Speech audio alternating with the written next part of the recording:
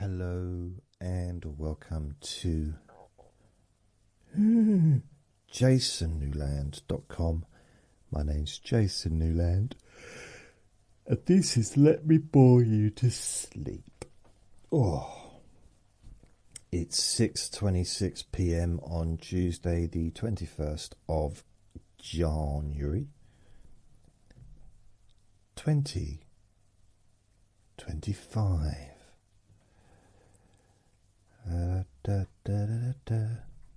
So welcome. Hello.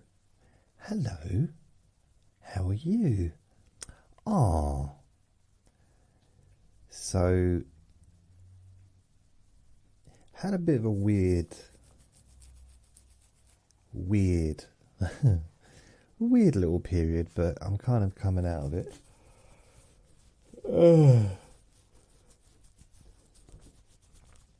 It's just someone brought some drama to my door, some of their drama into my life, and I don't need anyone's drama.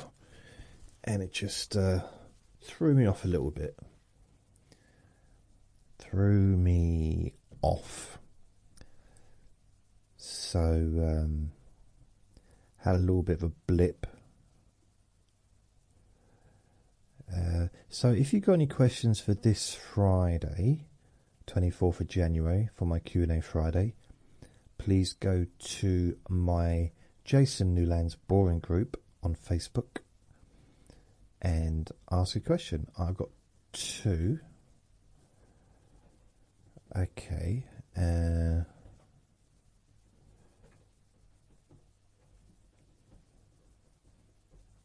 Wow, two really good questions actually already.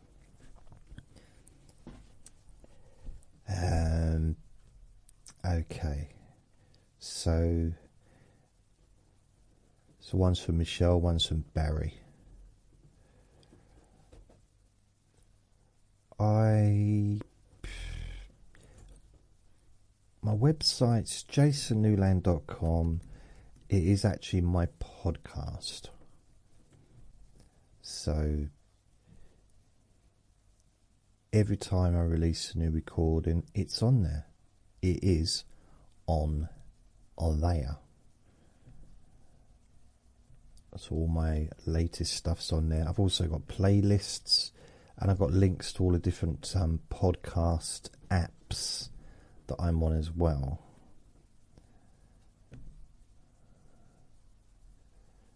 So yeah, I'm just looking at something here. I'm a little bit tired today.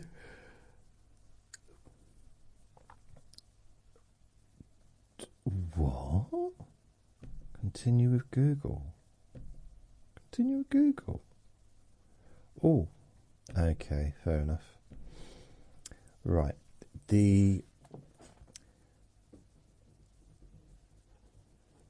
Vinny's all right.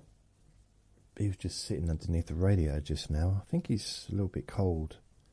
The temperature's dropped a little bit the last... Well, actually, it was last... No, it wasn't last night. It was kind of early hours this morning. I was lying in bed like I often do, especially when I'm in bed. And I noticed that... Because normally I have like half my body out of the duvet and half in. I kind of cuddle the duvet. You could say... I could say I'm kind of not scissoring. What's the right word? You know, when you kind of, if you're in bed with with a human, as opposed to a dog, which I am in bed with, not now, but I mean Vinny, I'm talking about. What do they call it? Not scissoring. You know, when you're kind of behind them, but behind the person, and you're cuddling them. Well, that's what I do with a duvet. Yeah. And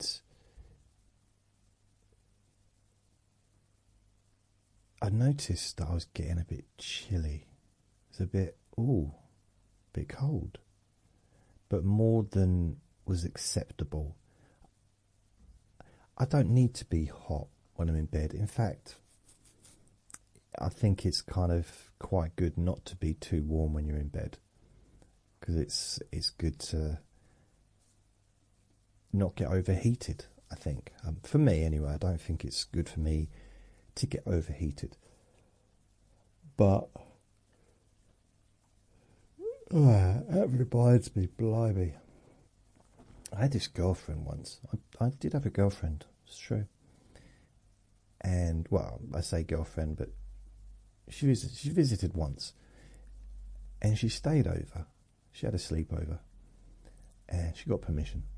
And I can't, honestly, it was like laying next to, I guess, a radiator, literally. A radiator, human-shaped radiator. So much heat coming off of her.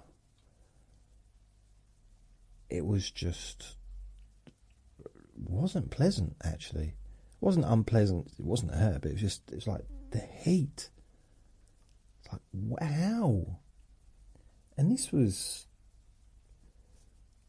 blimey. This wasn't in the summer, I don't think. It might have been. Might have been in the summer. Yeah, that is possible. I can tell you exactly when it was. I can tell you the exact date, in fact, because I remember what I did. I don't remember her name, but I remember the boxing fight I watched, which was, maybe that's weird, that's what I remember.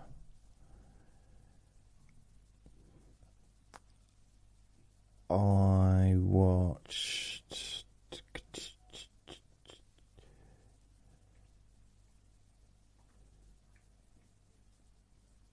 Retained.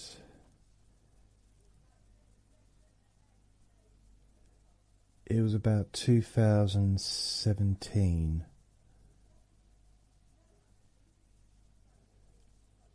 Or was it? No, it wasn't 2019. Maybe it was 2000. Maybe it's a lot longer. I thought it was about 2015. Maybe it was a lot. It wouldn't have been 2020, that's for sure.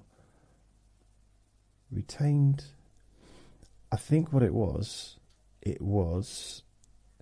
March the 16th, 2019. Now let's see, that was a Saturday, but then most of the boxing dates are Saturday. For some reason, that date is coming up with a link, because he wasn't the main person. He wasn't the... Ah, okay. So the fight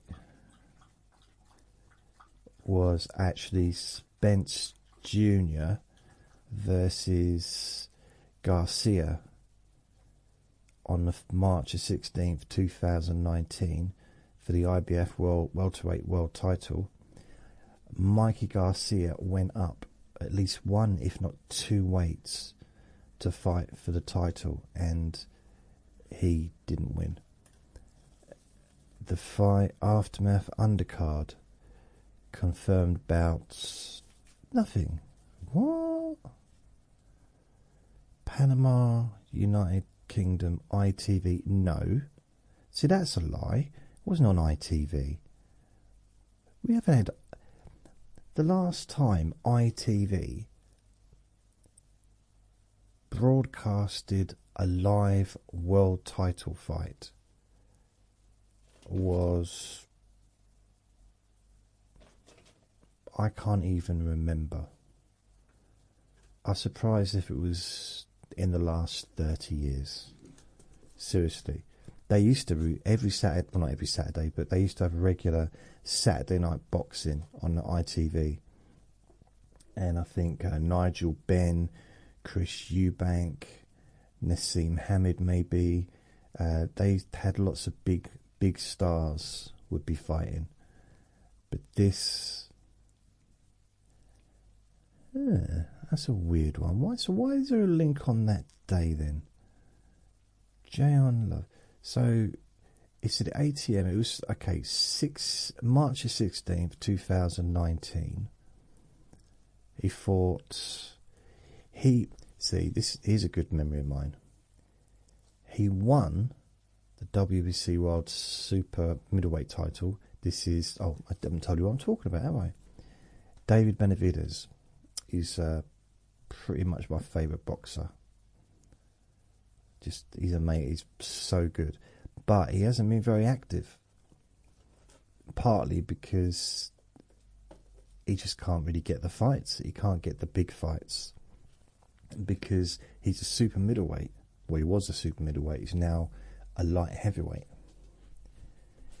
Because he recently, well, in June last year, he won the WBC interim light heavyweight title, which means he's next in line to fight for the WBC light heavyweight world title, which is currently owned by Better Bivers.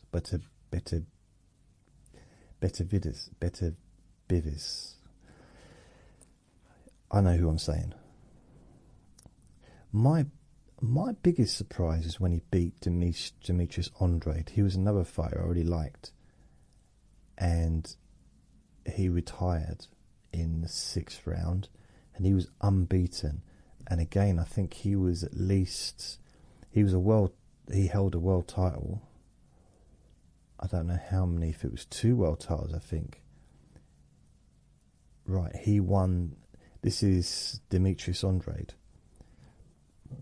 He was a very awkward boxer, so I think some people didn't like, they didn't want to fight him because he was difficult to fight.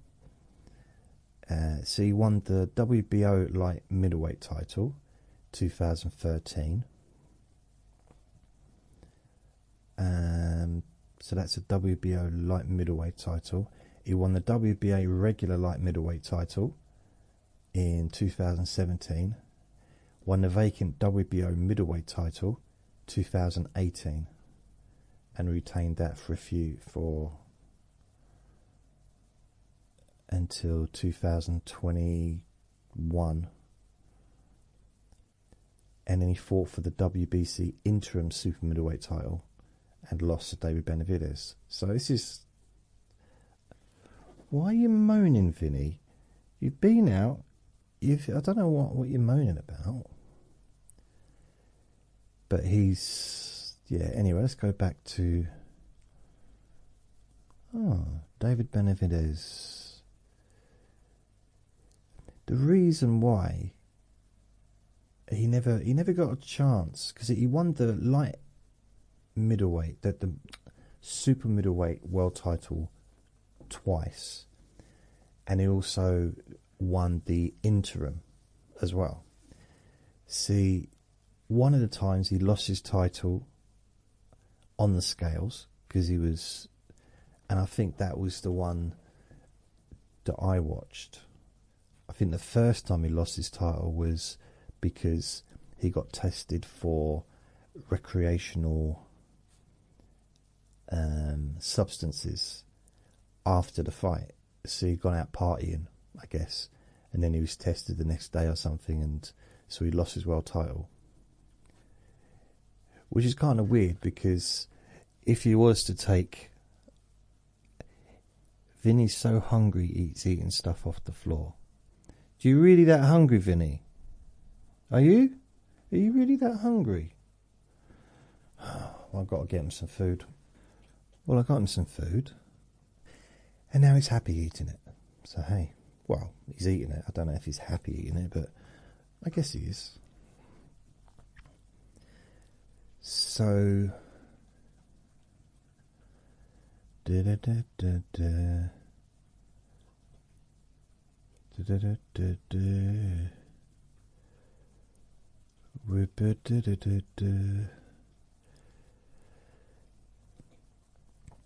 okay, for signed in over the super middleweight limiter.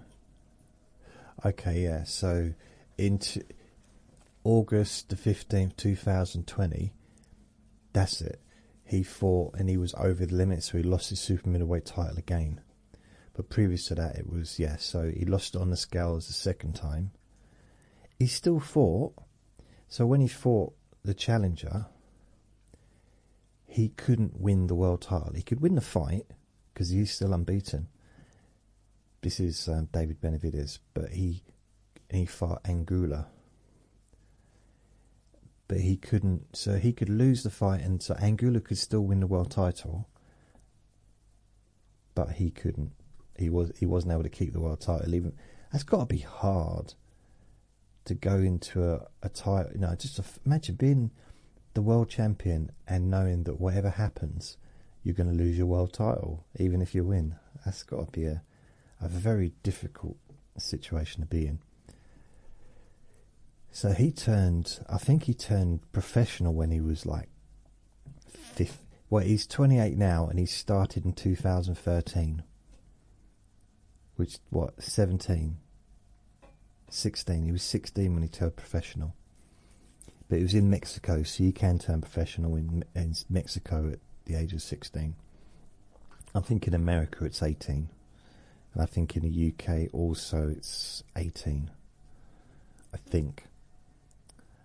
And then he boxed. The thing is, he lived in Phoenix, Arizona, so although he was Mexican by heritage, he was born in Phoenix, Arizona, in America.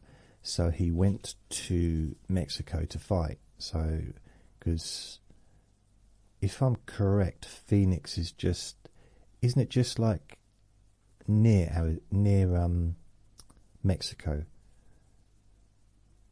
I thought, isn't Texas as well? Or maybe I've got it wrong. I remember someone telling me once, because my friend downstairs, his cousin lived in Texas, and he said that apparently he was near the border, but I'm not sure. It's a big border anyway, isn't it? So yeah, I remember that, and he's one of my favourite boxers. I'm not going to sort of talk about boxing all the way through a recording, although I'd love to, of course. Ooh. But he's so good. The reason, I think, well, I don't have to guess it because it's pretty obvious. The reason he went up to light heavyweight is because Canelo, Mr. Canelo, has hogged the world titles at super middleweight for years and years and years. I mean, he hasn't had all of the world titles for forever, but it feels like it. I mean, when did he get his last? I think Billy Joe Saunders was the last person that he beat to suddenly get all of the titles. WBA, WBC, WBO. Caleb Plant was the last one, and that was November 2021. So it's over 3 years he's held the world title, all of the belts at super middleweight. So the WBA, super WBA, I don't know why they bother with things like super, because now if you win the WBA world title, it's just the regular championship. That's weird. So he's got a WBA, WBC, IBF, WBO, and that's ring super middleweight titles. So the WBA stands for World Boxing Association. WBC stands for World Boxing World Boxing something, and the IBF stands for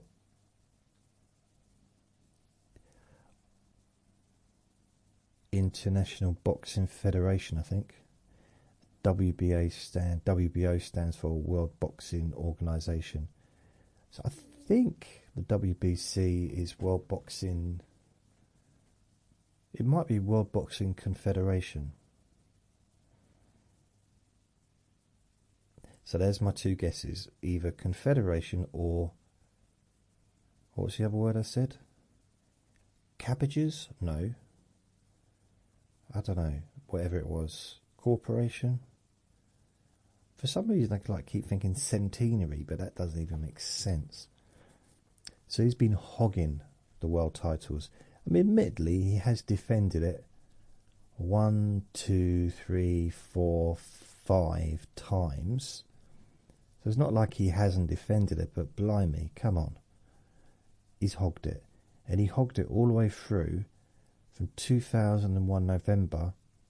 Now, to be fair, that wasn't that long, was it? Till September. So nearly a year, 10 months, until he defended it again, because he fought Dmitry Bivol for the light heavyweight title and lost. And then Canelo fought on the 6th of May 2023, the 30th of September 2023, and then he fought Jamie Mungui May 2024, Edgar Berlanga September 2024. What's weird is, as soon as he'd won the titles, as soon as he'd won them all outright, his knockout spree seemed to run out. And he hasn't had a knockout since he won against Caleb Plant in 2021. So it's nearly over 3 years he's not knocked anyone out, and he's had 1, 2, 3, 4, 5, 6 fights. And you might think, well, doesn't mean anything. Well, no, I'm not knocking him. Don't tell him. Blimey, I don't want him after me. It's just he was kind of a bit of a knockout machine. And the previous 3 fights, before he fought Dimitri, he knocked him out. Callum Smith took him a distance. Then he knocked out Sergio Kovalev. I mean, that's okay. It's probably better if I just tell you how many knockouts he's had.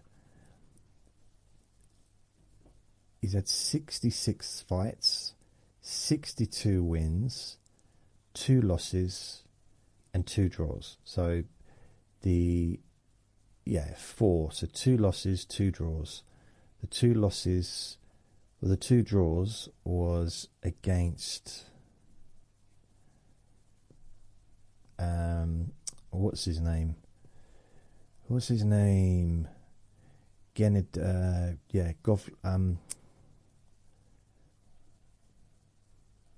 Golovkin, Gennady Golovkin. So he had 2. Didn't he do 2 draws with him? Did he? I don't know. Wait a minute. KO, Gennady Golovkin, majority decision. No, he didn't do 2 draws. So who did he do the other draw with then?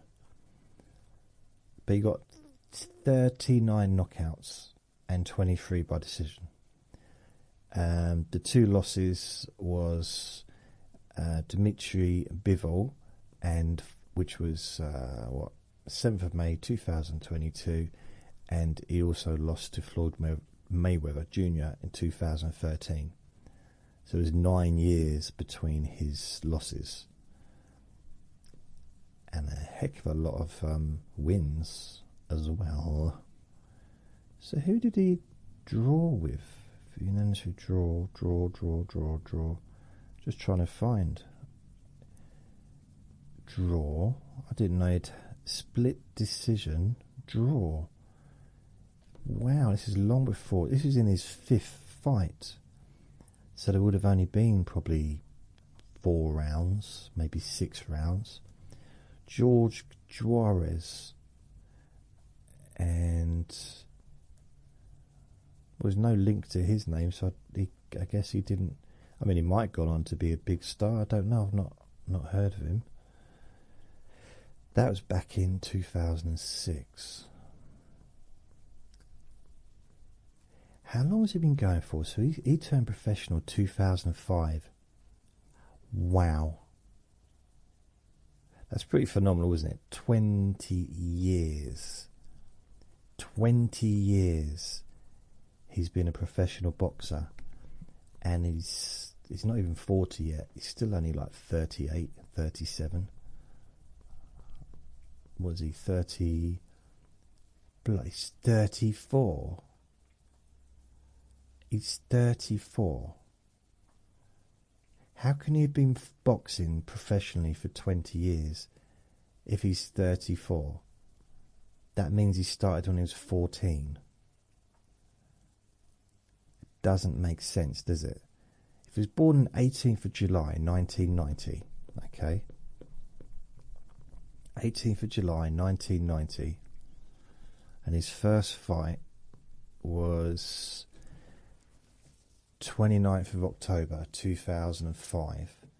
1990, 2005, so he was 15. 25, 30, but that's still making 35, wouldn't it?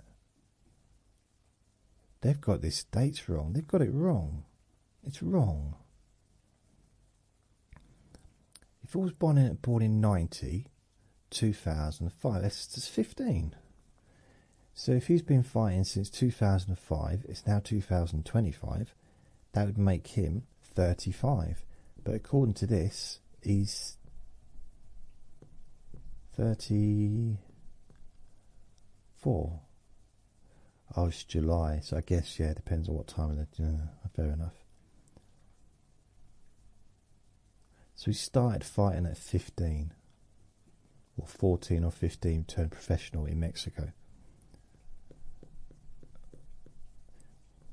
The thing is, I don't think it's as well, like, professionally checked. I think some of the early fights, I think they're quite hard to really validate. I think. I might be wrong. So he fought in Mexico right away from 2005 all the way till 2008. So 3 years. So I guess, yeah, so when he was 18, he started fighting in America, California. And so he won. He was winning youth belts because he was still so young. And then he fought and he won his first world title against Matthew Hatton in 2011. So he'd been fighting for 6 years. 6 years. I mean, that's a long time for someone of his caliber to get to the point of winning a world title, and it was his 37th fight. And that's all pretty much because of his age. Oop, weird noise I made there. I mean, maybe... How many fights? 1, 2... So he fought in America twice. And then he went back to Mexico. And he didn't fight in America again until 2010. So he, like, 2 years, came back in 2010. I say came back, went back, because obviously I'm not in America, am I? I'm here in England.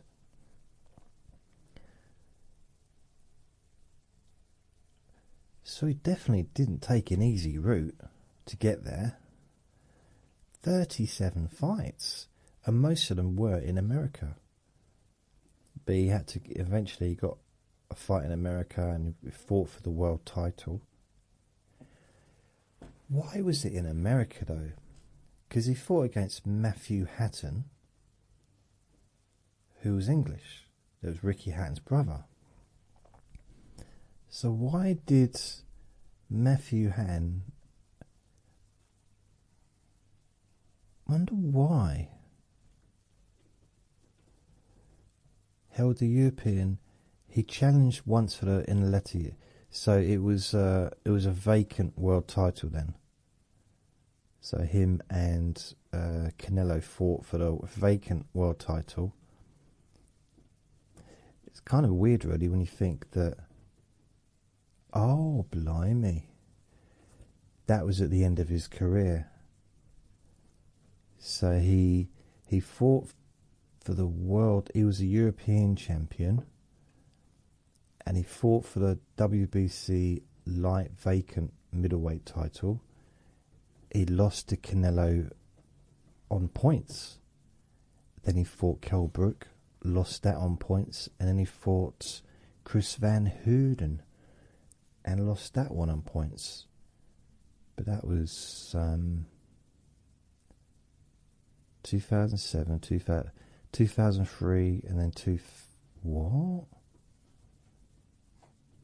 Okay, 2013, 2011, 2012, 2013. It often goes that way with boxers. Like, they'll have a loss and then they seem to go through, sometimes through like a period when they lose. Some boxers actually come back and go through a big winning streak after having a few losses. It's quite interesting for those that are interested in stuff like that. Anyway, so yesterday I had a little bit of a blip, and this morning I was still in that blip, and I came off Facebook, which is something I haven't done in years. So I came off of Facebook, deleted my channel, my Facebook thing, deleted all the other Facebook pages. I was thinking about getting rid of my website. I was still going to do the podcast, so I wasn't going to give up on that. But just I had one of those moments due to outside interference. So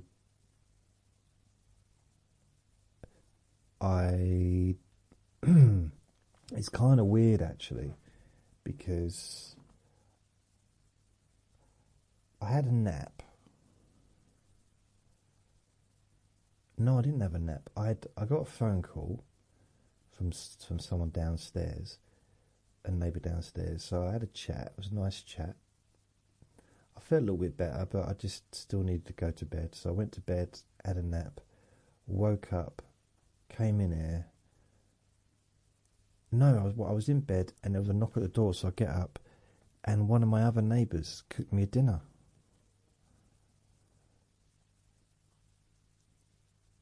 And you know, that made a difference. Just that act of kindness actually made a difference. And I've not eaten it yet. It's in the microwave. It was. I'll have it when I've done this. I'll heat it up.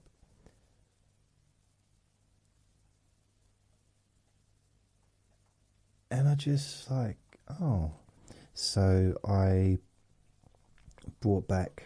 I kind of got back on Facebook. Had to join the group again because I'd kind of left the group, my own group, Jason Newland's boring group.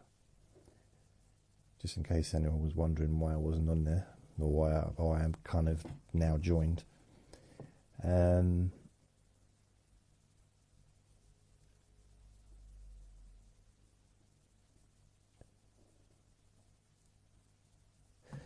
Yeah, that's a weird one. Surely I could have, I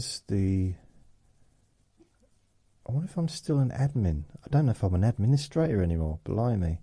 It doesn't really matter, to be honest. But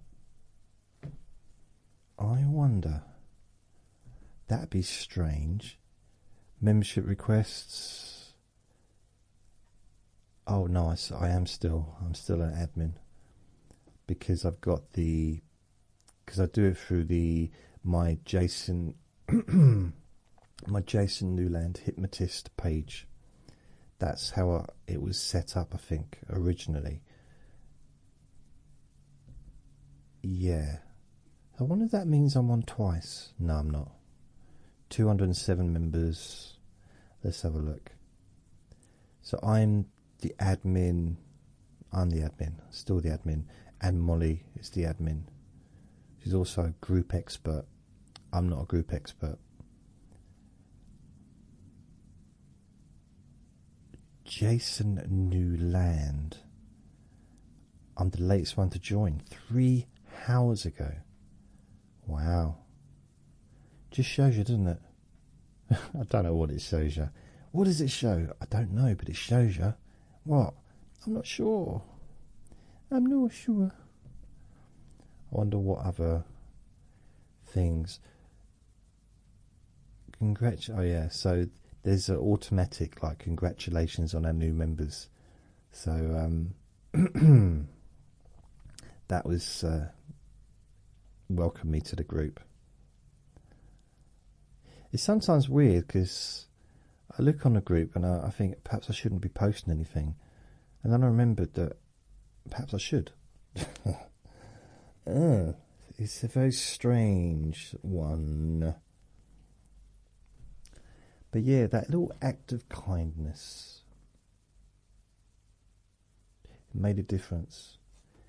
It's sometimes difficult to get a perspective, I find myself occasionally, and there is one thing though, I don't really want to make videos. I don't like making videos.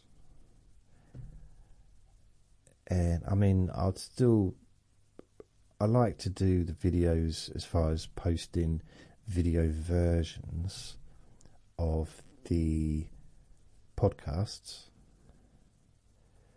but I don't actually enjoy video, like doing the actual videos, face on videos with my face on them. That makes sense. And I don't know what the solution is for that. I mean, I've done so many videos over the years, and I just like started doing it again recently, very recently, this year really. I think the first one was the 1st of January for quite a while. Or, saying that, I might have done one in December as well.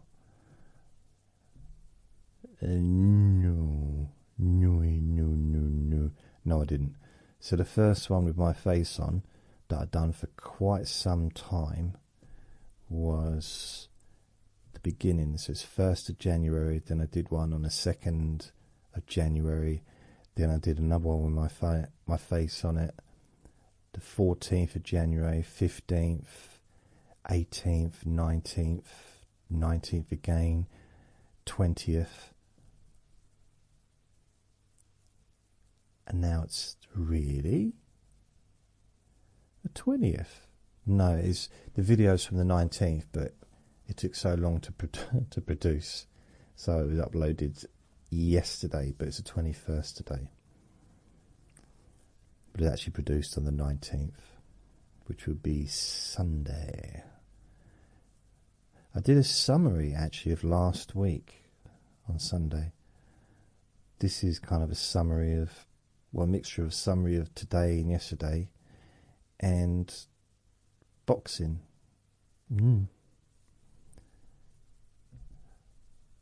Got some good boxing coming up actually. Got a, what have we got? We've got a fight on Friday morning, which is in Japan. That'll be 8:30 in the morning, so that's something to look forward to. And it's Inui, who is one of the pound for pound greats right now. So that'll be good. I'll watch that on Friday. So it's Wednesday tomorrow. Then it's Thursday. And it's a case of just that, you know, I was sitting down earlier. Well, everything kind of happened earlier, didn't it, really? But, you know, not long ago, I was sitting down on my chair over there behind me, and I just like, I didn't really want to necessarily do anything, but at the same time, I didn't really want to not do anything or to do nothing. It's nice. It sometimes feels nice when I've actually done something. Kind of feel like I've accomplished something. I don't know what, but a little bit of an accomplishment, like I've achieved, even if it's just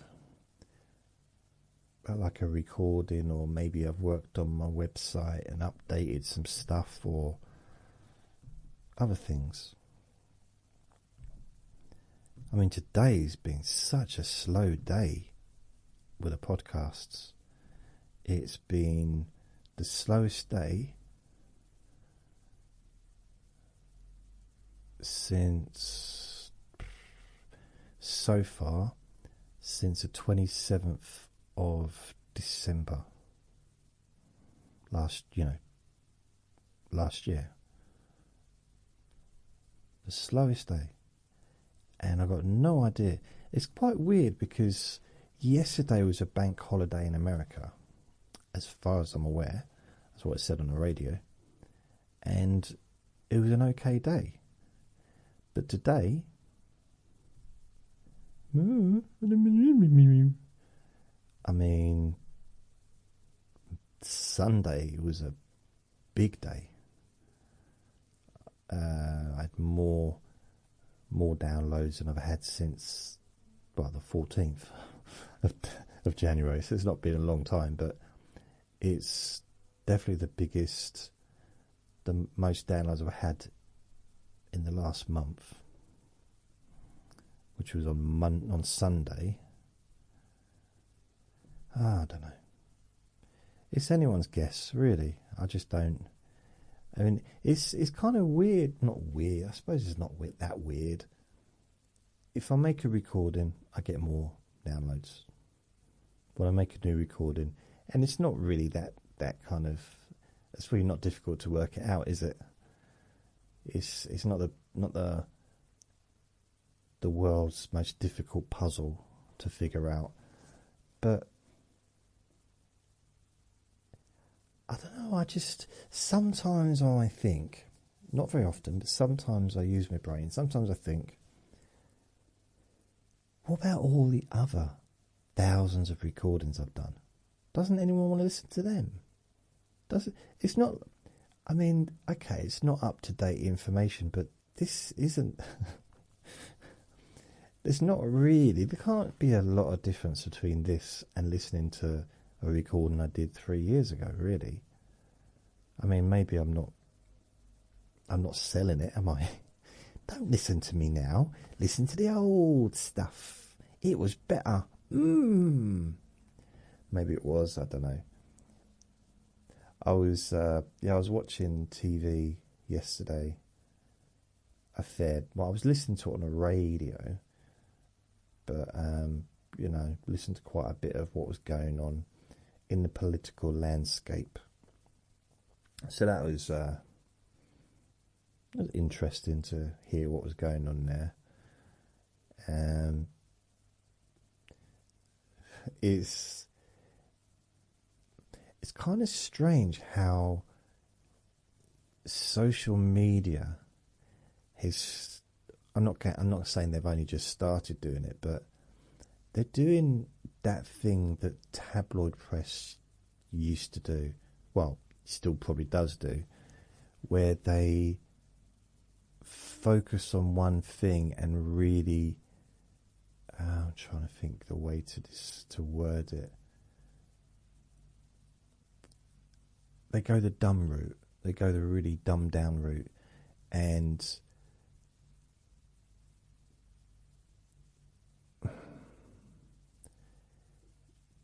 I don't know. Start accusing people of being certain ways, and this and there, just because of one thing they did, and they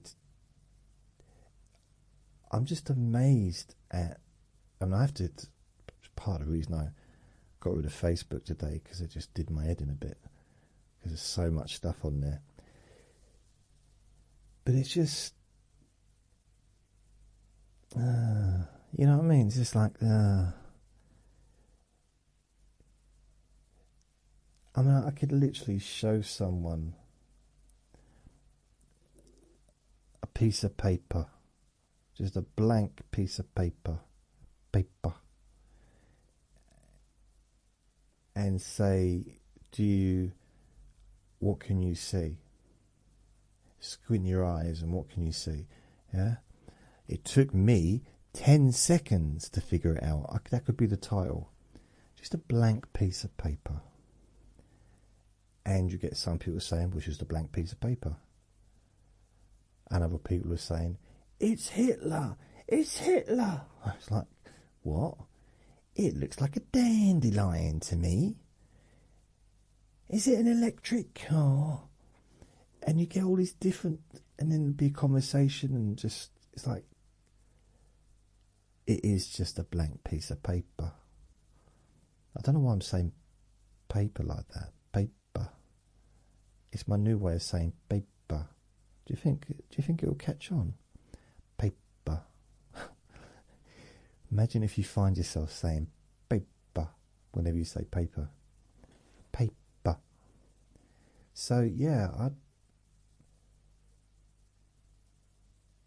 I mean, it's just a well-known psychological thing. I forget what they call it, but you know, you can have 5 people all see the same incident and get 5 different versions of what happened, which is just amazing.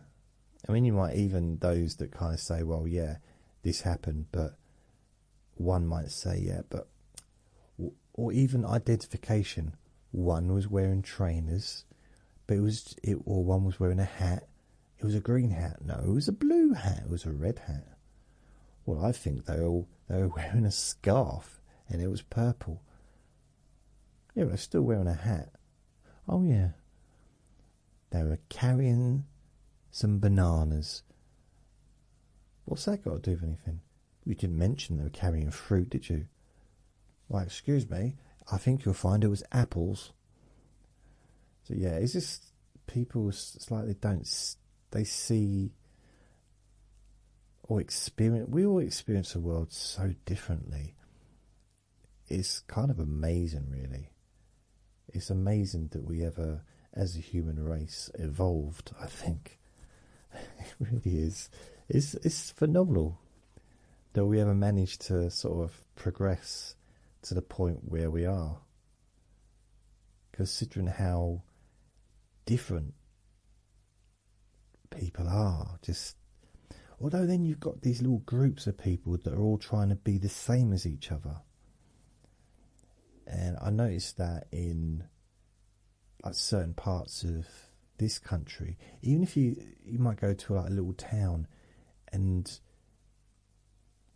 an example of this is,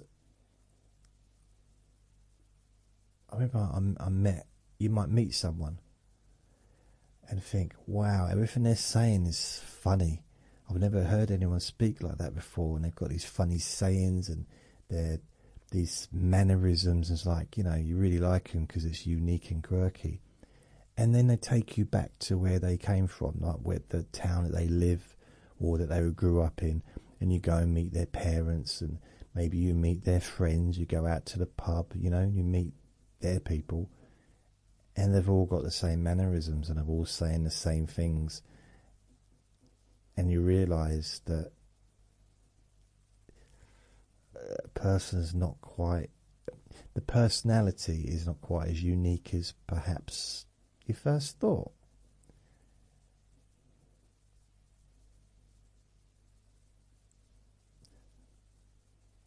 I wonder maybe it's being an individual is kind of frowned upon, I think, sometimes in this society. And my friend used to say that all the time. I want to be an individual, just like all my friends. I want to be an individual. And all I wanted to do was fit in, but I never could. I tried, but I never could. I wanted to so badly for a while, until I didn't care anymore. And I didn't have that. Either I didn't have the ability. To be fair, I think it might be because I moved around too much. That might have been one of the reasons. If I'd have just, let's say for example, if I'd have stayed in Newcastle, and from the ages of, I don't know, 3 years old, 2.5 years old, whatever, all the way up to my age now. So all those 20 plus years, whatever, perhaps I would have had that same, because people do have like a quirkiness from their kind of area. There's that quirky, it's still quirky, and also people have got their own personalities, obviously, as well. I'm not saying they haven't, but there's definitely kind of an overlap between people sometimes. You know, you go to certain places now, they say, you know what I mean? You know what I mean? In it. And other people go, other sayings or whatever. You're right, lad. All right, lad. Here, lad. And like, here up, duck. You're making some weird noises today, Vinny. Here you are. I never fitted in. I remember once it's not a good idea to do this when you're at school. It wasn't, though, before I go any further, it wasn't anything strange. It was strange, but it wasn't expellable, you know. It was, I had a thing where I could never figure out if people liked me. I still don't know, to be honest. And I thought, you know what, the best way is just to ask people. Because I couldn't tell. The only way I can tell, I can tell if a woman likes me. There's two ways. She basically got to tell me or show me. You know, I'm not very good at reading between the lines. And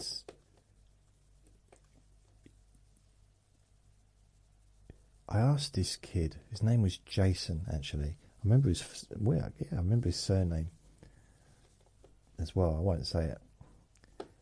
But his dad was one of the sergeants in the Sea Cadets.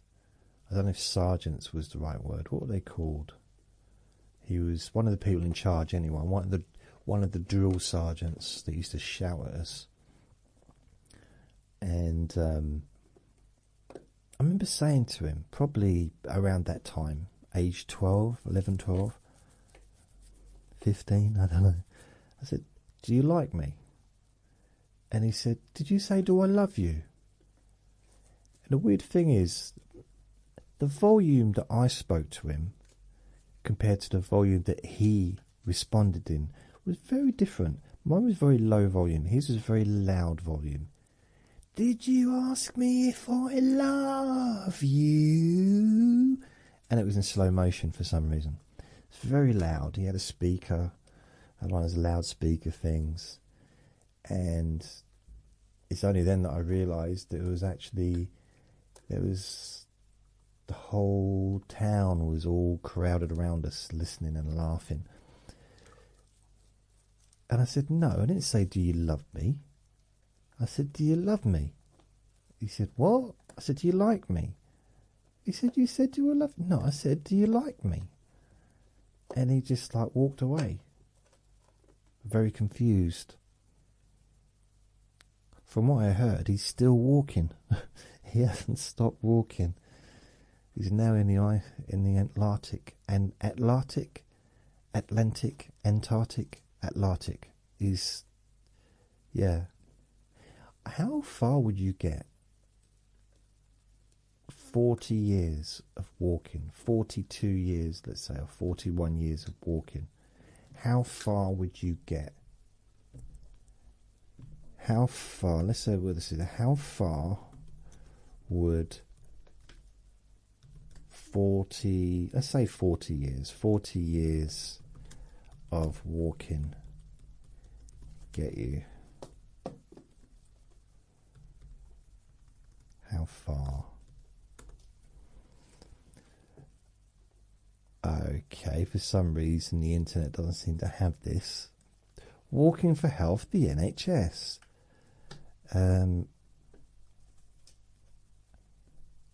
Why? Average 1 mile walk, time by age. What to expect? What?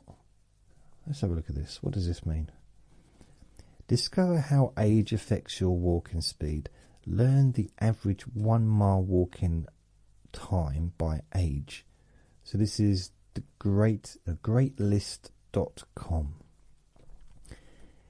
In 2017, British Olympian Tom Bosworth broke a world record when he race walked 1 mile in a speedy 5 minutes and 31 seconds.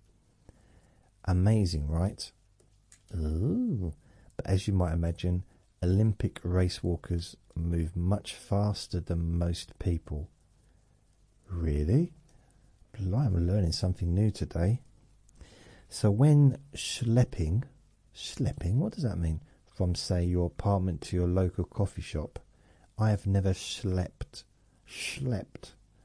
I sleep every day, but schlepped. I've never called walking schlepping. So from your apartment to your local coffee shop, how fast are you walking? Adults walk an average speed of about 3 miles per hour, though this varies widely, which equates roughly to about 1 mile every 20 minutes. Really? Wow, I'm glad they gave us that. Even I can work out what 320s are. Oh, blimey. This figure varies based on a few factors, including age. Younger people tend to walk faster than older people. Wow. Sex. Ooh. Men tend to walk slightly faster than women. We do have more comfy shoes. Possibly. Sometimes. Occasionally. Maybe. Sexist. Overall health. Genetics, diet, and medical conditions influence your speed. Okay, here's one. We didn't know this one. Body size. Factors like limb length and body mass index affect your pace. Well, limb length, obviously. My friend downstairs, he'd walk twice the speed that I walked. Fitness levels, and he was taller, fitness level, when you exercise more, a faster walking speed may follow. So when you get fitter, you might be fitter. Ooh, I didn't know that. Exercise creates increased fitness. In fact, if you exercise more, your fitness levels increase. Oh, no. All these years I've been doing it wrong. I thought burgers and ice cream was the way. Now here are the deets. Here are the deets on how fast a person moves their feet. Deets, what's that supposed to mean? Is this... So they're using things like schlepping and deets. What does deets mean? Is that supposed to be details, short for details? Are they trying to be groovy? Is this a groovy try? Is this a groovy way of talking? Schlepping and deets. I need to research that. I don't know what... I kind of figure it must be mean for details, but let's have a look. Okay. More actions. Let's see. Translate selection to English. So read from here. Search the web for deets. What does deets mean? Details. Isn't that what I said? Did I say details? It's an informal, example. Stay tuned for more deets. I've never ever heard that before. I don't think it's the first time, but now I'm never going to forget it. Should we look up the other word, schlepping? I mean, clearly it's another word for walking. Walking very slowly, maybe. Should we look that one up? Let's look that one up. Come on. It's all about learning new things, isn't it? That's what this podcast is all about. Education.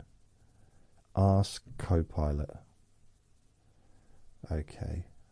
Schlepping. Schlepping. Schlepping. This is the Copilot. It says, it's a Yiddish term that means carrying or lugging something.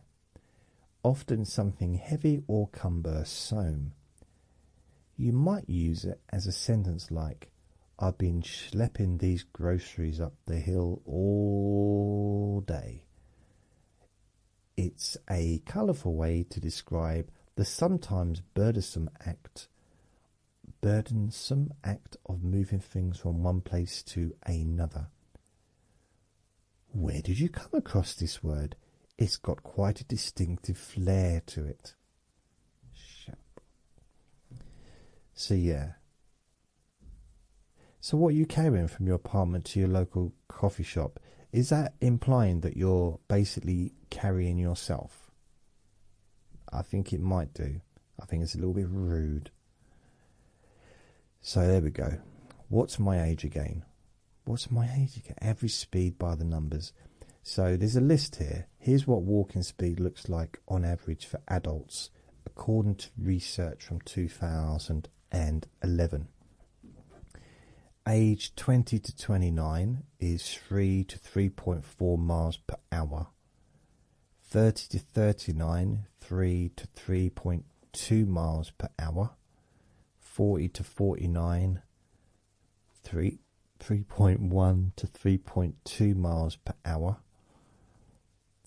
50 to 59, 2.9 to 3.2 miles per hour.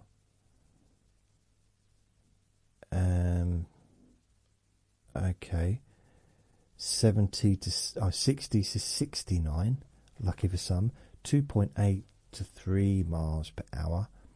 70 to 79, 2.5 to 2.8 miles per hour. 80 to 89. Okay. They don't have any. No one walks at an 80s, you know. It's 2.1 to 2.17 miles per hour. 90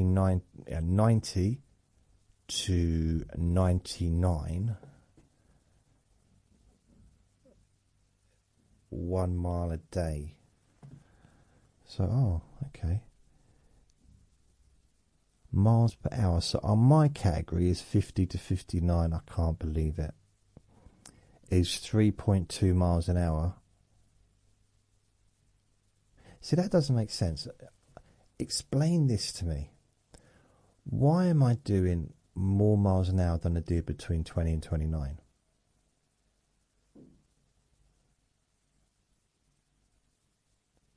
That doesn't make sense. So I'm doing more than I did when I was 30 to 39.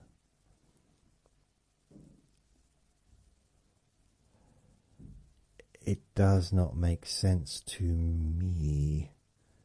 So I'm now doing 50 to 59, 3.2. So I'm doing more miles an hour than I did my whole life, any other time in my life, which is not true at all. It does not make sense. So what's a brisk walk? You've probably heard the term brisk walking before.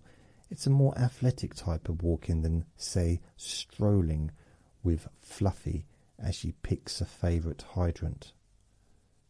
Why do you assume that every dog's called Fluffy? They're not all called Fluffy. Who's writing this? What's the name of the person who wrote this? What's a brisk walk? You should get at least 150 minutes of moderate intensity physical exercise like brisk walking each week. Good news, you don't have to run marathons to be fit. Well, that is kind of good, isn't it, really? Who wrote this? I want to see who wrote it, because I'm annoyed. Who wrote this? Who wrote this rubbish? Who wrote it? It's very good, but who wrote it? Why does my side hurt when I run? Because you're unfit. That's why.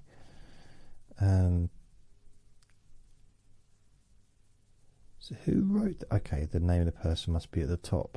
No, that's very. Oh, it is. Medically reviewed by Daniel Bubnis. MS. Written by Alyssa Hullett. So written by Alyssa Hullett. Alyssa Hullett is a writer with work in outlets like Healthline, Greatest, and Seattle Times. Her current work evolves around themes of health, science, art, and community. Greatest editorial guidelines. Stumbling upon health and wellness tips is easy. It's non-stop, everywhere. But knowing that you've found vetted, trustworthy, and relevant information. There's a question mark there. I wonder why it's always, but it's like, but knowing that you found vetted, trustworthy, and relevant information? Why is there a question mark there? Oh, absolute work. Greatest is here to make the journey easier. I don't know if that works in a sentence, that question mark. I'm not sure. We're distilling health information into stories that make sense. You don't have to stutter when you say these. I do have a little bit of a stutter sometimes. So you can focus on feeling your best as yourself. I'm not a very good reader. I'm a good reader. I mean, I can read. I can, honest. But sometimes when I read things out loud,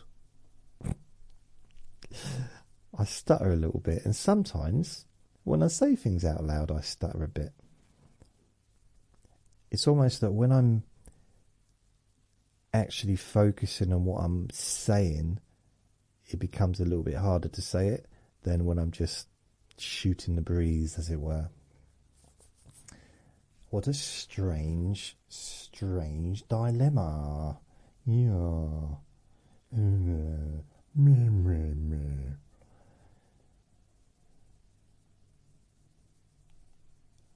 Do you like me? What? Do I love you? That was embarrassing, seriously. Very embarrassing. I never known though, never knew, never could tell.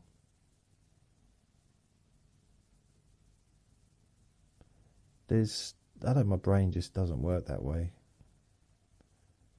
I mean, I assumed my nan loved me, but I didn't. I don't know. It's weird. It's just. I think I said to my nan that I loved her once, and she said, "I love you back." Once, the whole time I knew her. Because it wasn't needed to be said. It wasn't necessary. It's one of those, like, she's my nan. Her job is to love me. And as a grandson, my job is to love her. There's no... But then the thing is, I like spending time with her. She was my favourite person. So yeah, and the only time she ever really said anything, well, it wasn't. I mean, publicly, she's always nice, always happy to see me. But there was when she broke her hip the first time. I came down from London, and she was in the convalescent home. So they were just, yeah, she'd been to hospital, and I didn't find out until probably 2 weeks after she'd actually done it, or a week after. Just there was a lack of communication. And I think the telephone number my dad had was, he phoned the place I used to live, and I'd been kicked out of there, so I was kind of a bit muddled about where I was living at that time, so he couldn't get hold of me and stuff. Anyway, when I came down, it was weird, I tell you, because that's happened twice with my nan. The same thing happened twice. So I go to work. So I find out on the Sunday night. I go to work Monday, and was it a Sunday night? It might have been a Tuesday night or a Wednesday night. I don't know exactly, but it was a night time, and I got a phone call. I was like, or I might have just called my dad just to see how he is or whatever, and he told me that my nan was in the convalescent home after having, what happened. And I was a little bit in shock, to be honest. And I went to work the next day with every intention of heading up that weekend, like in a couple of days' time. So maybe, 3 days' time or whatever. And I go to work, and I broke down. I started crying. Not in front of everyone. I think I might have to walk out crying. I went downstairs into the toilet and had a good cry. And I couldn't work. I couldn't be there. I said, I've got to leave, or I'll go and see my nanny Newland. No, my nanny Newland. And they said it's fine. It wouldn't make no difference. I didn't ask them. I just said, I've got to go. It wasn't like I asked permission. And I never went back. Never went back to that job. Because... Or did I go back to that job? I might have gone back to the job, and then the next week I can't remember. My memory is that I went down, I stayed with my dad, visited my nan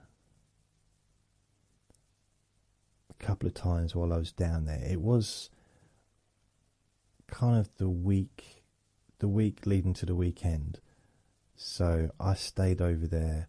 I probably went on a Thursday, came back. I was going to come back. Well, I didn't know when I was going to come back, to be fair. And I remember asking my friend, because I was supposed to be looking after the disco at the comedy club at the weekend, so I couldn't do that either. And so I had this job. This was mobile phone contracts. That was what I was selling, or trying to get people to buy. It's in Romford.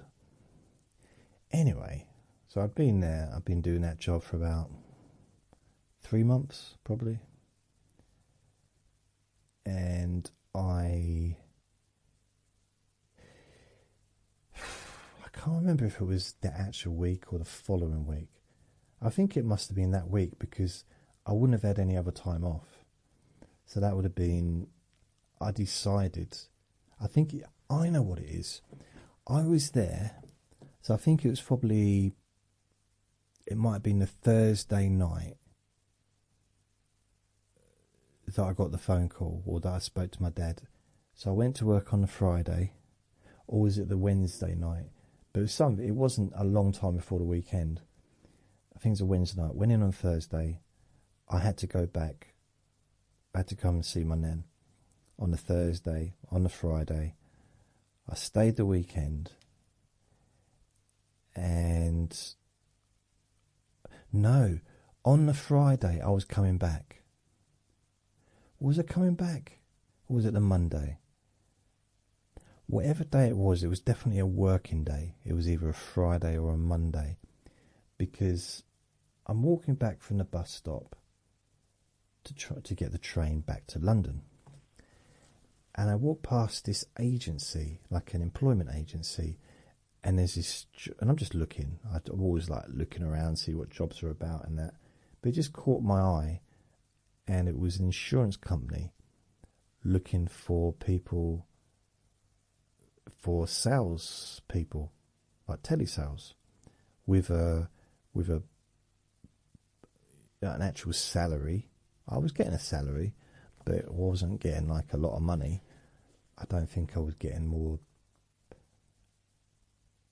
Yeah, I can't remember what I was getting. A couple of $100 a week, probably. It wasn't a lot. And that basic, I mean, I was getting money on top with the bonus. But then this job was offering, I think, 12 grand as a basic salary. And I thought, okay, that's not bad. Plus a bonus. I've got experience now doing sales and stuff. And I just went in there. All I went in there for, I was not dressed for the occasion either. I just went in there. I had a little bag with me, a little handbag, a purse and stuff, you know, because I was travelling home. I don't think I had my sleeping bag on me, unless I was wearing it. Anyway, I just walked in and said, hello. She said, hi. And I said, how are you today? She said, what? I said, how are you doing today? I said, why are you talking like that? So she asked me, why are you talking like that, sir? I said, well, I thought I'd just say today as many times as I can before you start saying today. How am I today? How are you today? How can I help you today? Is there anything I can do to help you today? And she said, yeah, that is what I was going to say. I said, you don't need to say the word today after every sentence today. She said, what do you mean today? See, she couldn't stop herself. It's weird, I don't know, it's one of those things. How are you today? What, you don't care how I was yesterday? Only about today. If you're going to be that specific, just say, how are you now? How are you this very minute? Don't care about in 10 minutes or a minute ago, just now. How are you right this second? And they don't want the answer. You know, if you go into a shop, how are you today? They're not willing to listen. They've got no intention of just sitting and listening for an hour. They really don't. I do not believe they're genuinely interested in how I am or how my day is. That's just a guess. Anyway, I went in with an attitude. My East London attitude. And I said, oh, hello, excuse me. I like to put on that's my normal voice. This is how I talk normally. This other voice that I put on, you know, it's hard to do sometimes. Once I start talking normally, I forget how I do the pretend voice. This is my normal voice, ladies and gentlemen. So I said, oh, hello. And she said, how are you today? How can I help you today? What can I help you with today? You know. And I said, stop saying today. And she laughed. And I said, well, I see that thing in your window. She said, what is it? I said, it's a job. It's a job description of a job. She said, well, no, it is. Everything in the window is a job description. We're a job agency, an employment agency. And I said, why,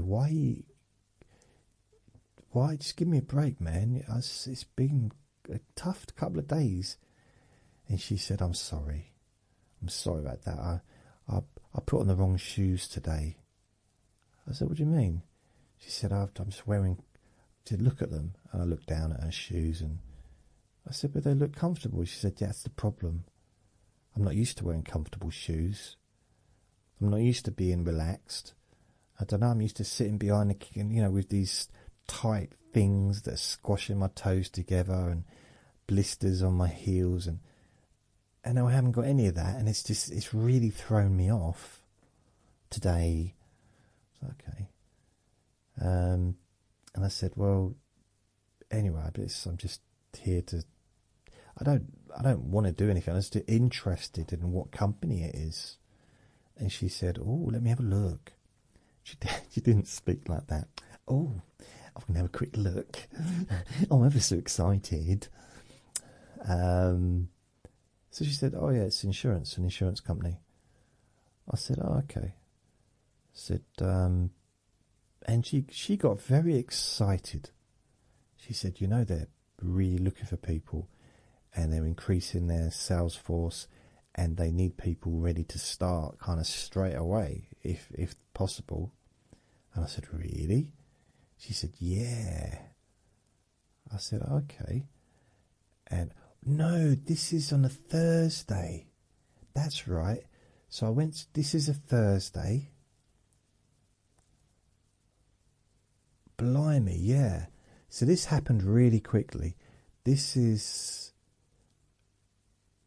or is it the Monday, Tuesday?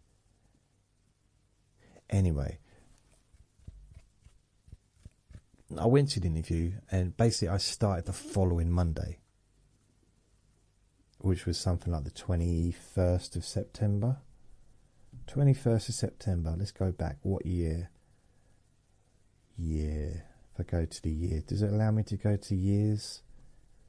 Wow. Vinegar started barking. So I looked on my video, the Ring camera, no one at the door. I mean, normally it'd flash up anyway to let me know someone's at the door, but there was nothing there. Sometimes it's a little bit slow, like a couple of seconds or whatever. I let him out. He runs to the door. As soon as he sees there's no one there, well, he can sniff, can't he? He knows there's no one there. He comes in and he's fine.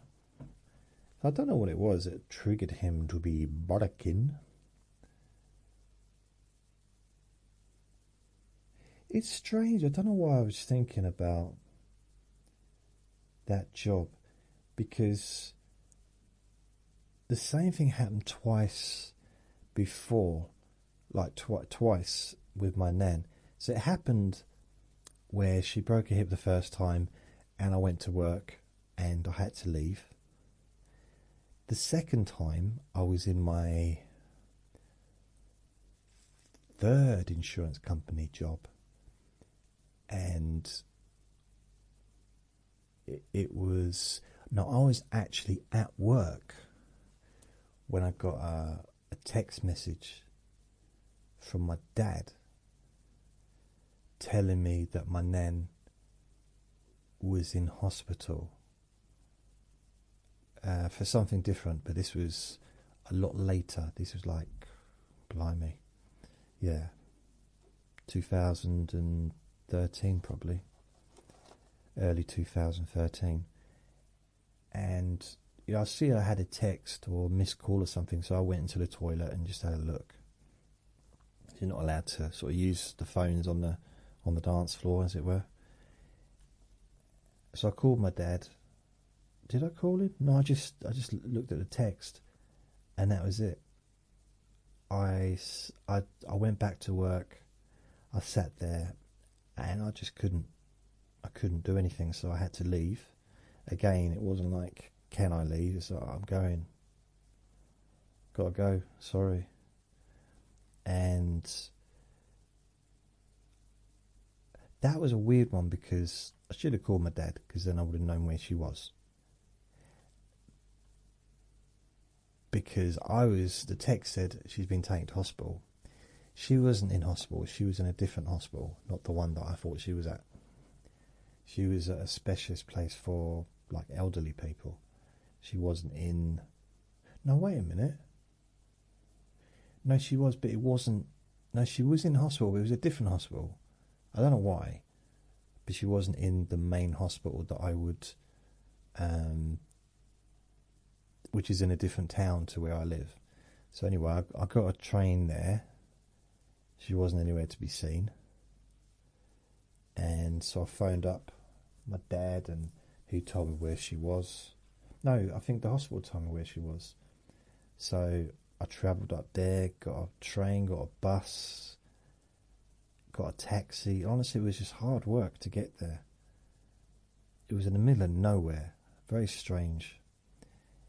And she was there for a little while, actually. She convalesced there, and she did kind of recover-ish, kind of. Because I remember I went up there. My dad gave me a lift up there to see her. But that was like a 6-hour adventure just to see her. And I get there, my aunt's there already. So I sit down, my nan's really happy to see me and stuff. And I kind of been sitting down more than like 5 or 6 minutes. I'm not even exaggerating on this one. And you might think, well, 5 or 6 minutes is not a long time. No, what I mean is, I'm not unexaggerating. So when I say 5 or 6 minutes, I don't mean I was there for 20 minutes. Is that unexaggerating? Still exaggeration, isn't it? If you decrease it, if you over decrease it rather than over increase it, or under increase it. I think being super unintelligent is really a gift sometimes. So I'm sitting there, my aunt's there, I'm sort of like briefly, hello, are you right? But I'm there to see my nan. She's not doing well, to be honest. She wasn't doing well. She was on oxygen, I think. And one of the nurses came and he says, "Oh, visiting time's up." And I look at her like, I've literally just got here. I spent 4 hours getting here. That's how long it took, because I kept going to the wrong places. I waited for about an hour for a bus, and then the bus didn't take me where I needed to go, so I had to get a taxi. And I was like, yeah, so it was a big old effort to get there. Not that that was an issue, just I didn't want to sort of leave after 6 minutes. Okay, maybe 6.5 minutes. And my aunt said, "It's time we need to go. It's time to go."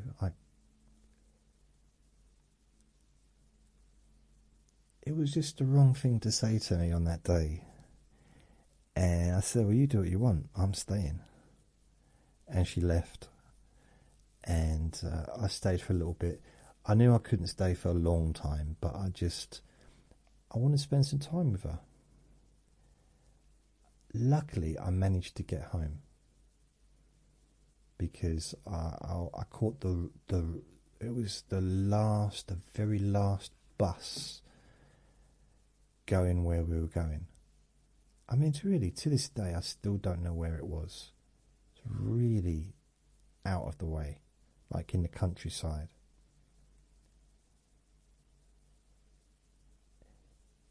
And that was a bit strange, being told we've got to go. Something changed in my brain. It's a weird experience. And I couldn't just leave her. 6 minutes. Come on. But something really. So I didn't leave. I stayed for another 2.5 minutes, just to prove my point. One of the really nice things is when she broke her hip the first time. It's quite weird to start that with one of the good things. One of the really nice things about it's not about when she did it, but because there's nothing nice about that. But I should have reworded it, shouldn't I? basically, what I'm trying to say is, when I went to see her, and I'm walking towards her, she can see me. So it's like she's in this bit of the doorway. Ironically, she was in the bed next to one of my friends' mum, who I used to live with years ago. It's really strange. And her kids were there. And it was just really weird that they just happened to be in the same sort of little ward together. And my nan shouted out to all the nurses, "Look, it's my favourite nephew." Or was it niece? One of them. But she said definitely favourite. I heard the word favourite. Or was it sandwich? Because there was a trolley. Might have been cake. Because there was a trolley with some cakes and sandwiches on there. So maybe it wasn't me she was looking at. But I think it was. So that's my favourite nephew or niece. Because she's very open-minded back then. She wasn't sure. She'd never seen me. No, she had seen me with someone once. I don't mean seen me with them, but she'd met one of my girlfriends. I think she had. She must have done. I wouldn't have gone. Yeah, I wouldn't have not visited her with her. Of course she did. Oh, the reason I remember, I just remembered. This girlfriend I visited my nan with her, and just to prove that, you know, I had girlfriends, and it turned out that that particular girlfriend, she lived in the same town that my granddad used to be stationed when he was in the army. So there was that kind of coincidence kind of thing. Yeah. It's weird. I completely forgot that was a whole weekend. I don't know, I keep repeating myself today. I'm a little bit stuttery for some reason. I think I'm hungry. I am hungry. I am hungry. Very, very hungry. Yeah, that's a whole different weekend. That was a good weekend. Probably one of my better romantic weekends away. And I stayed with my dad. Stayed in his caravan, which was on his driveway. My stomach's right. Did you hear that? Well, feed me. And that was the first time ever that I'd taken a girlfriend home. Well, took a girlfriend back to where I used to live, and took a girlfriend to my dad's. Never done that before. Apart from when there was that short time when I lived with my dad for a little while in 1990, and I had a girlfriend, so we did meet her. But yeah, the next time was 1996 in the summer. Then the next time he saw one of my girlfriends was in 2006, around about the kind of Christmassy time. And that was it. So now we're 2000 and that's nearly 20 years ago. So, blimey. So over a 40-year period, 10, 20, 30-year period, a 40-year period, he's seen 3 of my girlfriends. Well, I say 54-year period, because I didn't really have any girlfriends at school.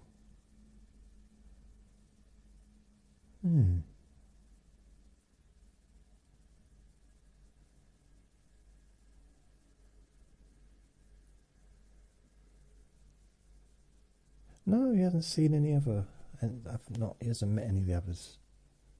I haven't had loads, but yeah, I can't even remember the last time I had a girlfriend, like an actual girlfriend, like, regular meeting up at least. It's got to be at least 3 times, isn't it, to be a girlfriend? Isn't it? It's got to at least see them at least twice. And the last time I was, it was 2000 and 2011, 2012. Yeah, 2012. That's the last time I had any kind of regular female companionship, going out and doing stuff. 2012. So that's 12 years ago. 13 years ago now. Wow. It's a little while, isn't it? It's a little while. So, as soon as I say so, Vinny knows. So I need to record him one day and just see what he does when I say the end bit of the recording.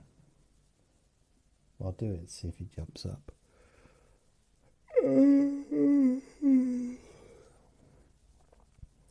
So thank you for listening, and remember to be kind to yourself, because you do deserve to be happy, and be gentle with yourself. Lots of love. Bye.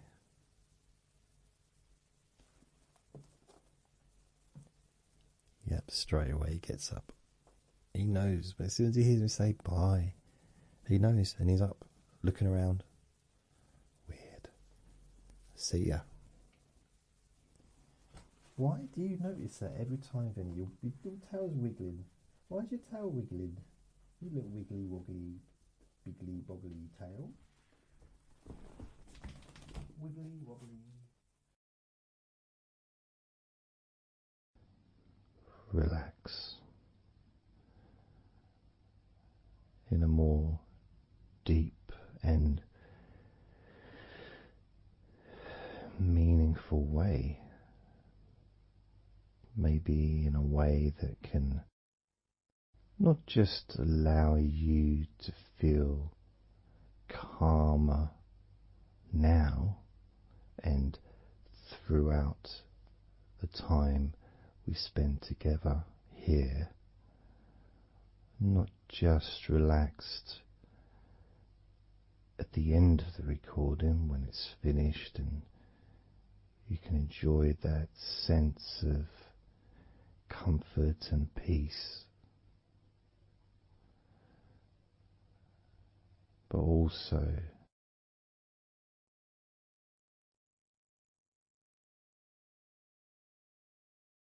I think it would be nice to have those feelings of relaxation continue for longer after the recording is ended, so that you can still benefit from listening to my voice, maybe in a few hours' time, perhaps tomorrow.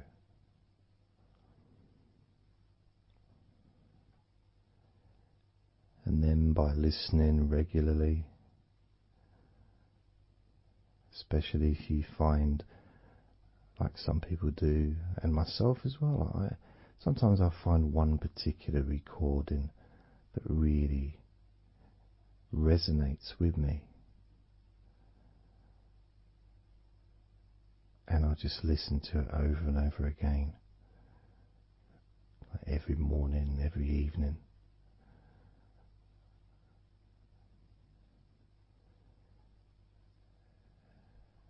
There was this recording from, we're going back to about 1999.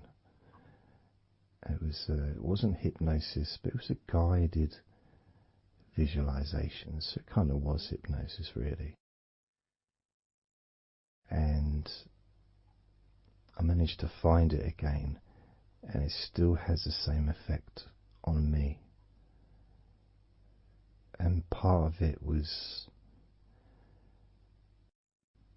the person's voice relaxed me. Just felt so peaceful, and I'd look forward to listening to her in the morning and in the evening.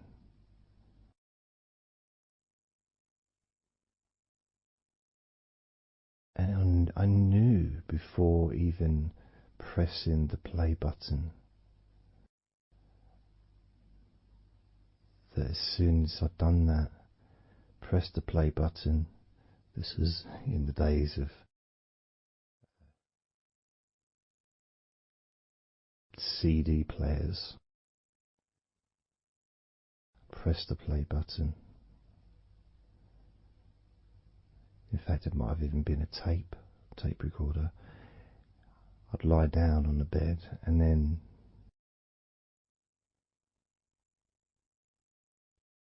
even without necessarily listening to her words, because I had them memorized really. It was as if my body knew exactly what to do. And the muscles just almost went into automatic relaxation.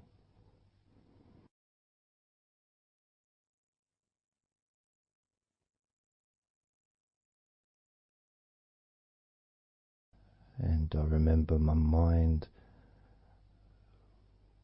would slow down.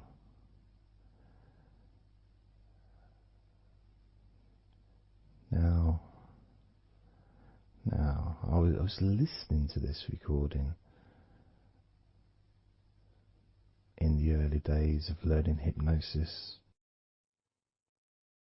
and long before I ever made any videos or audio recordings myself, because I didn't start doing that till 2006.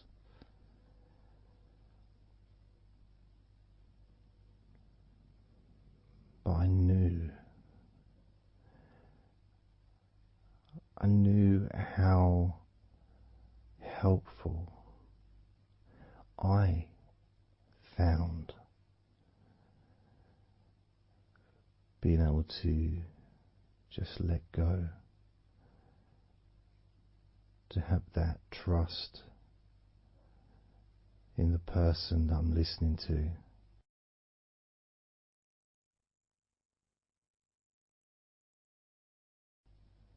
Knowing that it's going to be just as relaxing, if not more so, each time you hear my voice. You may feel the same.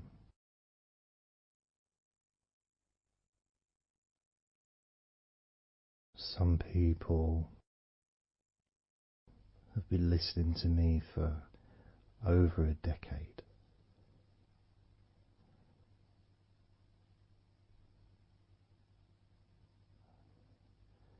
Maybe not solidly, obviously not 24 hours a day, but maybe people come back. Some people maybe listen every day.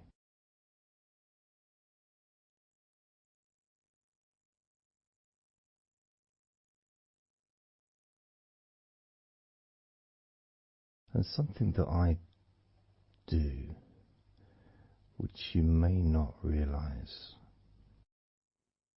by listening, is when I record these recordings, now for example, I also am affected by the words that I say.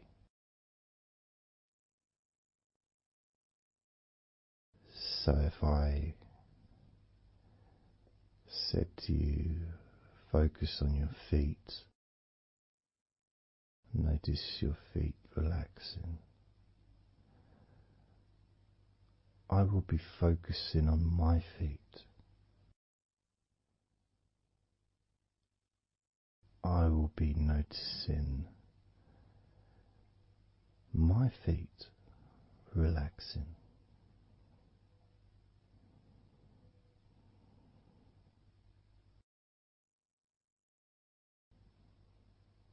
If I said focus on your hands, and maybe notice the difference between each hand. Perhaps notice the air in the room, the temperature of the room on the backs of your hands.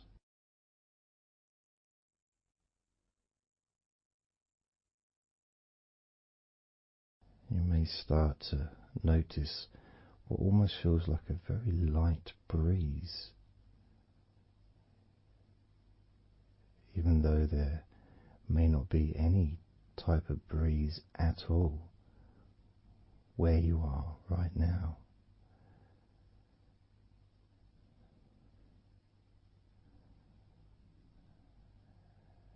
And as you become aware of your hands, I'm also aware of how relaxed my hands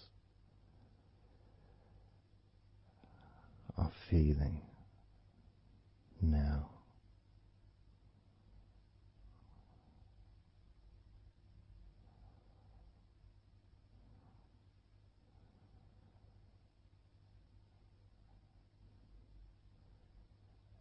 And when it comes to potentially drifting off to sleep, which may be the reason you're listening,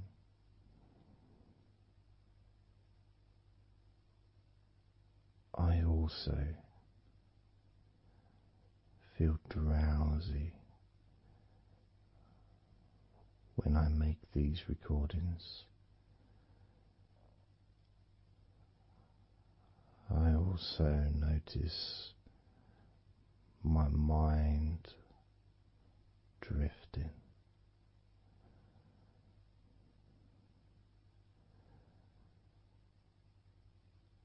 In fact, at times I've actually fallen asleep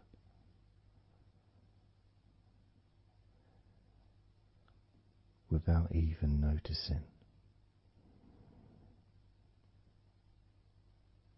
And then I carry on talking.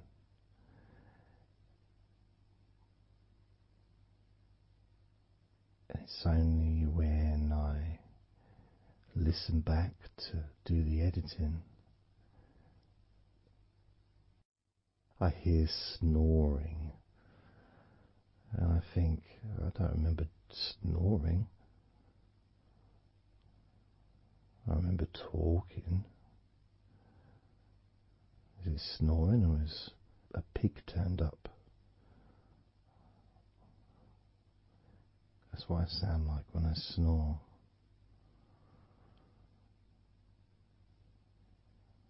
And I get really into the whole experience.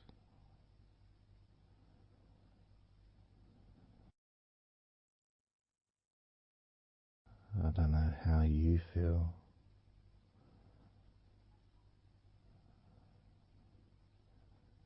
how relaxed you feel in your feet, how relaxed you feel in your hands.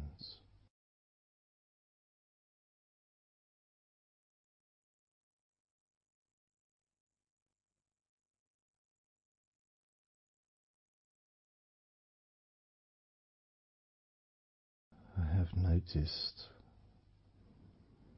more and more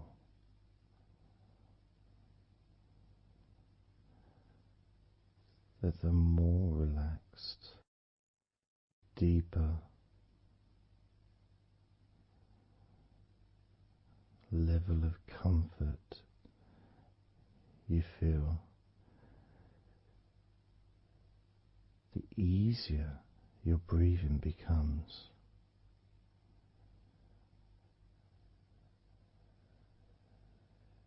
It's almost like that additional muscle relaxation. So this allows you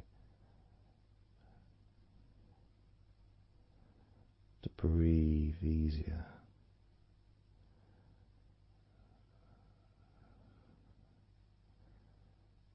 without necessarily focusing on your breath.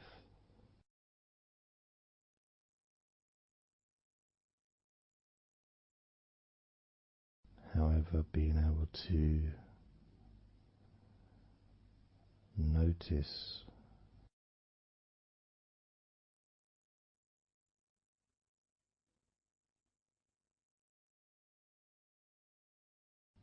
the ease in which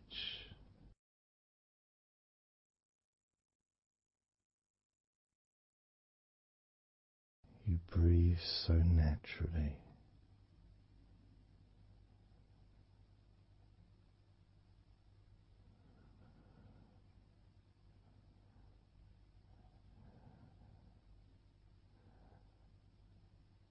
You breathe so very easily and smoothly.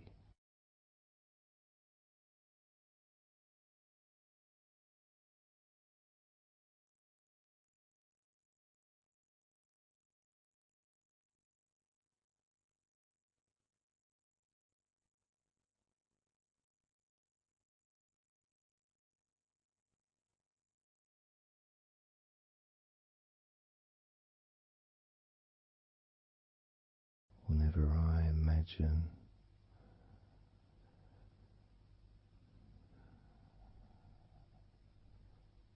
my breathing improving,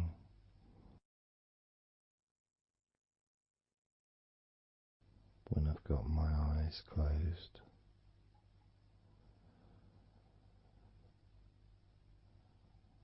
I tend to visualize a beautiful field with trees and flowers,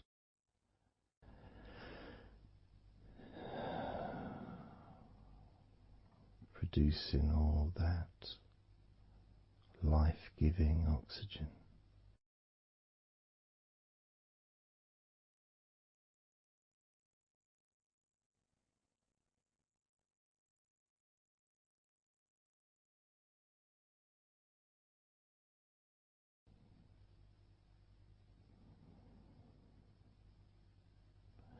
It feels nice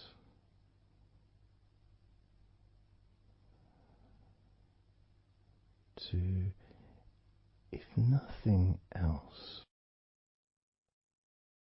just taking some time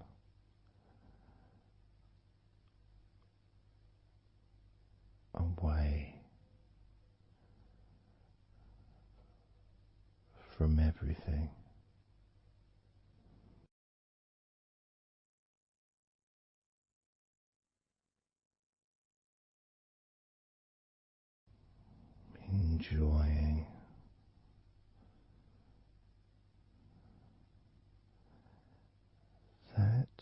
feeling of peace, serenity.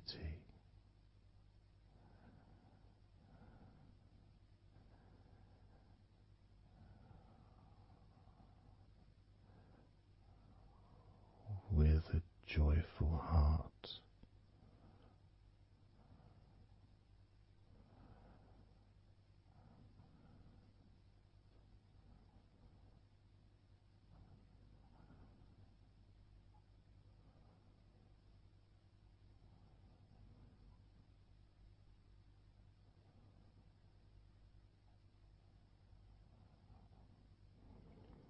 time seems to just drip by so very slowly.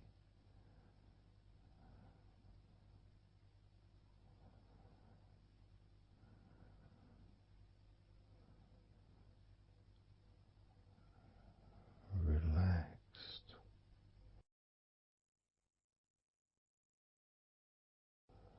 so deeply peaceful,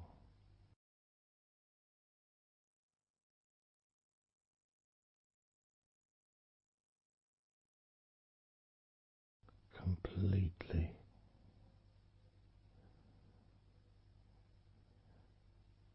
unattached to any thoughts whatsoever in this moment.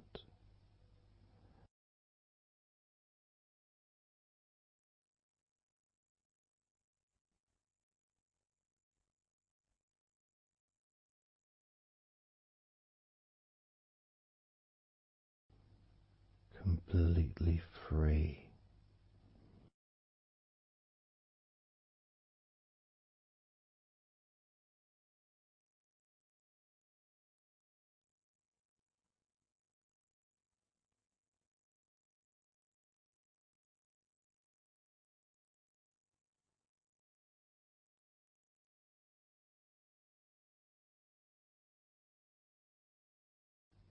Noticing that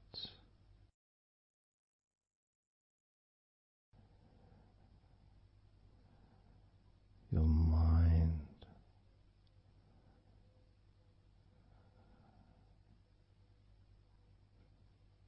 has slowed down,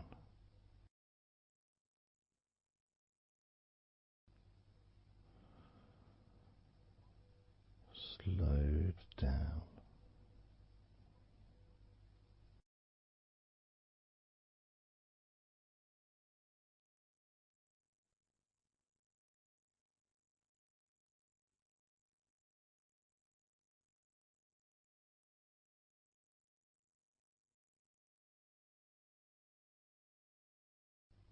because nothing really requires your attention.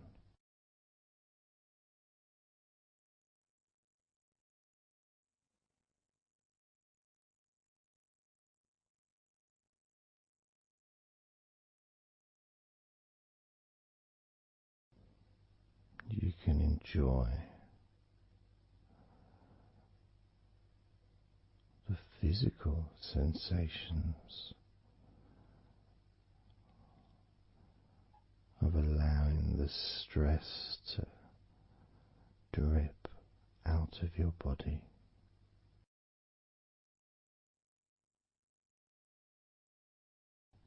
drip in out of every part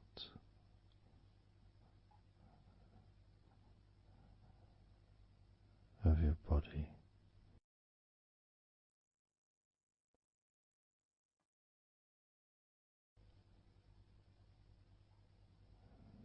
and being released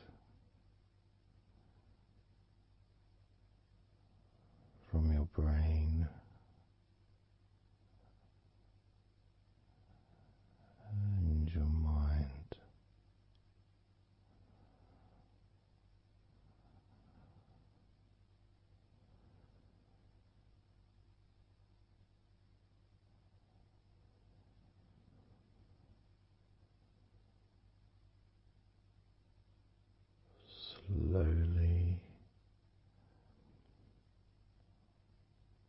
But surely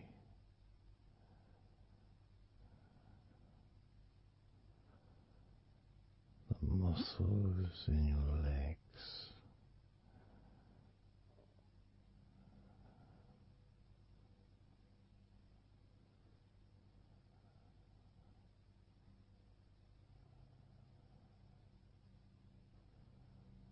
relax, relax,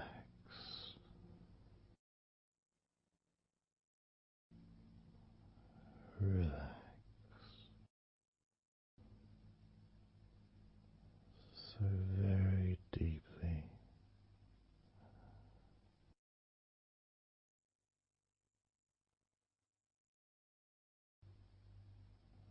Relax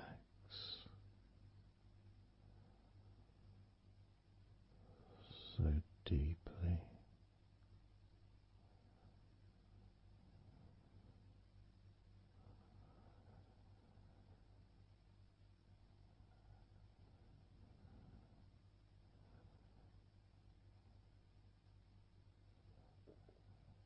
And the feelings,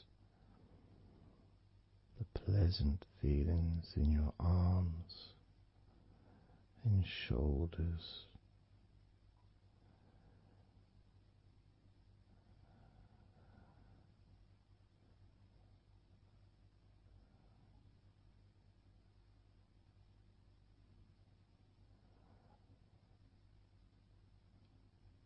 deepening each part of your body further and deeper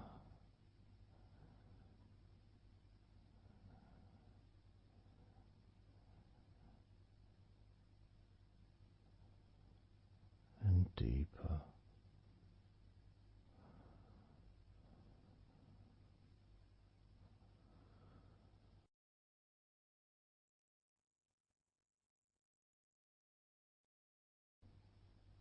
Noticing the feelings in the back of your neck,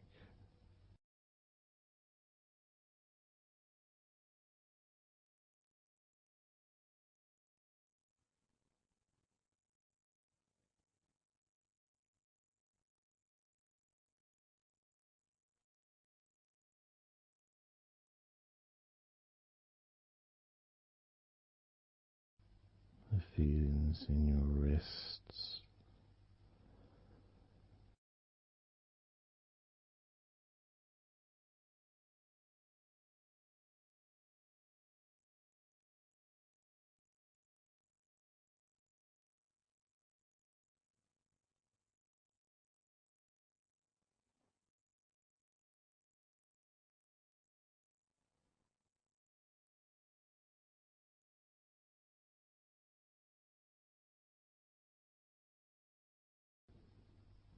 the muscles in the front of your body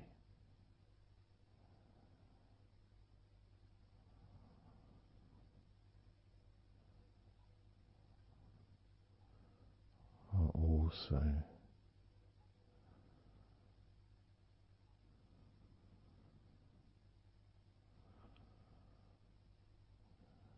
feeling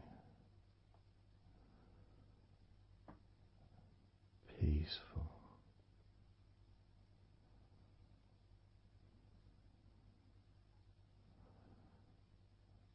deeply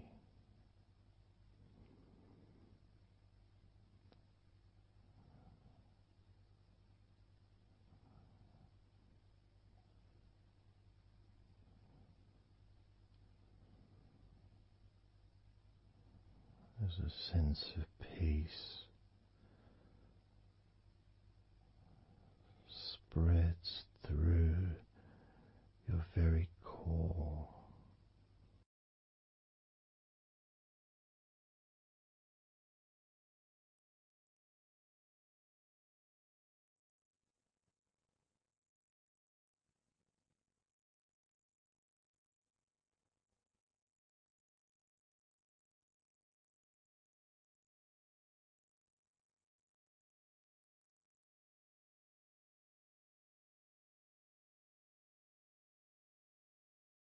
Even when you focus on your mind,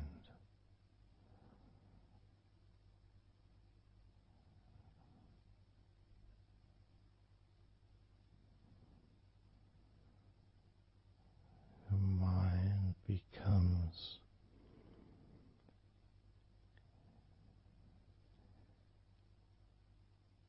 even slower.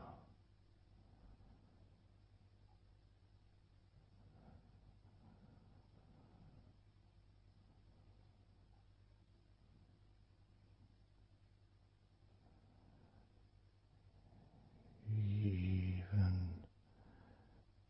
deeper.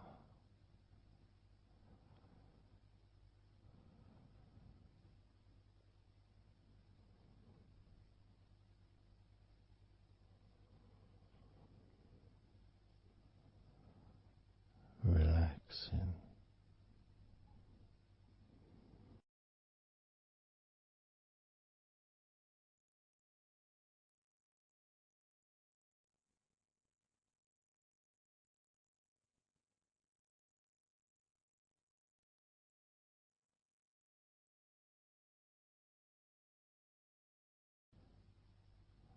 So very slow.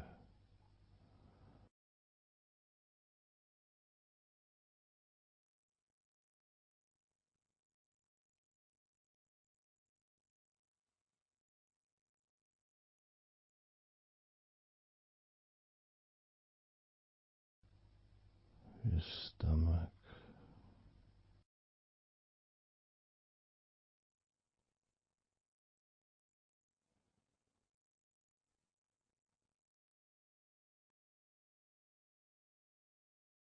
Peaceful in your stomach.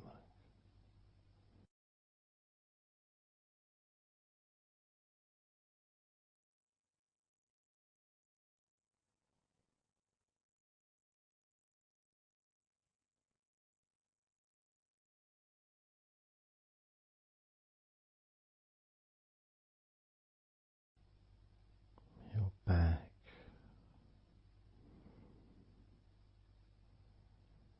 Notice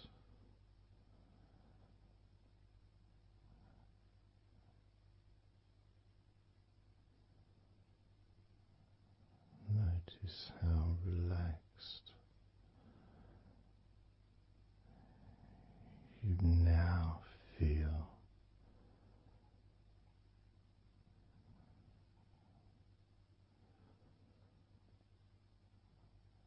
in the whole of your back.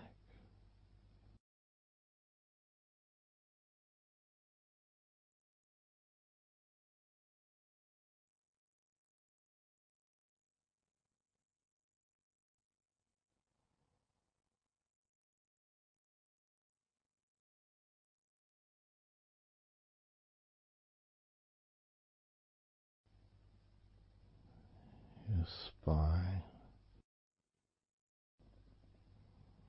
from your brain all the way down the middle of your back,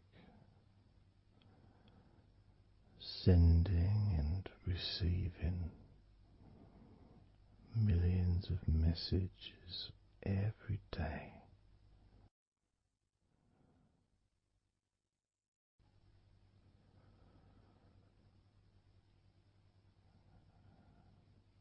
Deep comfort increasing.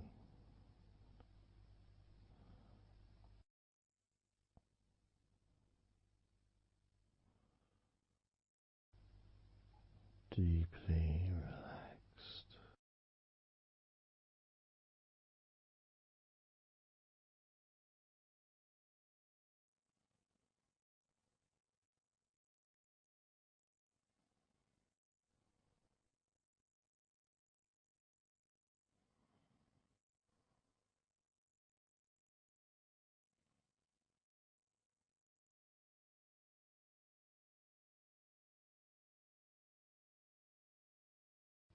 Your knees,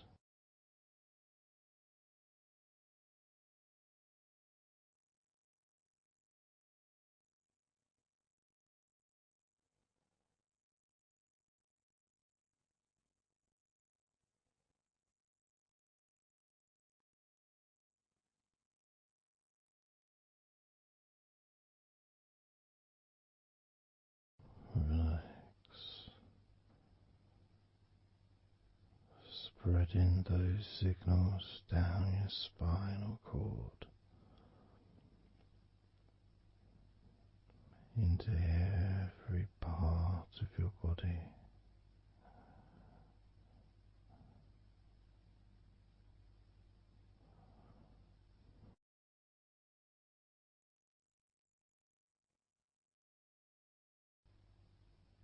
Your shins and your calf muscles,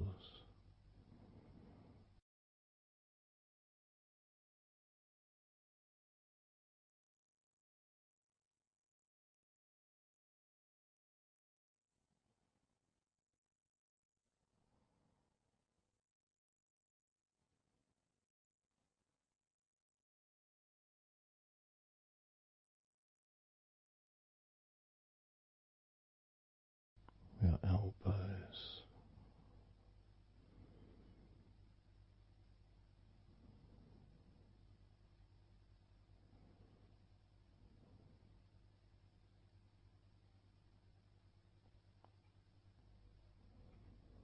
feelings of peace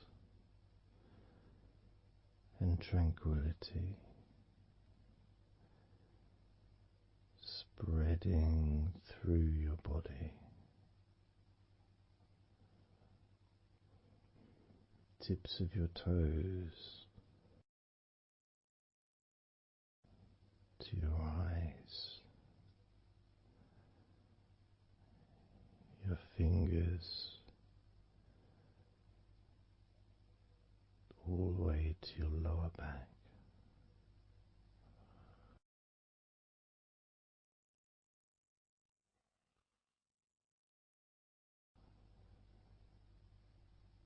And letting go, really letting go.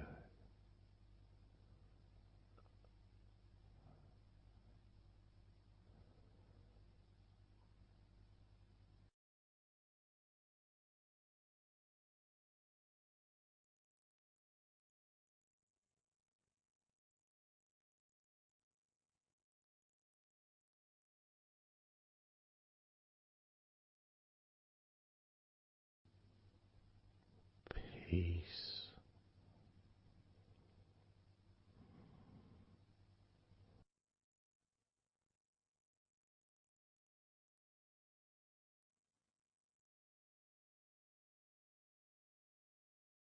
Drifting,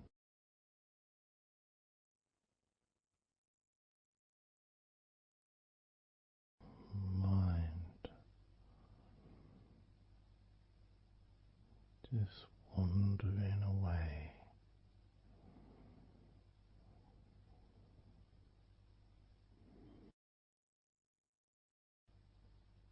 happy to let go, let go, completely let go.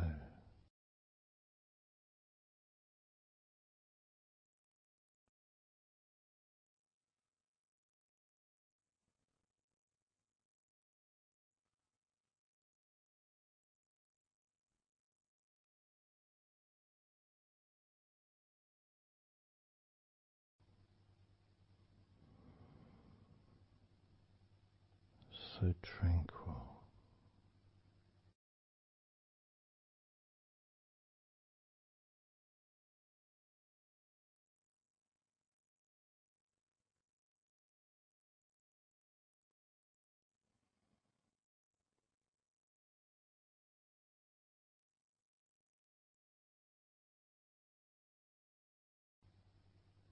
your whole body enjoying a sense of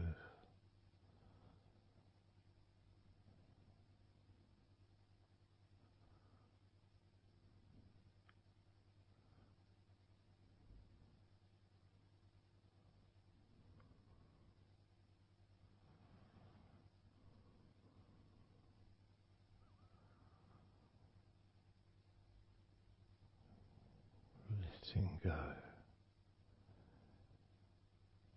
even more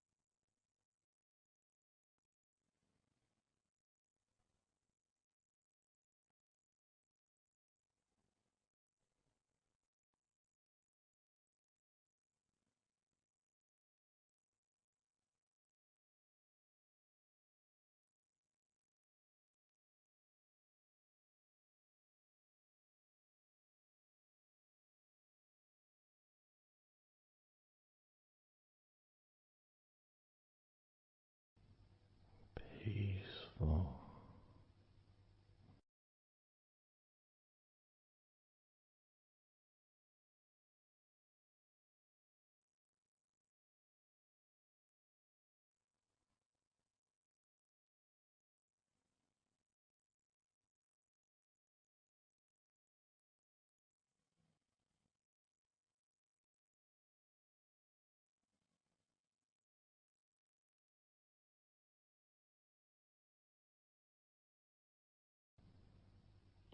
Enjoying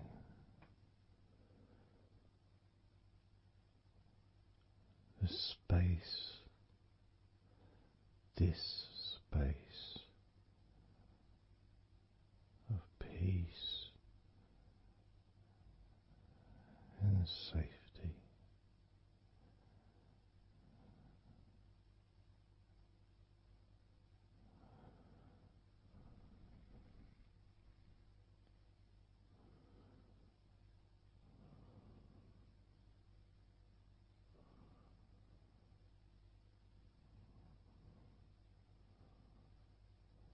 So very, very relaxed.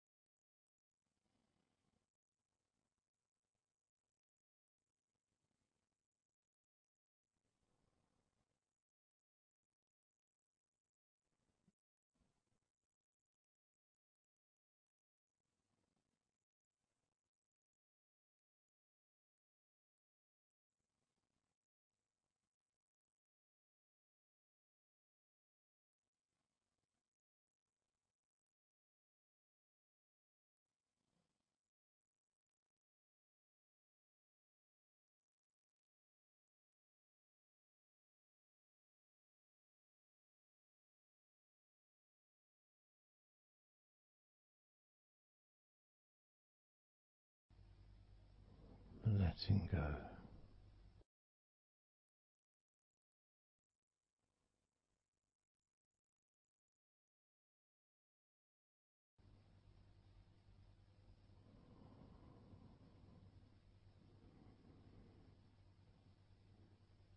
Maybe we can just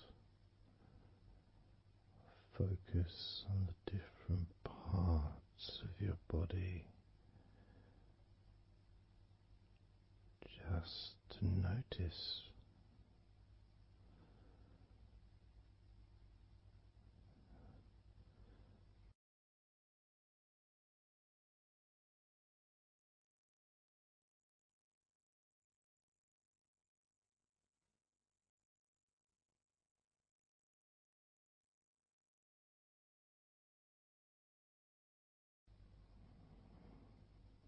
your forehead and your eyes.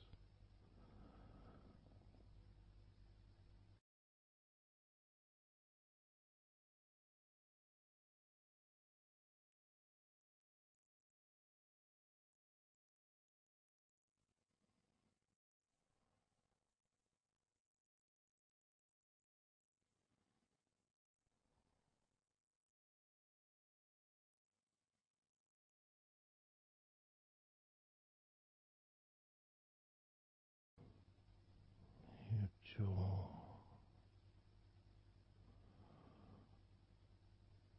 so loose.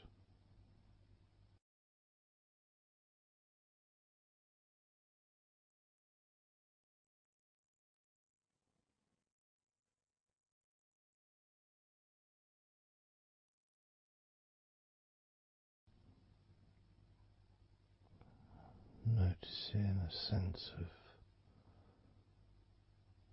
complete freedom.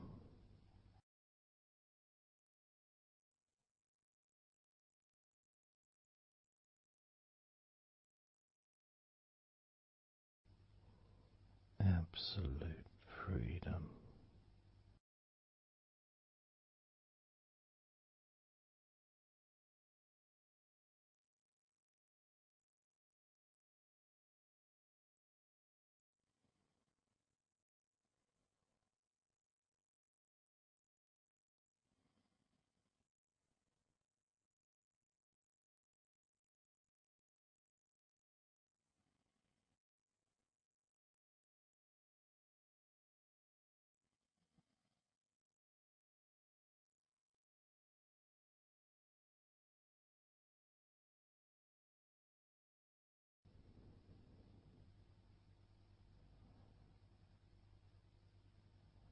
Drifting.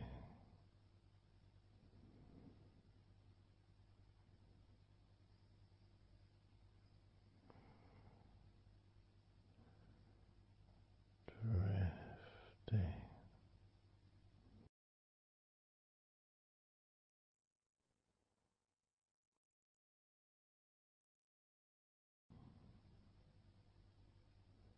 Peaceful energy.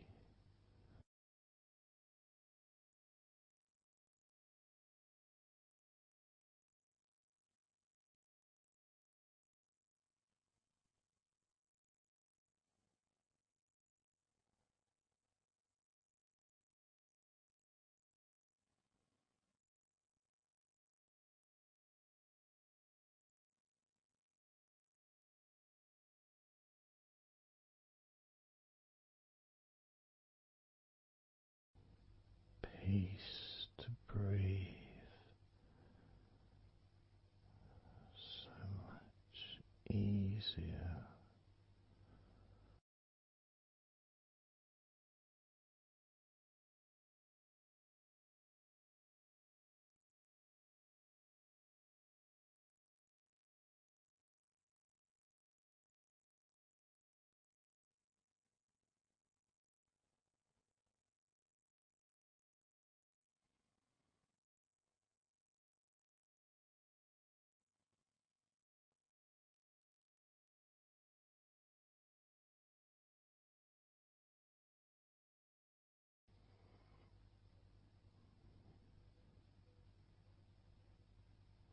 Loose.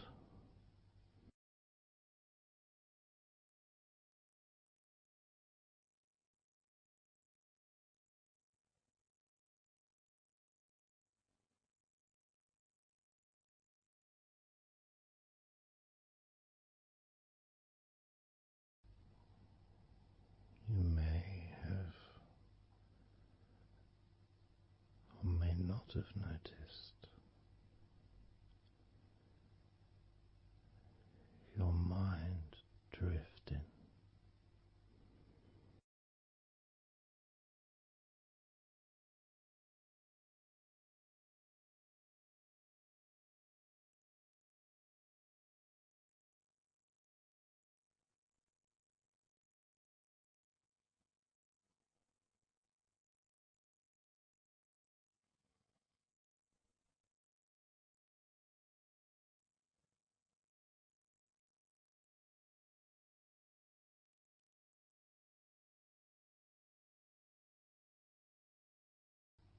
Peaceful.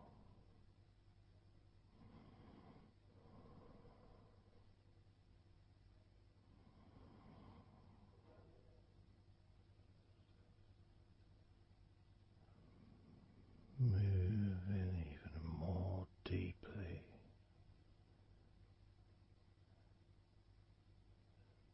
in the direction of total blissful peace. Blissful peace.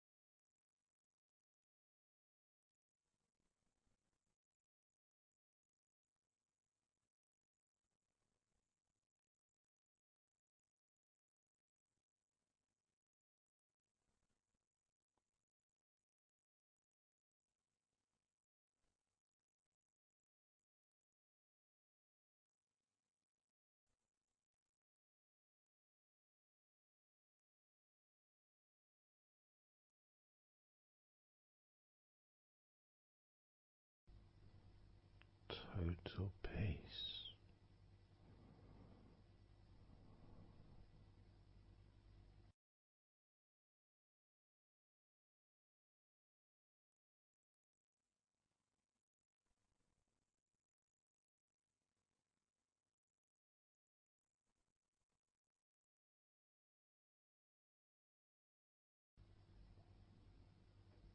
Calm,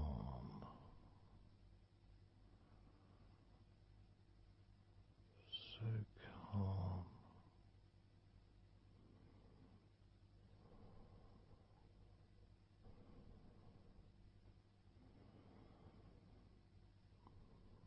letting go.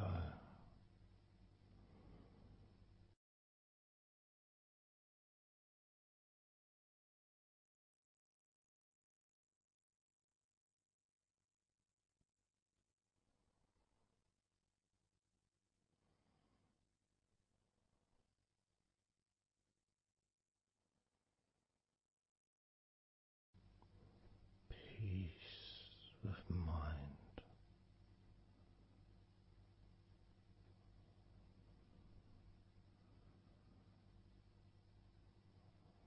relaxed body,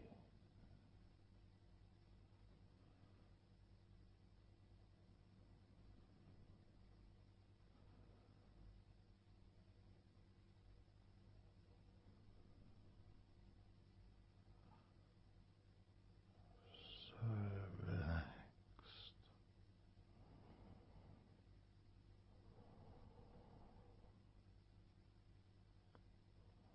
so relaxed.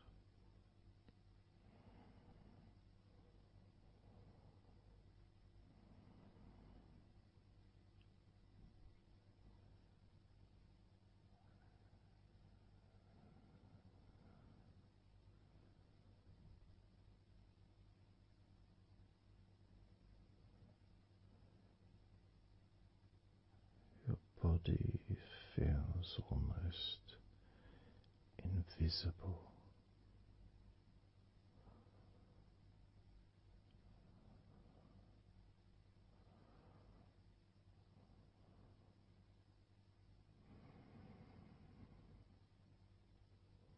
So very relaxed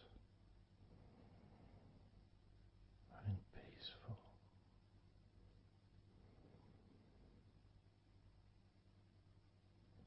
So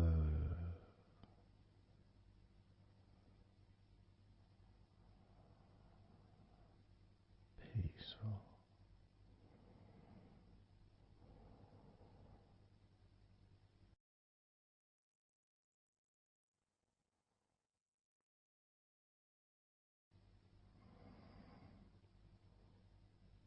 Relax.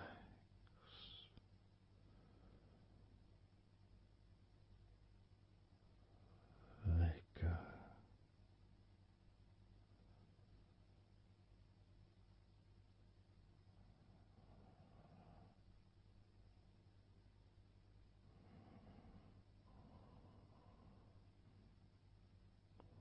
So peaceful.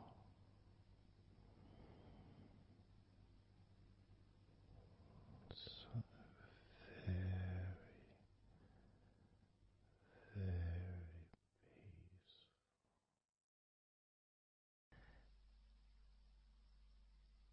And you could start to notice that you are feeling more relaxed.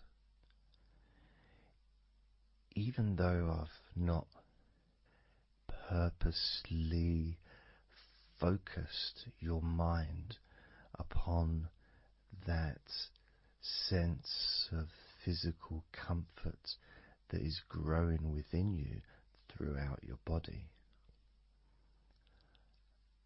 and your mind starts to slow down.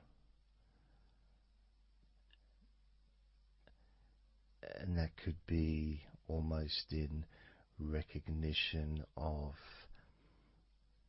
I guess, my speech not being particularly fast.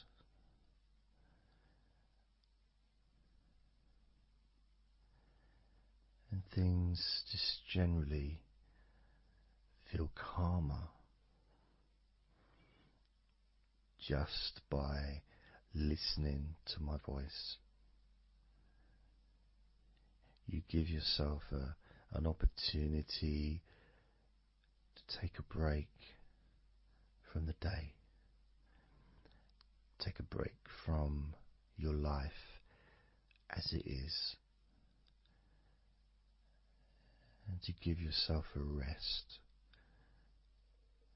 giving yourself permission to take some time off and to allow your body to relax and allow your mind to slow down, which in turn releases the tension, any stresses that you had in your body.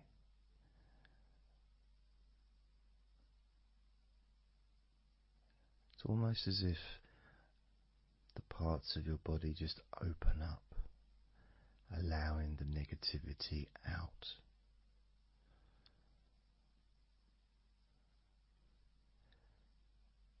And at the same time, replacing that negativity with positive, healing energy, which then fills your body up and your mind too also starts to appreciate those feelings of increasing confidence and an almost uplifting feeling, a positive healing, an energy that spreads through your body like a wave of comfort. And all this comes from just allowing yourself a few minutes, maybe half an hour, however long you want it to be, to just rest.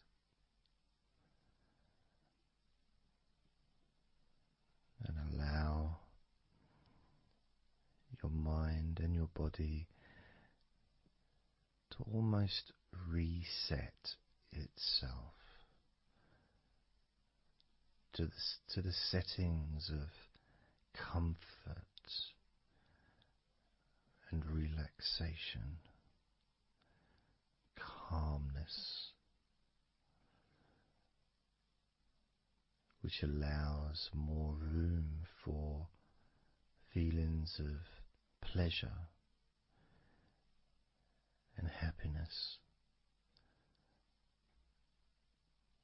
to move around your body and into your mind, almost as if your mind and your body are sinking together, almost mirroring each other with that growing positivity and calmness. And it feels nice. It really does feel nice to know that you are the one that has allowed yourself to feel more comfort and to experience more of this deep relaxation spreading throughout your body.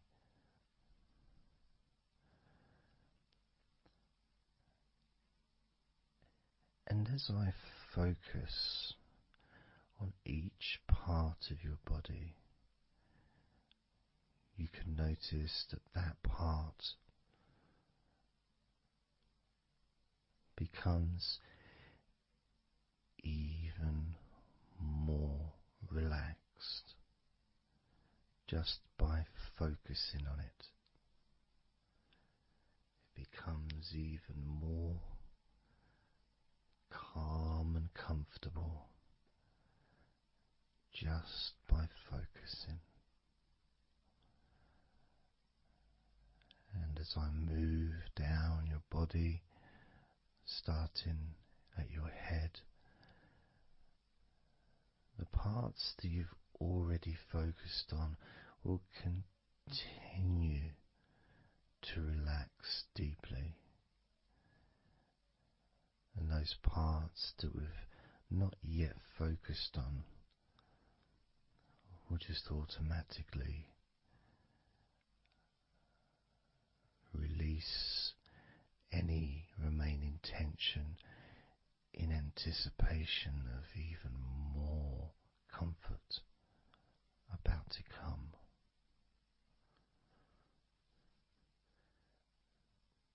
Now, I'm going to start by focusing on your forehead. Just being aware of the feelings of your forehead. And any background sounds, like Mr. Herbert the pigeon, can just allow you to feel even more relaxed. It just means you're in the moment. This isn't a sterile environment. This is the world. I live in the countryside, so there's lots of nature sounds around.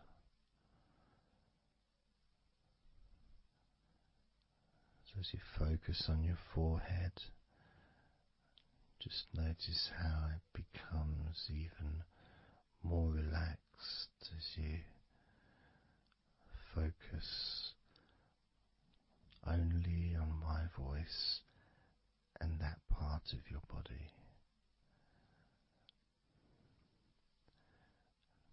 Moving down to your eyes, focusing on your eyes, noticing how your eyelids feel so heavy, yet so light at the same time, and all the muscles around your eyes relaxing completely. Moving your focus down to your mouth, your lips, your tongue, your teeth and your gums, and the whole of your mouth relaxing, calm and loose. As you focus now on your jaw, not just the part of your jaw near your mouth and your chin, but all the way up the sides of your face to your ears, that whole of your jaw, feeling more relaxed and calm.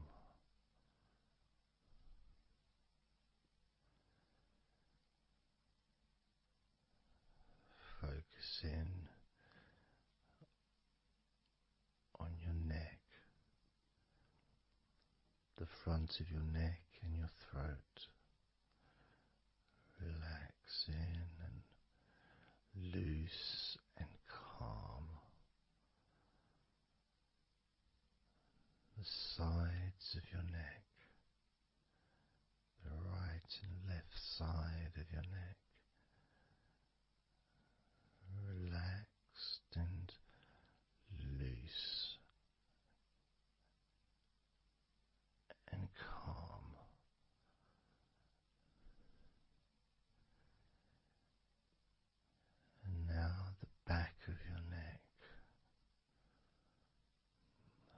focusing on the back of your neck.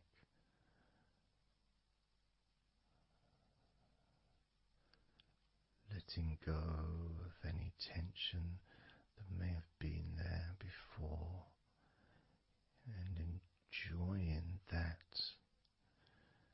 sense of increasing comfort and release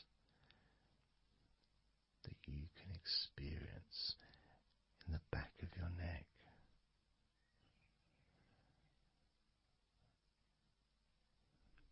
Moving down your back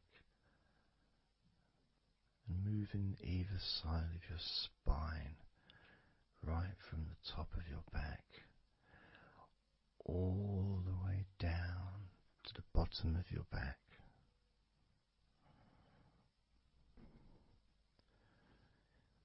Down to your lower back.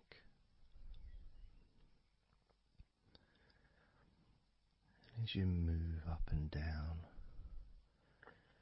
your spine, you can feel the muscles either side of your spine relaxing even more.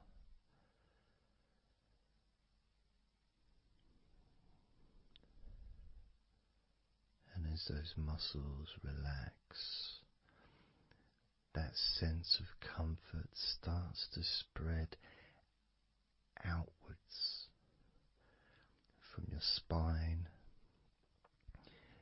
into both sides of your back. The top of your back, the middle and your lower back.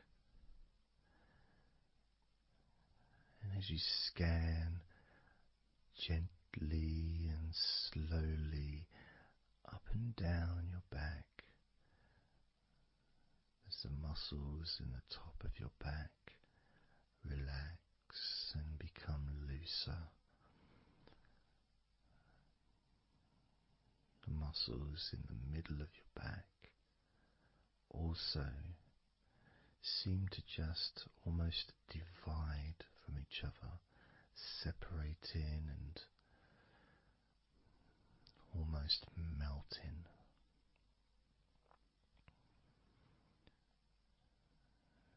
And in your lower back, there seems to be an extra special feeling of comfort that spreads into your hips. So down your lower back and into your hips, into the area where your coccyx are, and into your buttocks. And all those muscles that spread from your lower back into your hip area start to melt, start to really let go.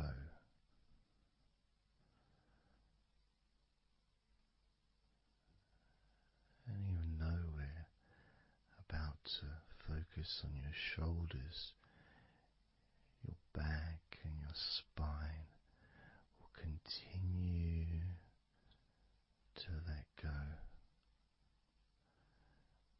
Continue to relax so calmly. And as you focus on your shoulders, you may notice that they're already feeling really loose. They're already feeling calm.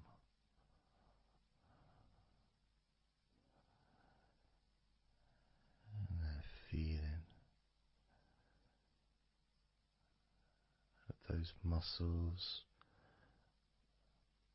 that move from your neck into your shoulders.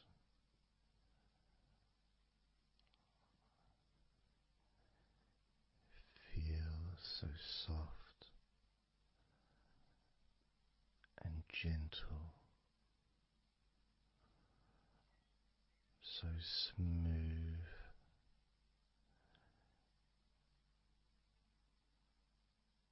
and calm.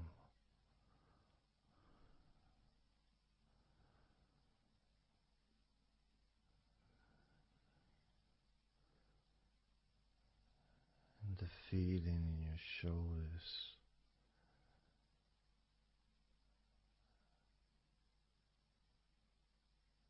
seems to spread deep into your shoulders.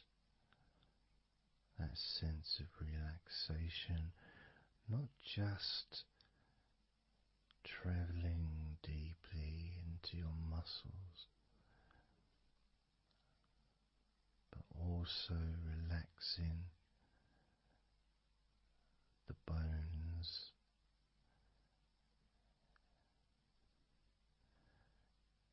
and moving all the way to underneath your arms, relaxing that whole area between the tops of your shoulders and underneath your arms, healing.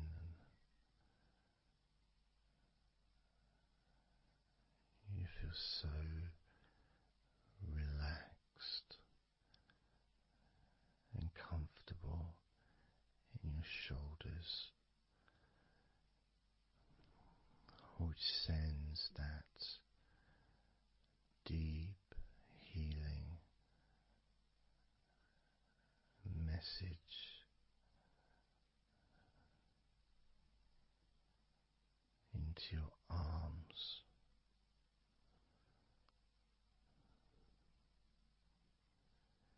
And you may feel almost as if your arms are not even there because they're so relaxed, so deeply relaxed.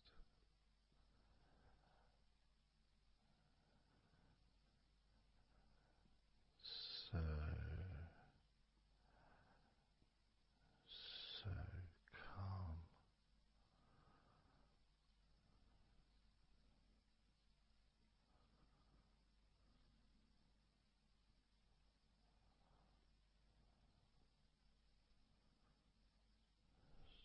So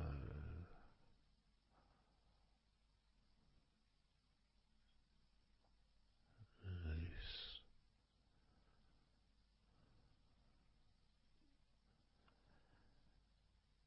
That feeling spreading all the way down your arms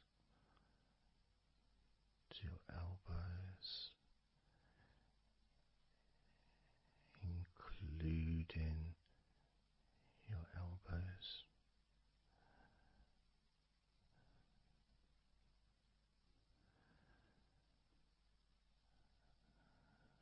As the comfort spreads all the way into your wrists, your forearms and your wrists,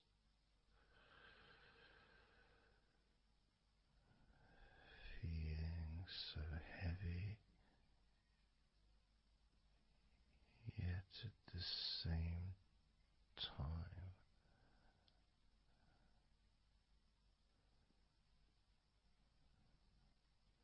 so light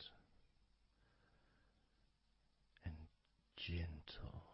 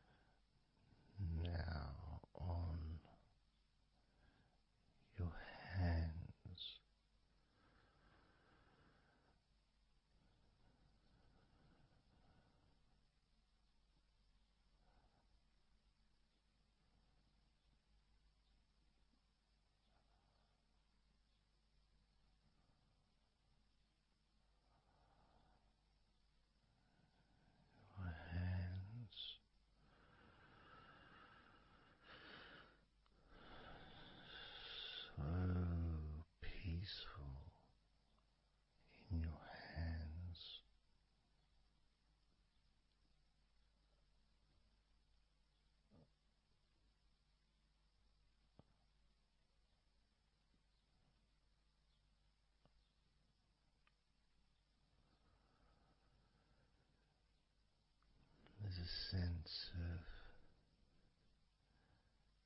real peace.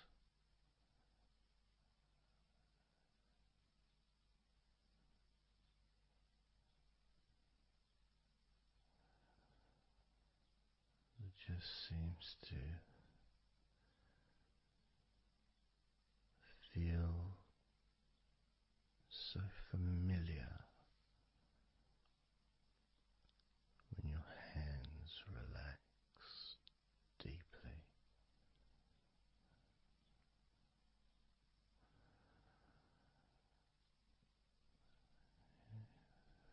Feels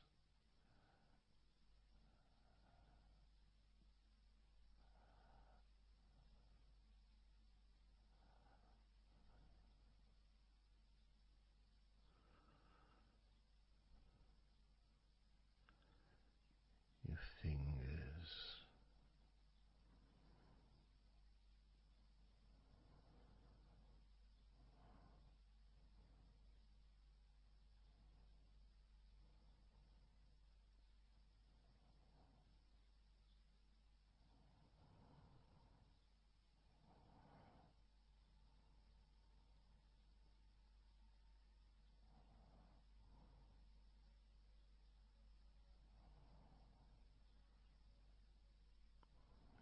your fingers so loose,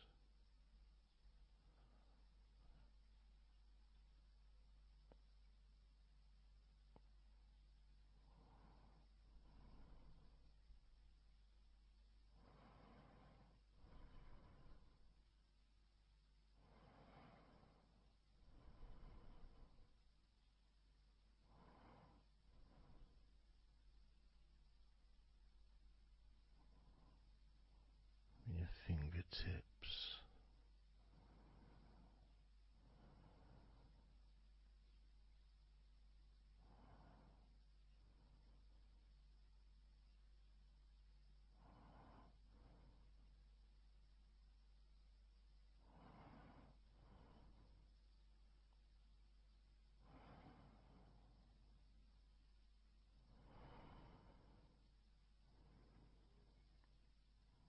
moving your attention to the front of your body,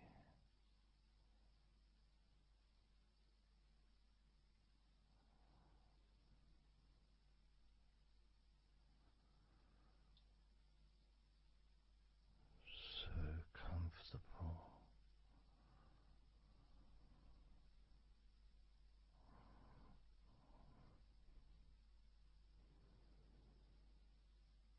Moving your focus to your legs,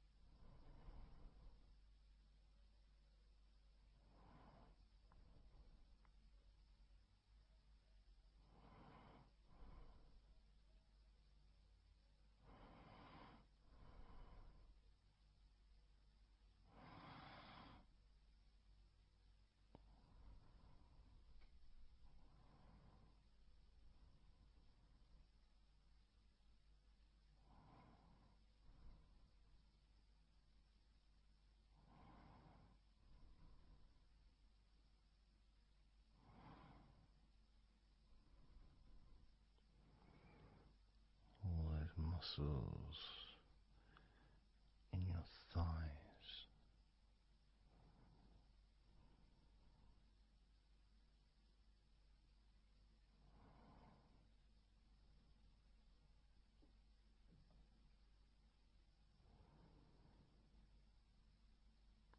your knees, so relaxed.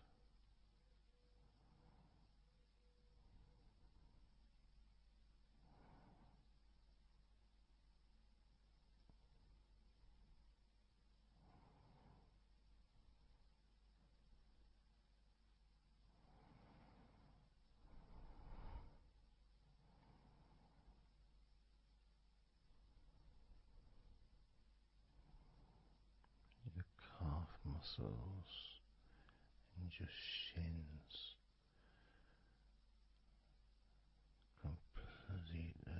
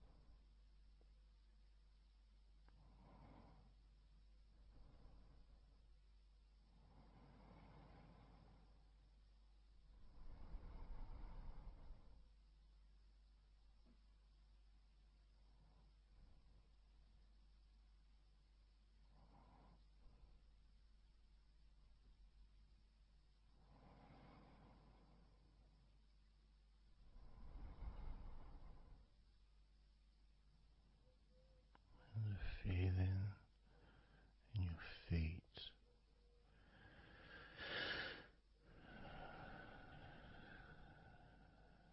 so peaceful and so calm,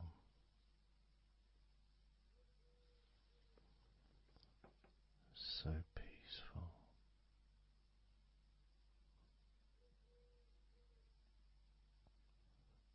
so calm.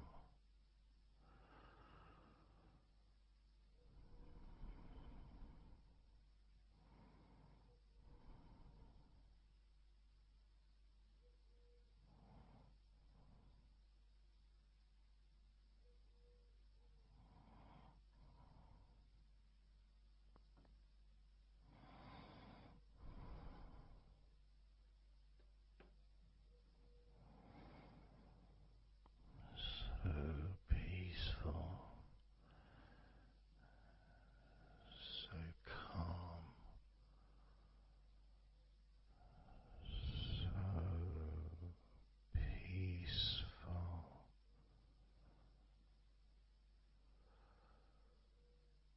so relaxing,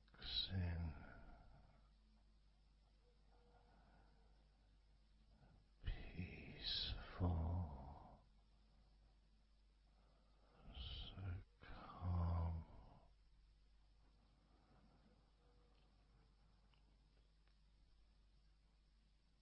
allowing that deep relaxation to spread to your chest and your stomach. So relaxed,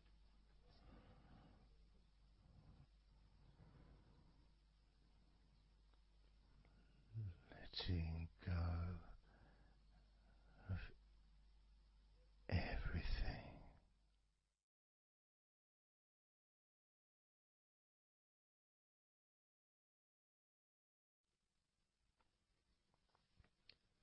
So I'm going to start counting down now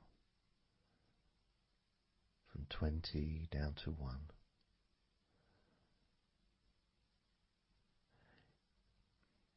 You can imagine, in a way, it's like just walking down some steps, and each step, all 20 steps, and each step represents a level of comfort. Each step represents represents a deepening of that comfort.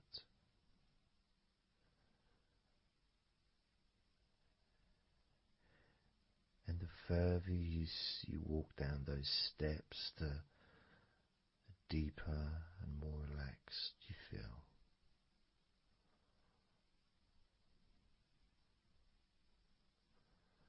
So, starting with number 20.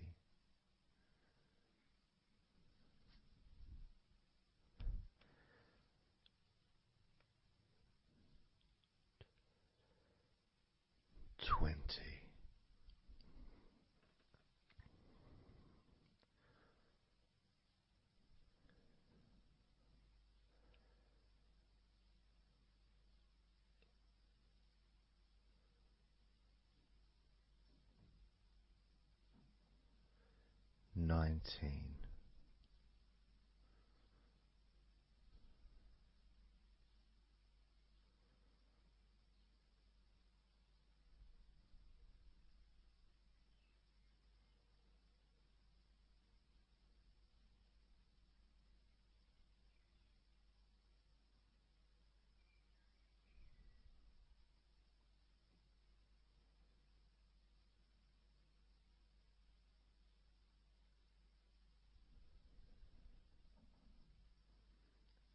18.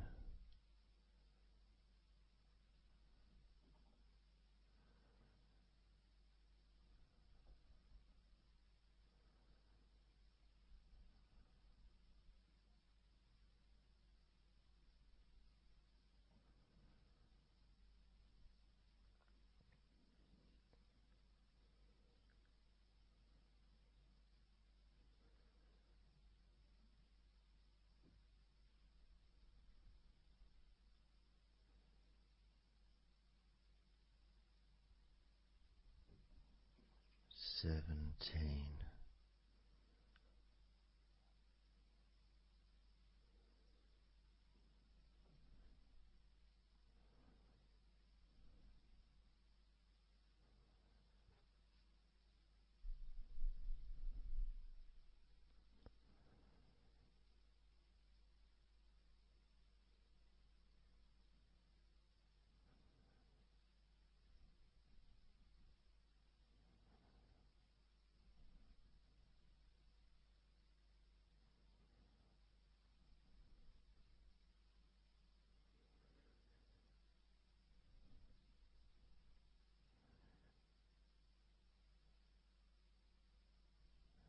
16.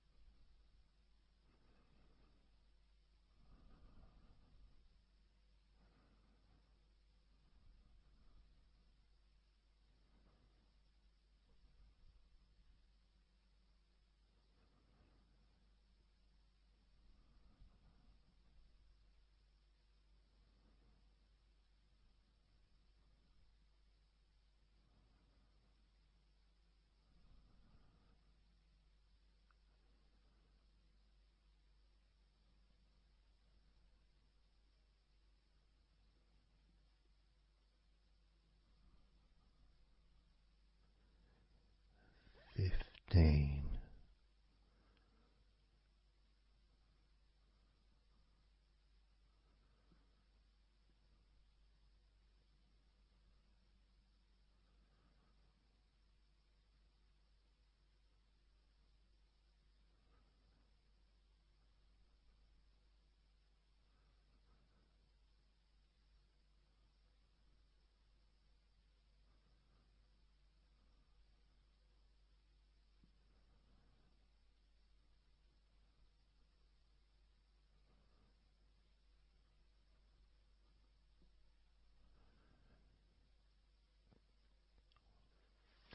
14.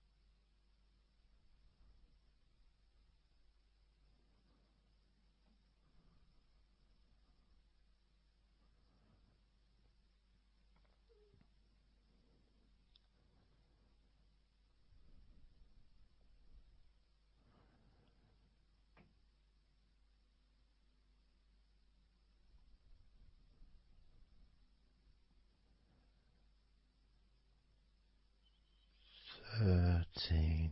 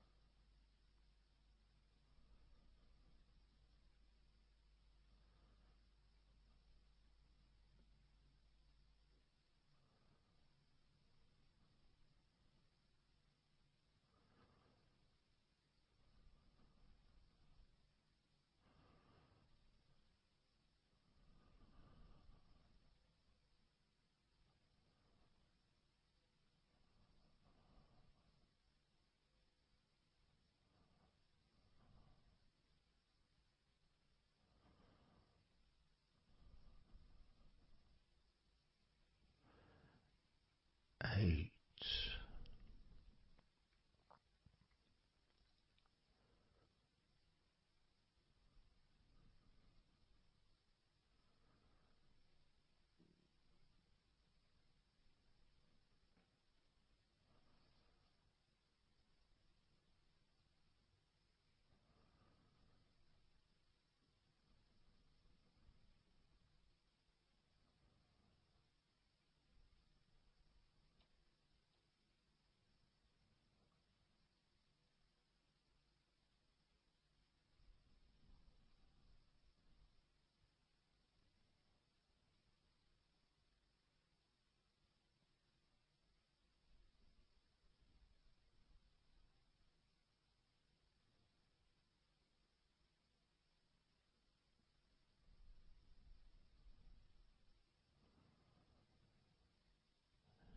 7.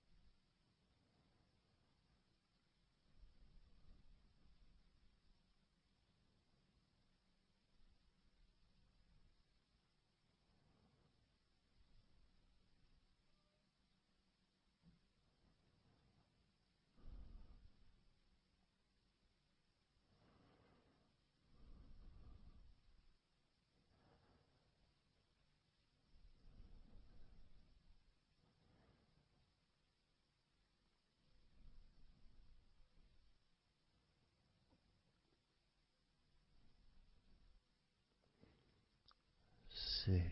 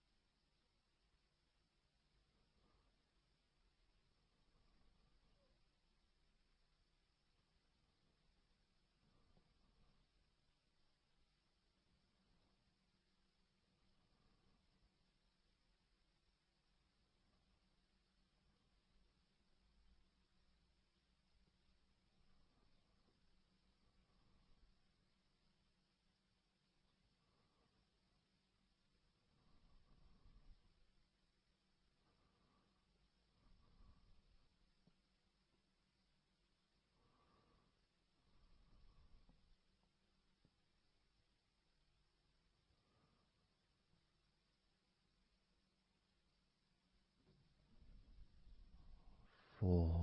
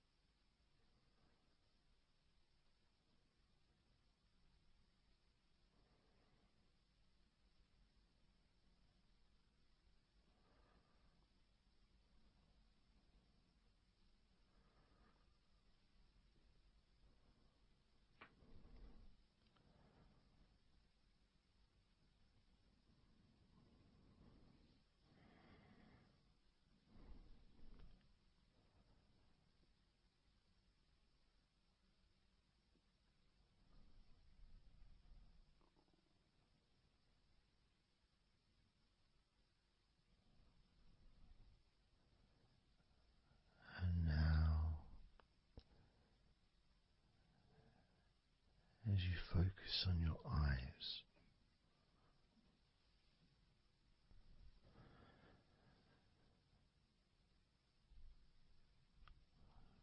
we're going to count down from 10 down to 1.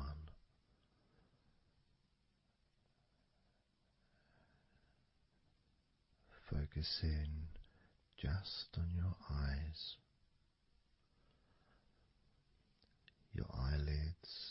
muscles around your eyes,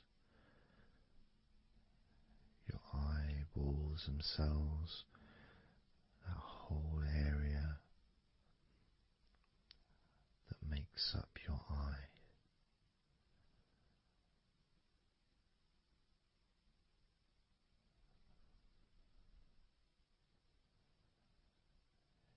And as we count down from 10 down to 1, whilst focusing on your eyes,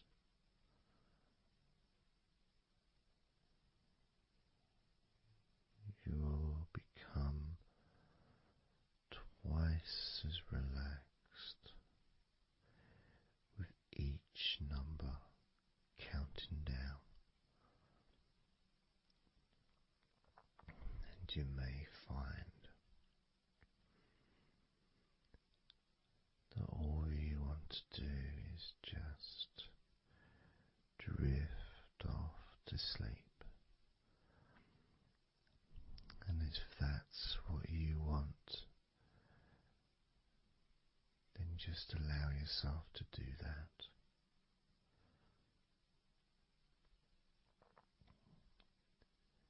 Now,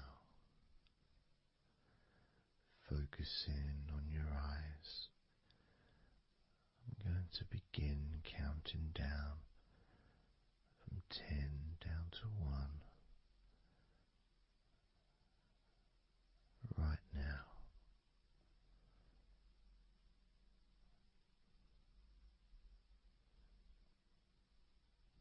10. 9.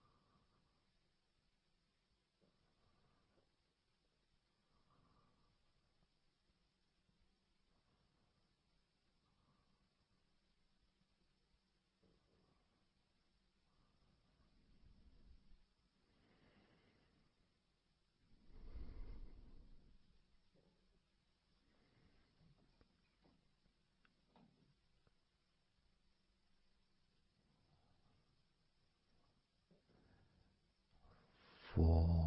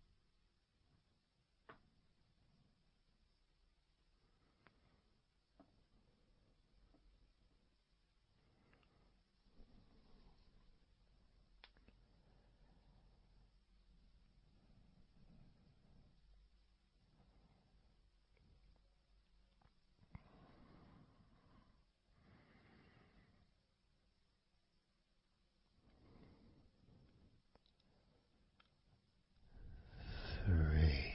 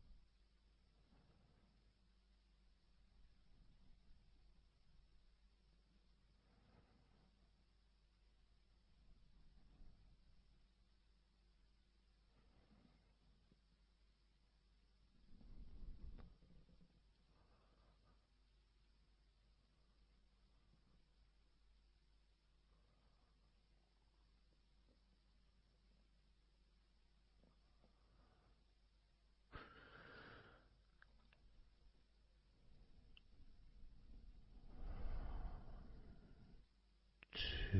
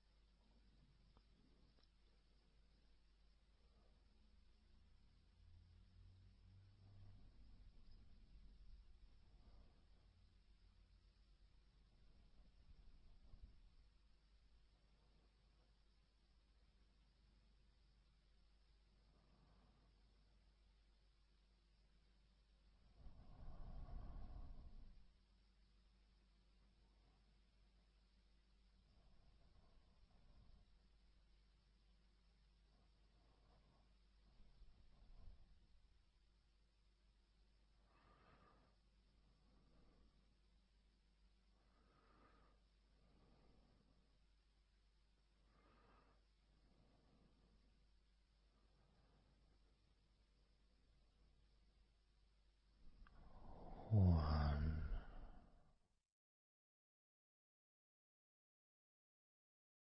So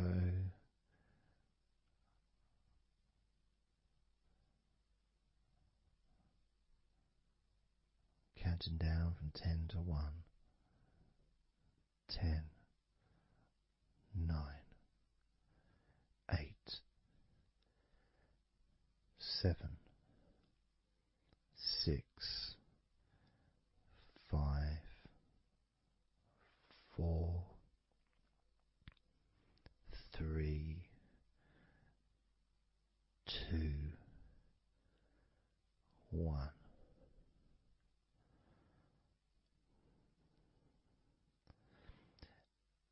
And maybe that was a bit too quick in order to relax.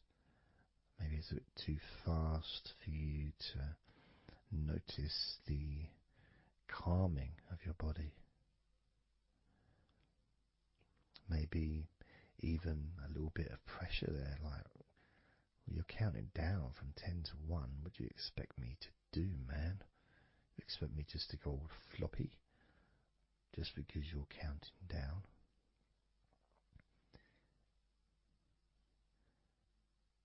We could try again, but this time I'll go a bit slower. This time, as you focus on the whole of your body before we focus on your legs,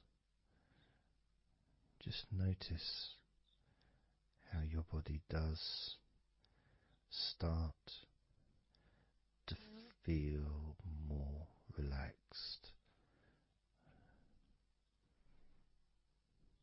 with every number that I count down. 10.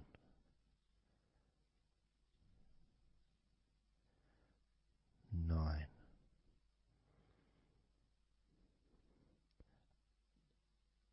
8.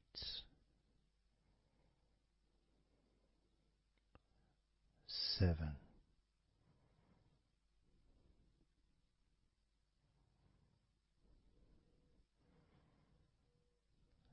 6.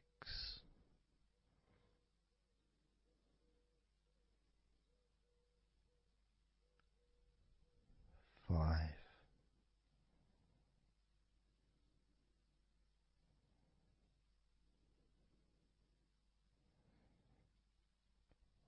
4.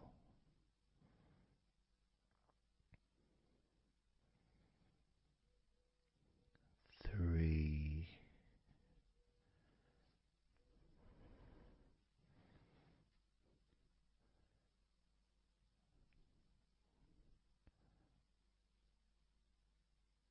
2.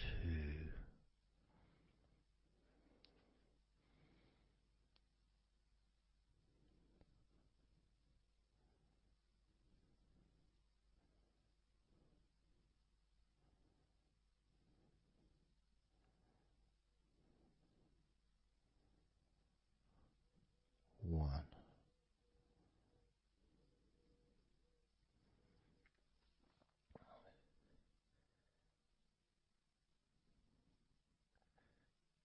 And just notice how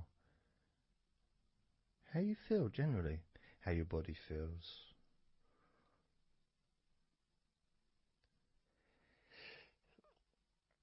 It's not necessarily even about counting down from 10 to 1. It's that space that you have, that space between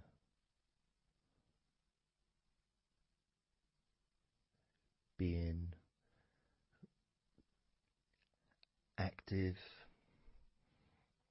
physically or mentally to just sitting or lying down, just being there, not doing anything, not saying anything, not needing to think about anything. So it opens up a space, a bit of a space, a gap.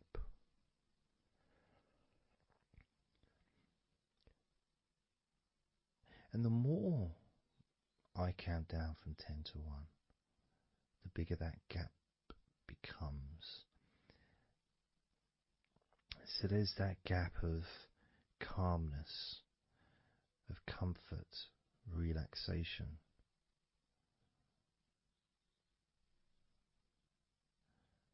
It's a nice feeling.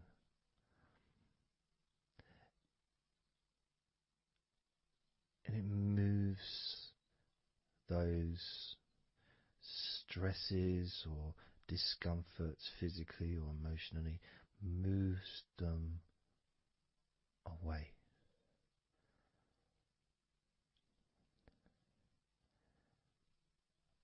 Allows you to just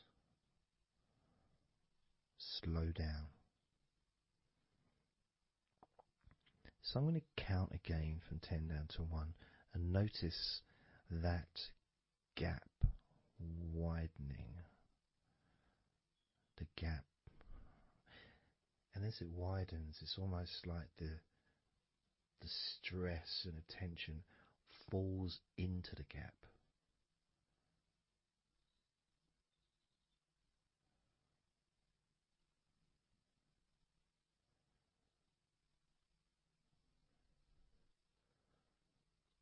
And gives you that distance, that space.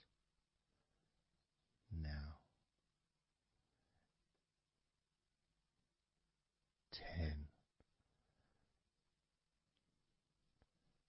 9,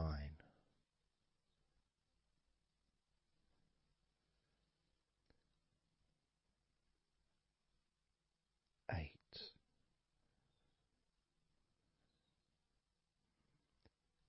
7,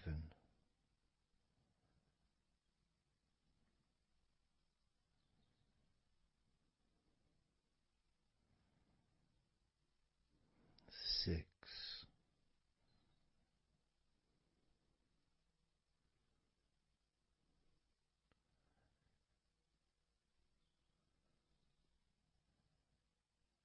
5,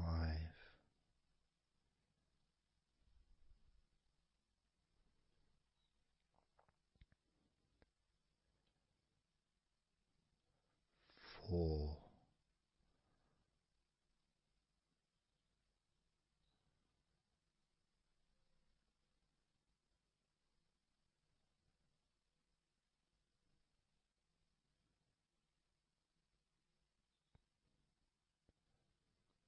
3,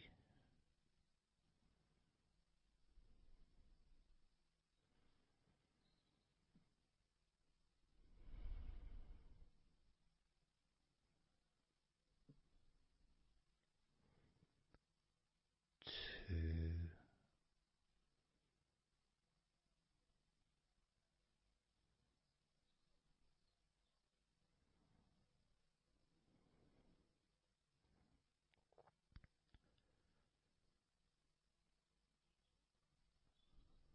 1.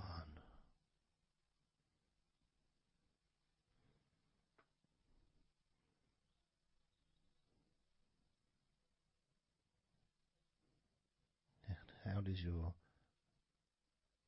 body feel now?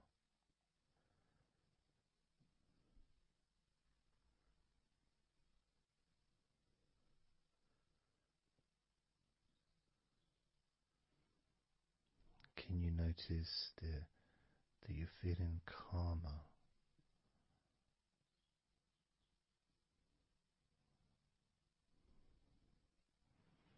That you're feeling more relaxed?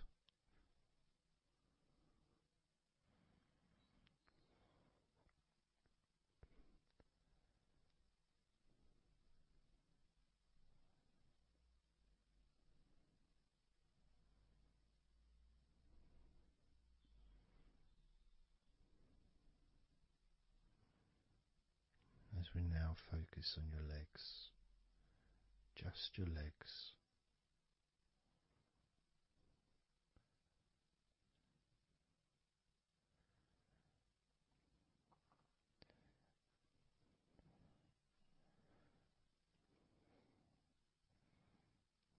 We're just going to start with focusing on your thighs.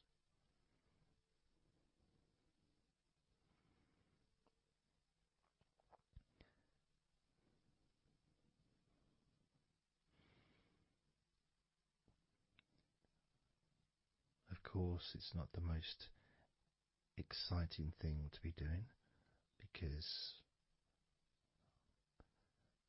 I'm sure, like most of your body, there's not a lot going on right now.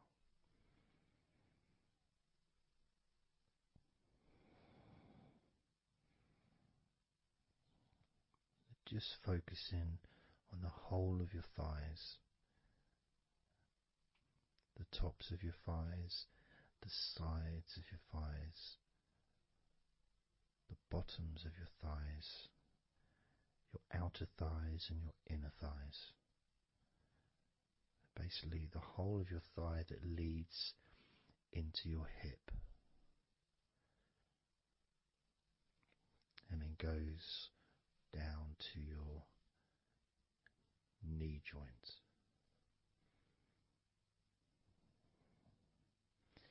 Now, this is a big area. It's a very heavy area. It's very strong. Probably the strongest muscles in your body are in your thighs.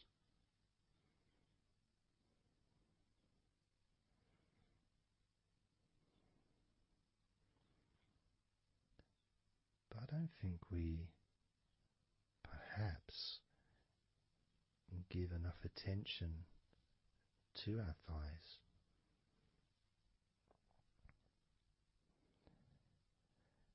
Perhaps we don't acknowledge how important our thighs are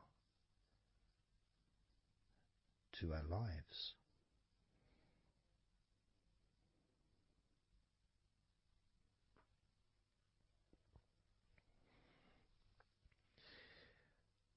How much they actually do for us all through our lives.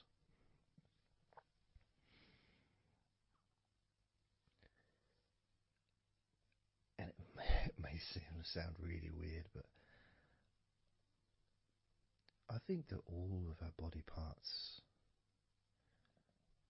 especially our thighs, need some TLC.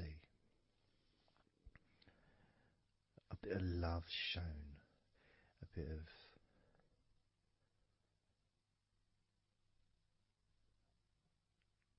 acknowledgement, a thank you, gratitude for what our thighs do for us.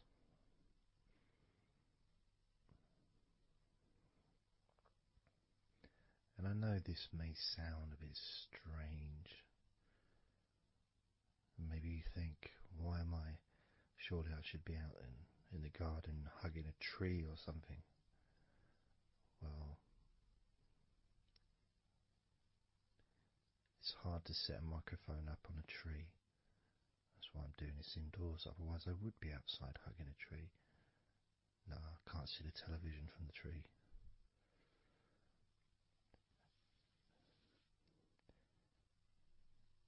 If you move down to your knees, again, such an important part. And I think we don't necessarily, I'll speak for myself here, I don't necessarily appreciate all that my knees do for me until I have a problem with my knee. So occasionally if I maybe I bash it or it's aching for some reason, it's then that I realise how much it does.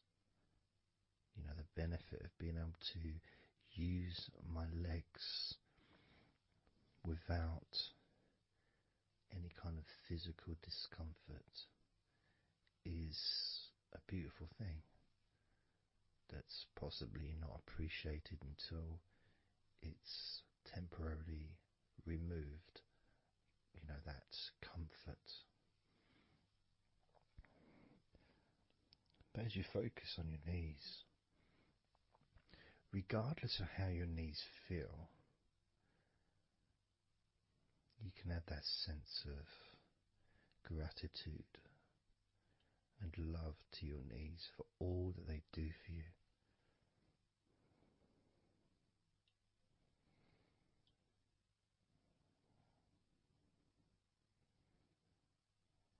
And you can still have that attention on your thighs and maybe notice how your thighs feel. Maybe you've noticed that they are relaxing more deeply.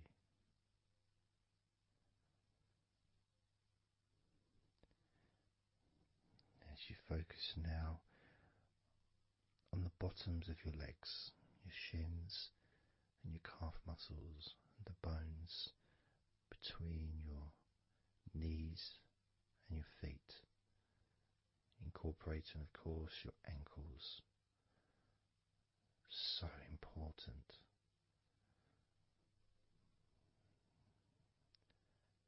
Anyone that's had even like the slightest sprain of an ankle knows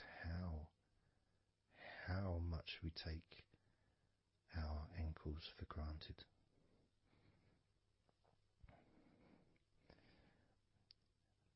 And it's kind of strange in a way when you think that, logically our wrists are a lot thinner than the rest of our arms, which is okay, can't see any problem with that because we're just picking stuff up. But our ankles are so much thinner than the rest of our legs.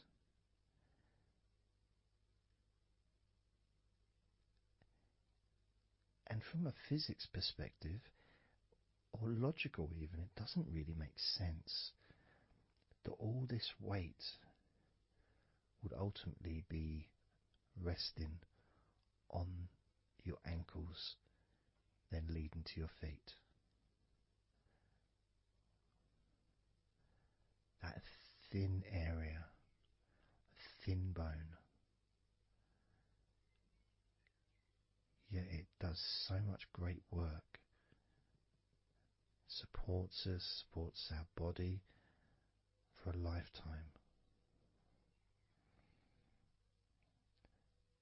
Helps us to balance, helps you to get around and be mobile.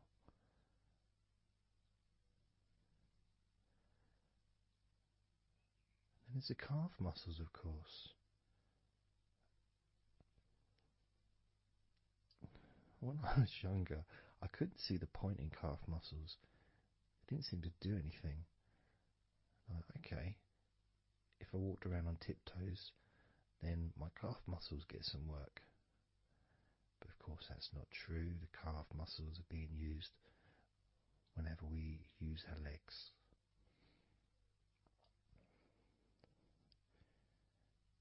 And your shins,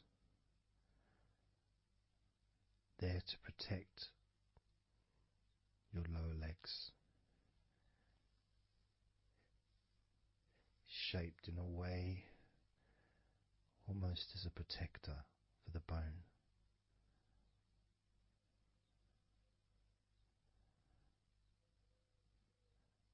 Leading, of course, to your ankles and your feet. But we're not going to focus on your feet, we're just going to focus on the legs. And I realise that now that I've mentioned your feet, you're probably focusing on them anyway. So maybe I should focus on your feet a little bit. You can have them in your awareness, the same as you have your thighs in your awareness, even though we haven't been focusing on your thighs for a few minutes. We've been focusing on your ankles,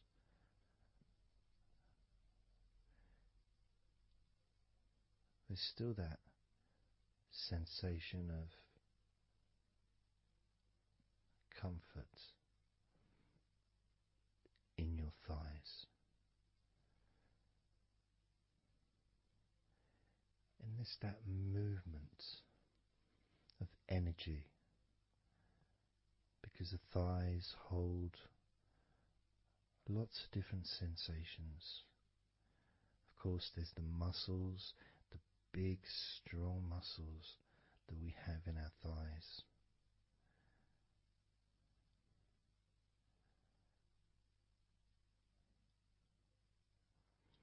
But the skin on the outside of the thighs, as in the outside of all of our body, can be very sensitive. sensitive to the touch, sensitive to temperature.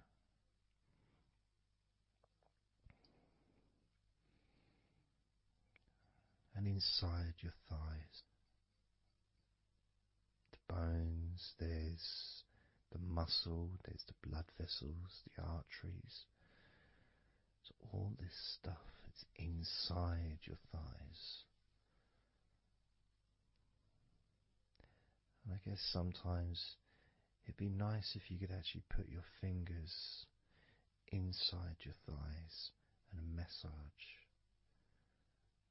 So you can massage on the outside, of course, but to be able to get deep into the muscles, and to be able to just massage inside your thighs, massaging the bones of your leg, massaging all the veins, and just gently healing your thighs. And you could move down, massaging inside your knees, just massaging those bones, but with healing fingertips, spreading that healing energy deep into the joints of your knees.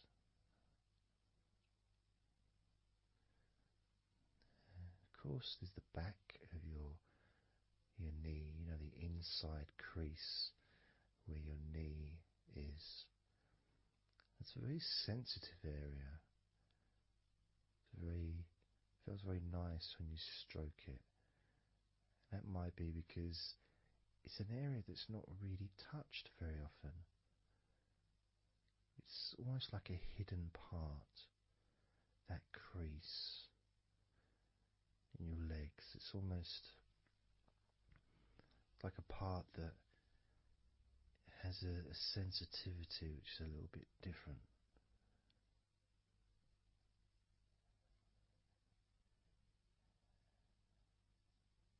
Of course, it's protected by your legs.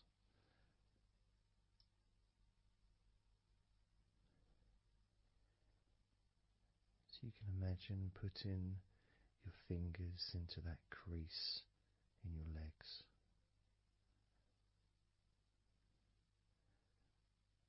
That fold in between your legs, you can just massage with your fingertips.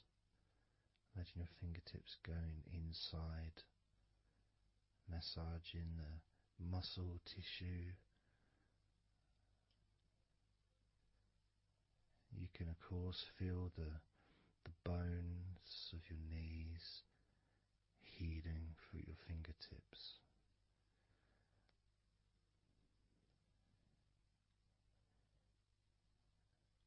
And then as you go down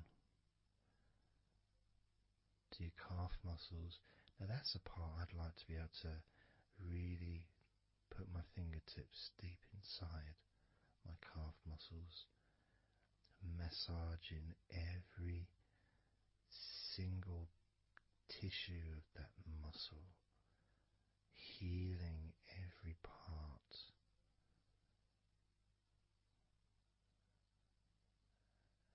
And then doing the same for my shins, massaging and gently stroking the bones, gently stroking them, healing in a loving way, because they deserve to be treated as the precious bones that they are, because our legs are so precious, as in all the other parts of our body. They're more precious than any jewel on the planet.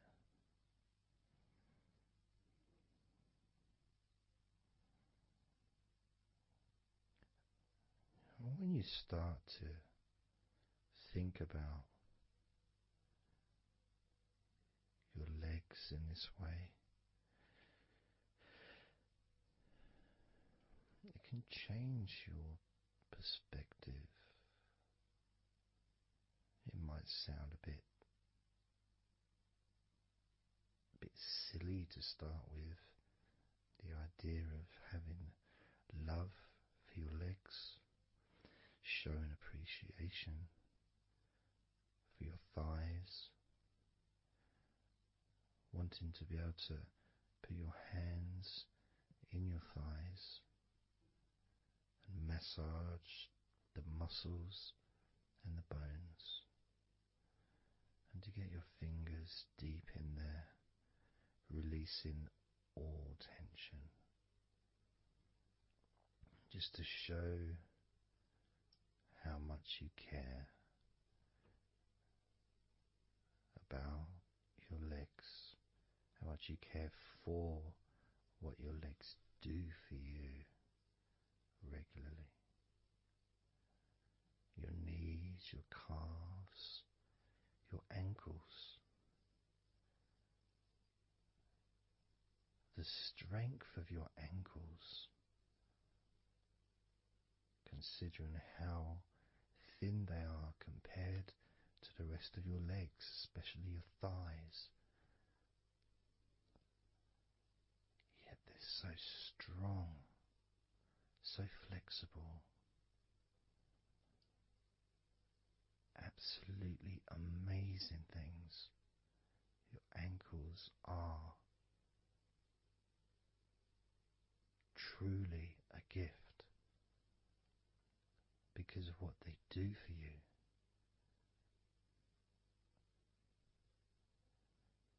Supporting all that weight, regardless of what weight you are, even if you're only 8 stone, it's still a lot of weight for these little ankles. Now I'm a lot heavier than 8 stone, double that. Yet my ankles support my body all the time. Although they do give off a sigh of relief when I sit down. As in fact my whole legs do. My feet also go whew, and my toes clap. They're so happy.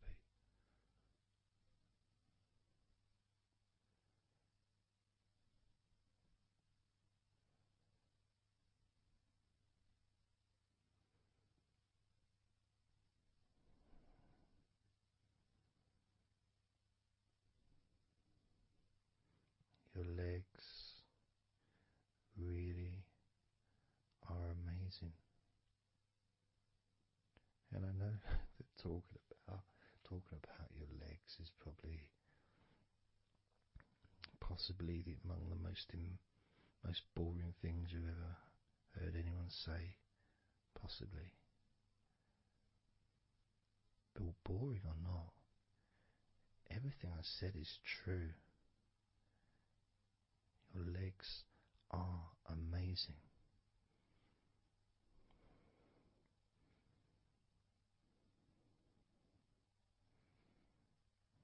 Your legs deserve not just respect,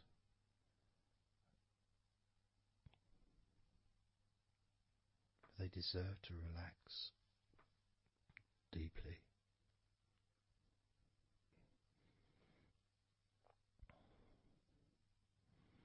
They deserve to take some time out of the day to just let go completely.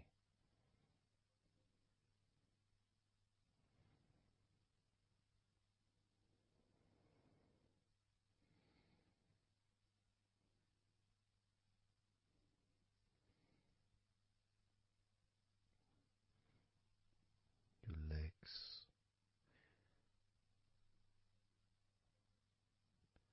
really can relax.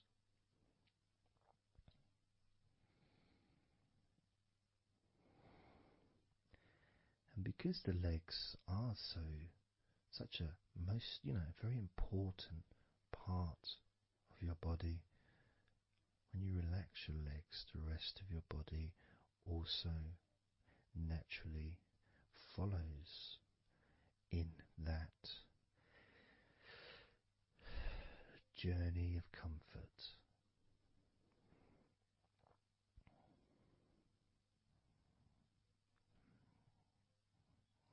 feel it in my hips. My hips feel really loose. And also my lower back as well. My lower back really feels stretched, even though I'm just sitting in a chair and there's no stretching as far as I'm aware that I'm doing. But it's almost as if the muscles are just relaxed so much that there is a natural stretch as the tension has reduced a lot.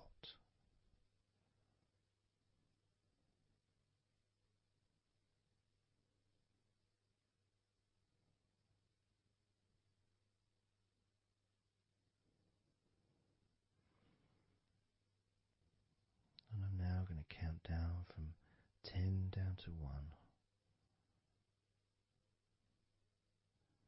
And you can continue to feel wonderfully relaxed. 10, 9, 8, 7, 6, 5, 4, 3, 2, 1.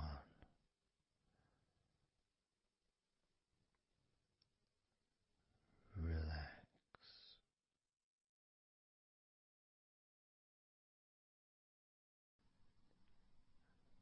So I'm just going to count down from 5 down to 1. And as I count down, if you just focus on the numbers, just the numbers, counting down, and notice how you feel in this moment as you hear the numbers counting down, knowing that those numbers counting down represent you feeling calmer, not just in your body but also relaxing your mind. And just notice how you feel. There's nothing to do, there's nothing to say, there's nothing to think about. Starting with number 5.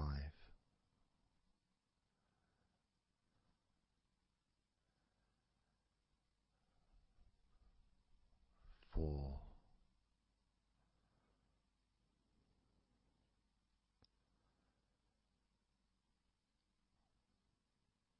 3.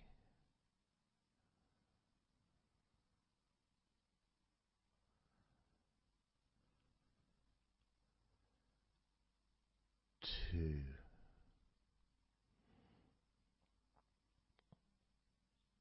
1.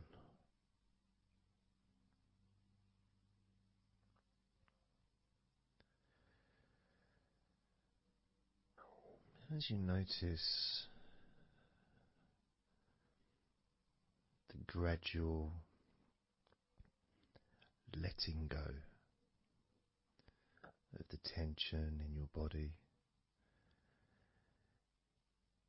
you may also begin to notice and be aware of how your mind is starting to slow down. This is just a natural thing that happens. It's not really a special procedure. It's just natural because as your body relaxes, your mind also starts to relax.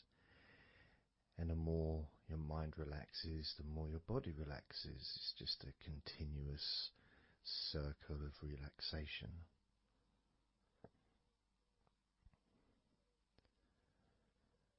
there's that calmness that comes from relative quietness. You know, even if there's background sounds, either your side or mine, it's still going to be quite calm. You know, you haven't got the television on, there's no music in the background unless you're listening to the recording with music, of course. You're very likely not going to be sitting in a room with other people. Of course you might be, but generally it's more ideal if you can do this on your own. So, no distractions.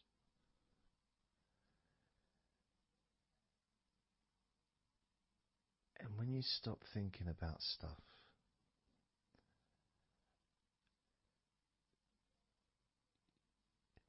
relaxation automatically rises. A sense of comfort starts to grow. And without trying to build it up into something fantastical or something magical, this is just a natural process.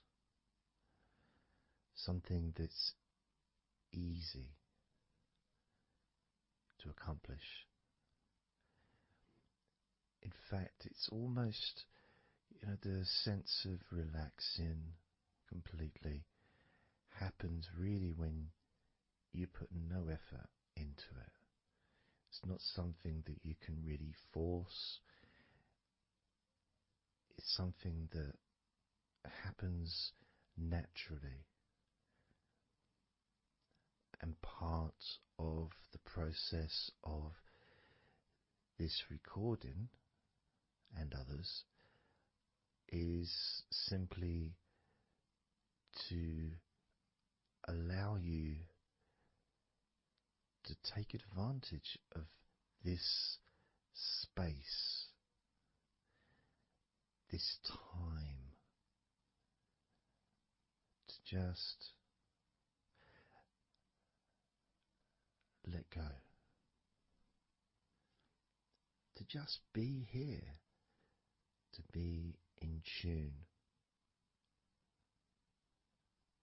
with how you feel.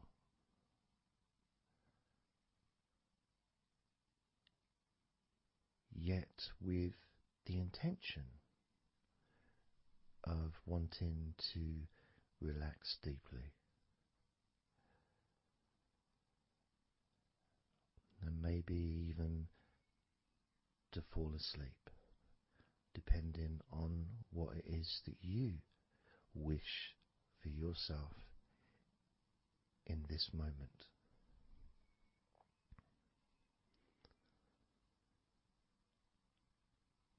As we know, relaxing is the majority of the process of falling asleep. The actual falling asleep part is the tiny bit at the end. The deeper relaxed you become, the easier you find yourself drifting.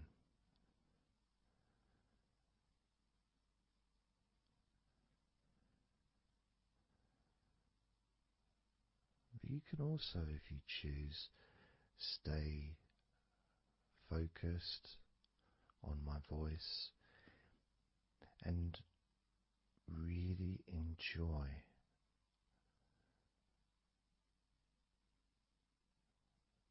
the process of gradually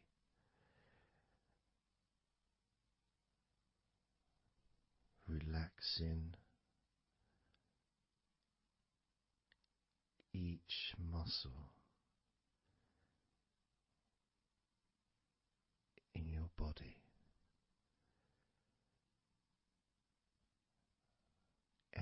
effortlessly.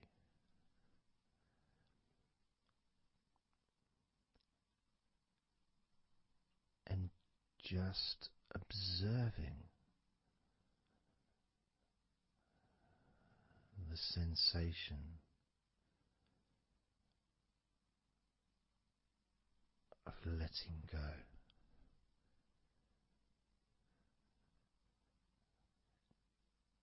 Completely.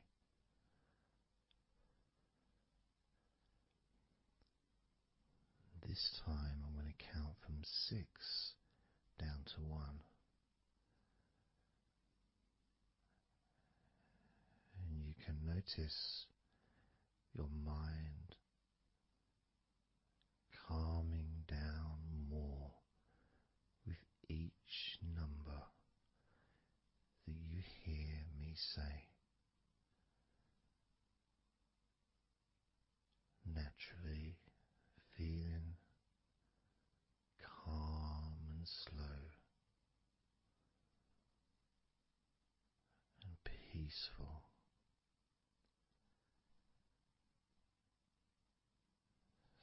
6.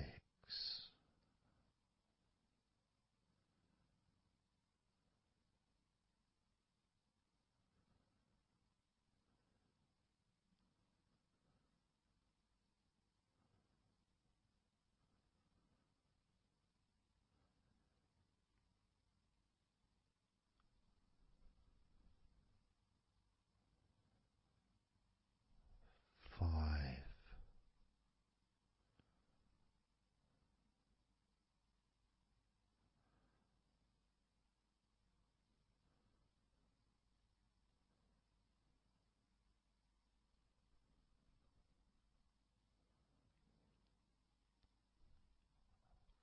4.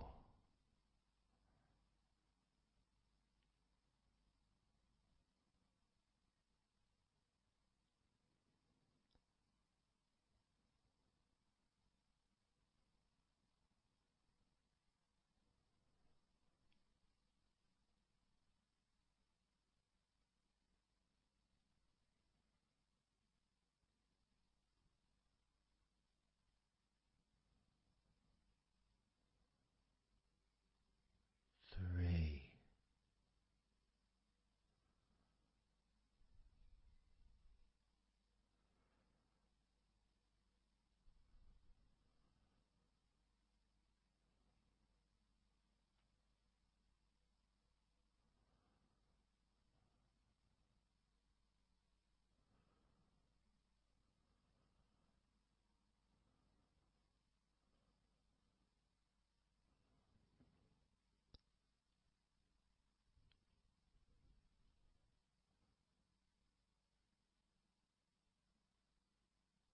2.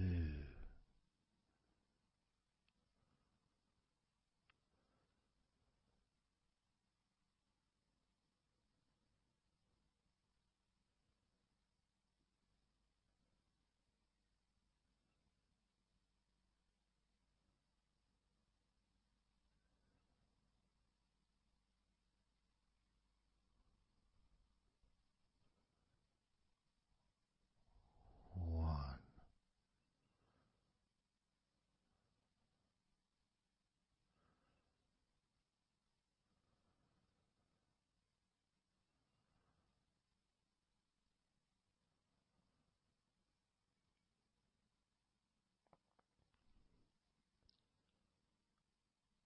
Being aware of how your mind has slowed right down, sinking deeply into relaxation.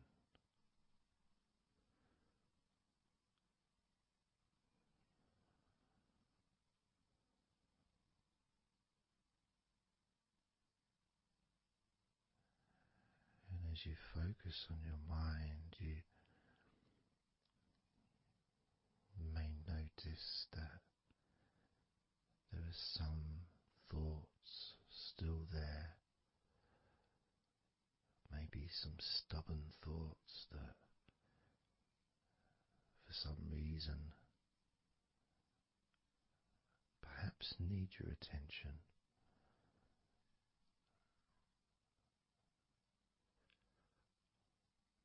So, what you can do is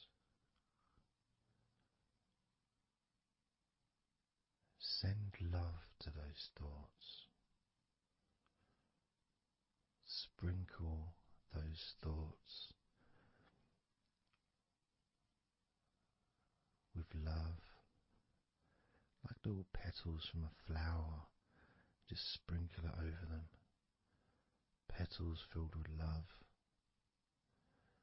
towards those thoughts, to let those thoughts know that you're not abandoning them. You just need them. You require them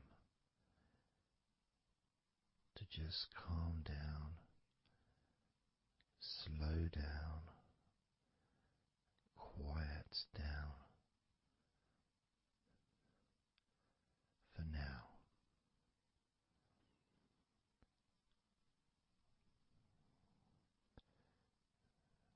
So as you focus on those remaining thoughts, as we count down this time from 7 down to 1, with each number,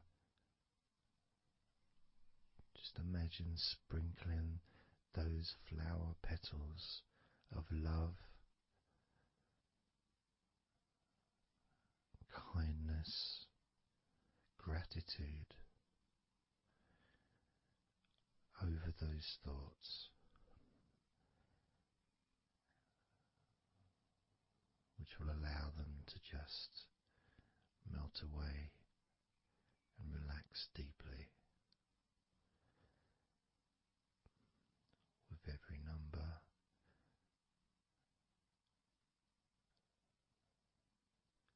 those thoughts will become more and more relaxed.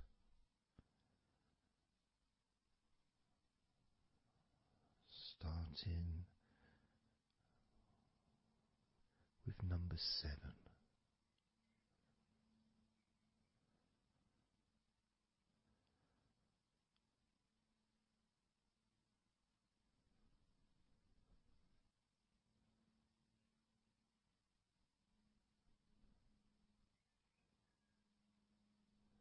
6.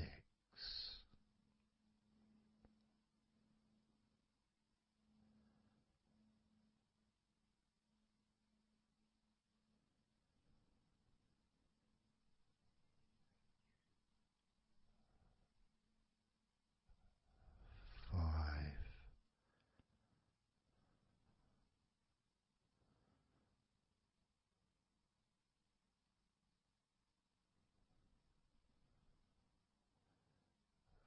4.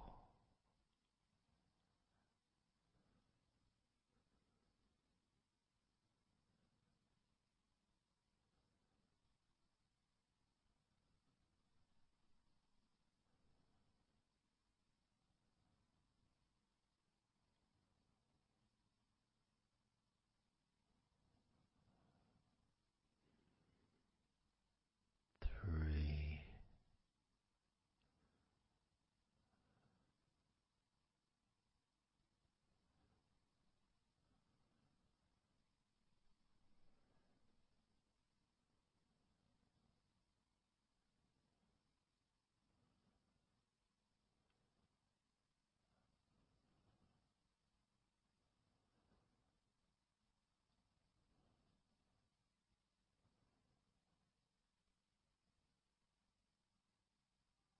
Two.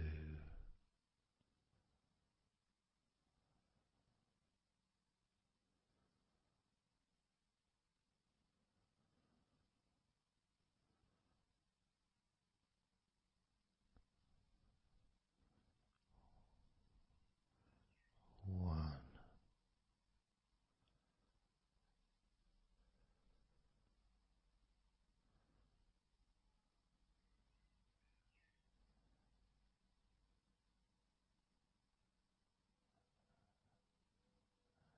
And as you now Notice how relaxed you're feeling in your body.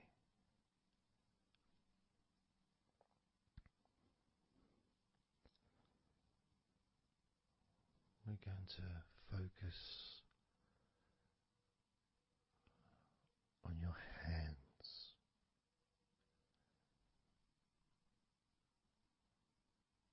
because the more relaxed your hands are, the more relaxed your body and mind are.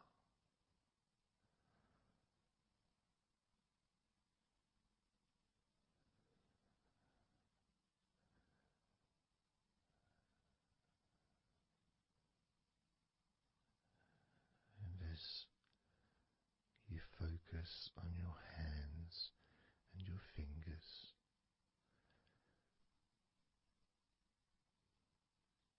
there's nothing needed to be done.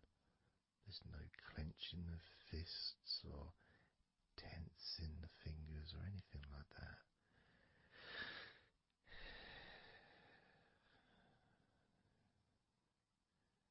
It's just noticing and focusing on your hands.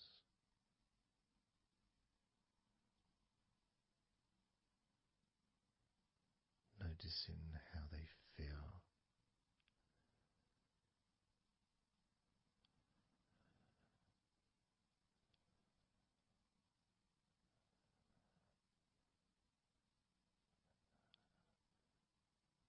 Because the more relaxed your hands feel, the calmer your mind feels, and the more comfort you feel throughout your body.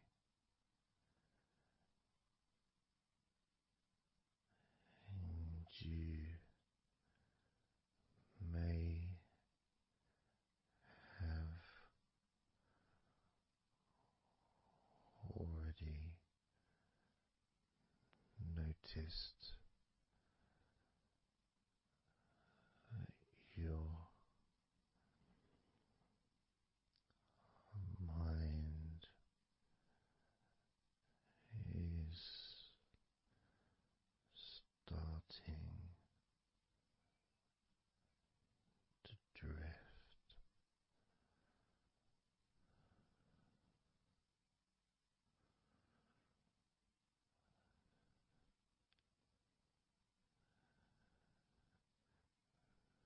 Focusing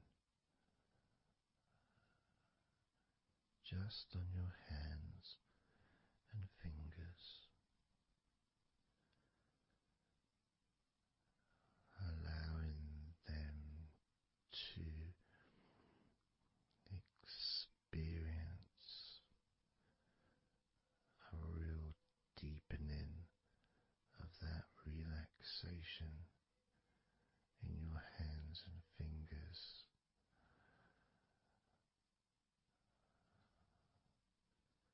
More and more relaxed with each number.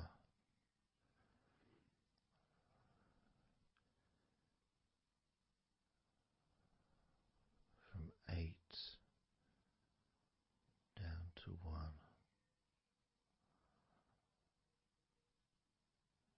You can almost feel that healing and relaxing energy spreading into your hands and fingers, becoming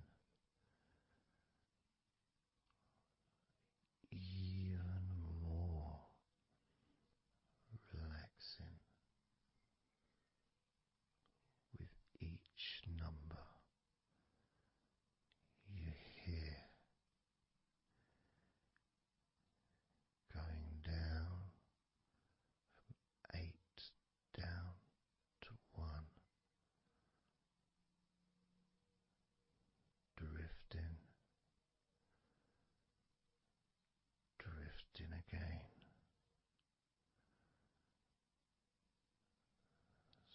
with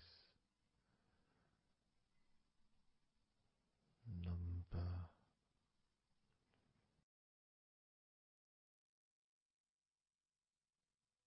8.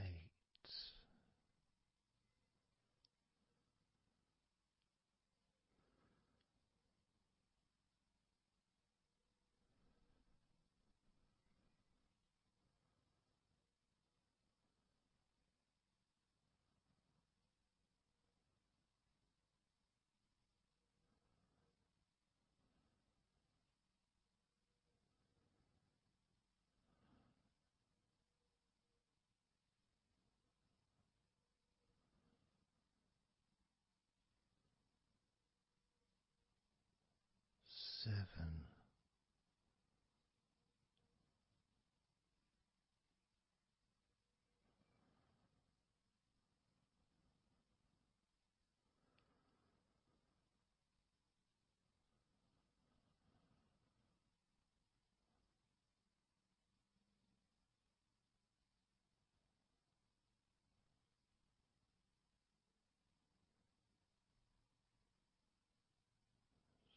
6.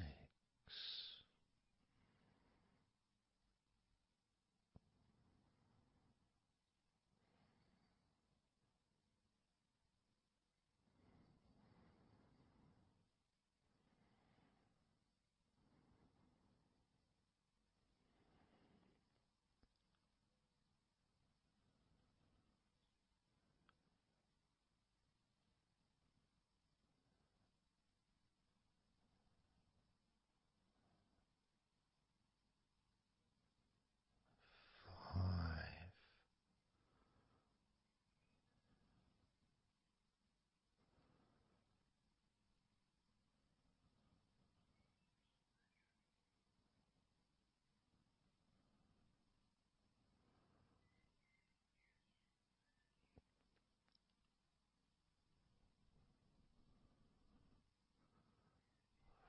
4.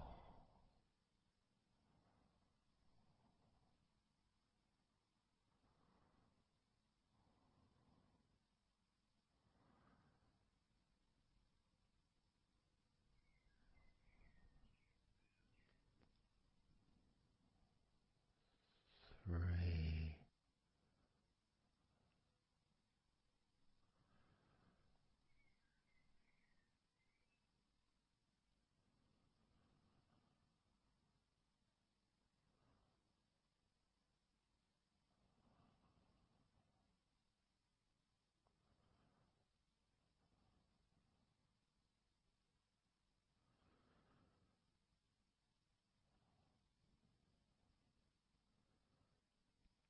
2.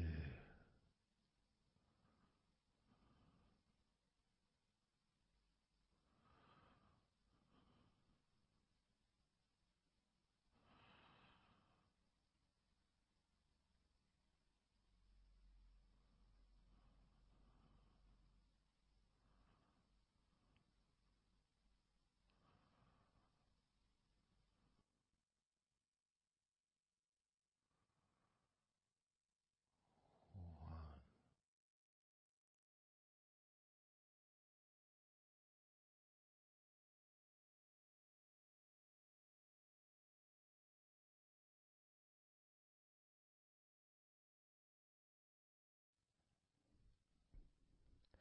Just being here now. Nothing to think about, nothing to do, nothing to say. And everything just feels calmer. And this is your natural state of being. This is how you just normally feel when you take away all of that other stuff that we add. You know, things like stress and worrying and overthinking and anxiety, tension.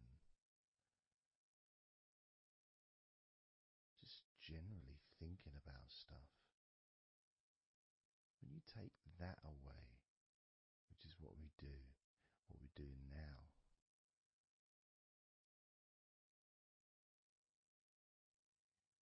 you're left with a real sense of peacefulness, which comes to you very quickly. Because ultimately, it's just a feeling. A feeling of comfort. It's almost as if you've gone inside yourself and you've found a special place where everything is peaceful. A place where you can feel relaxed and your natural sense of comfort. A place where you can be you. Where you can accept yourself for who you are. A place where you're not trying to please anybody else, ever. A place where you can actually not just love yourself, but in some ways, more importantly, you can like yourself. Appreciate who you are.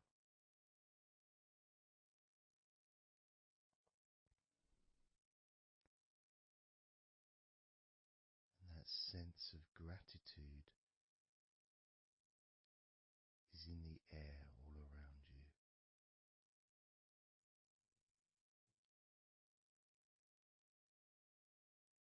And that's also a place where you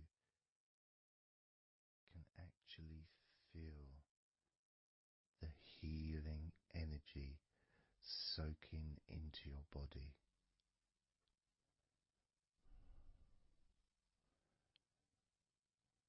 Healing energy soaking into your body.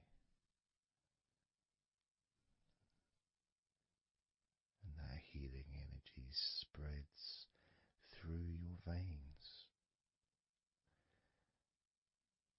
traveling to each and every single part of your body.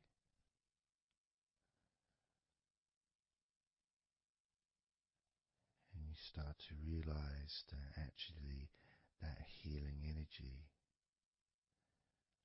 it's not just entered into your brain, it's become part of your brain. And that spinal fluid is now mixed with healing energy.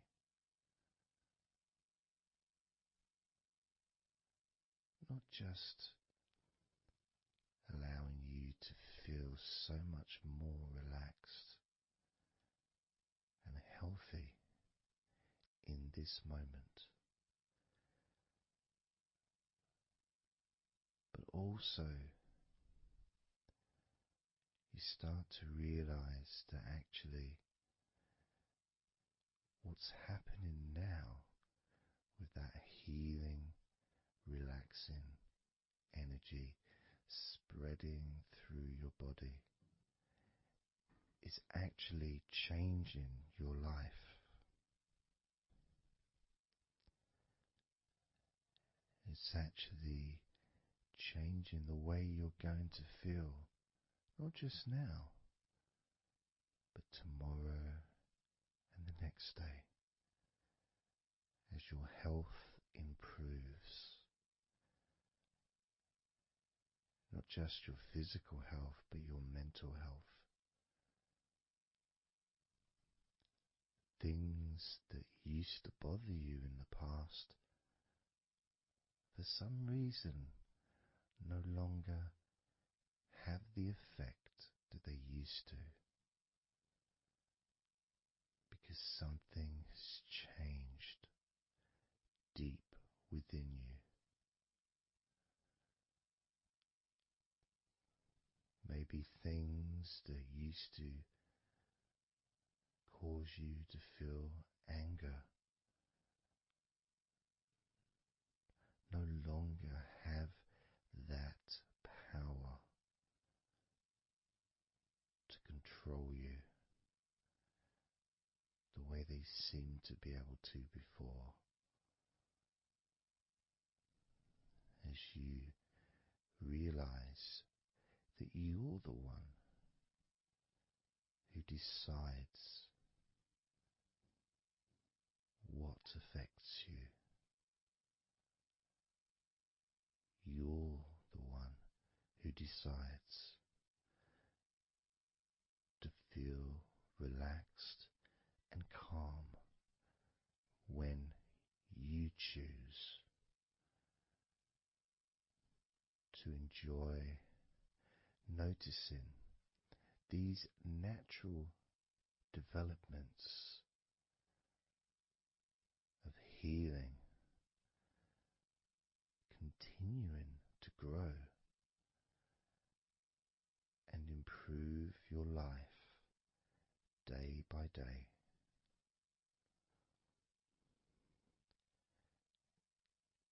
Including, of course, your ability to relax so much easier and sleeping is the most natural thing in the world to you, because falling asleep is something that you've done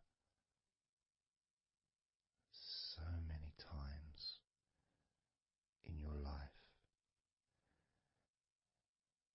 and you know that you were born, as we all were, with the ability to fall asleep naturally.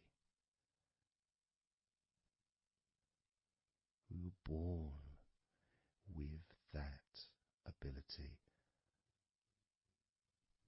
to just drift off into a deep, healing sleep.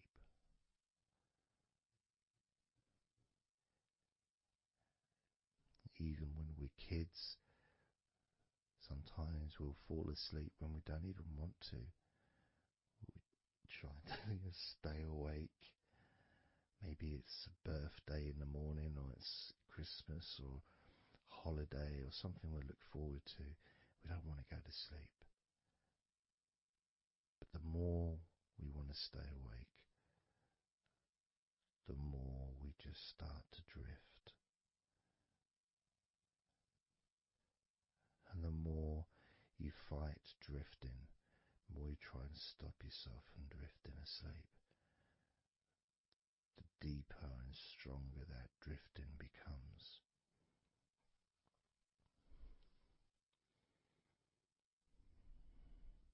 Because we're born not just with the need to relax deeply and to naturally fall asleep,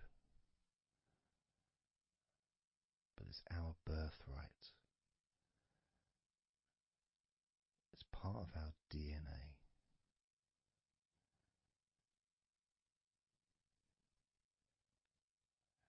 And sometimes as we get older in life, perhaps at times we have forgotten that relaxing completely is not only a wonderfully pleasant experience,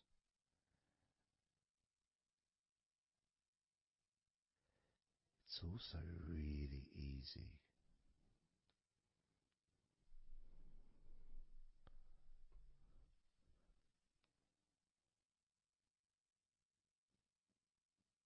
It's very, very easy easy to let go, because that's all it is. It's just deciding to let go.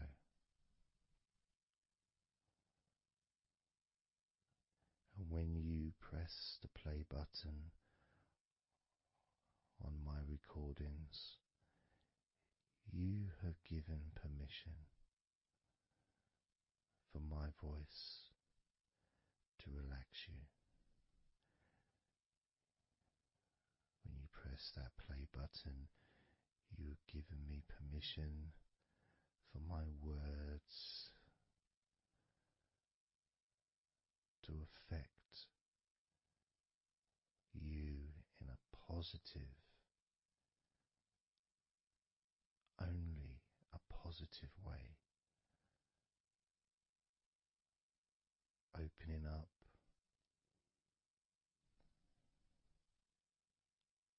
your mind to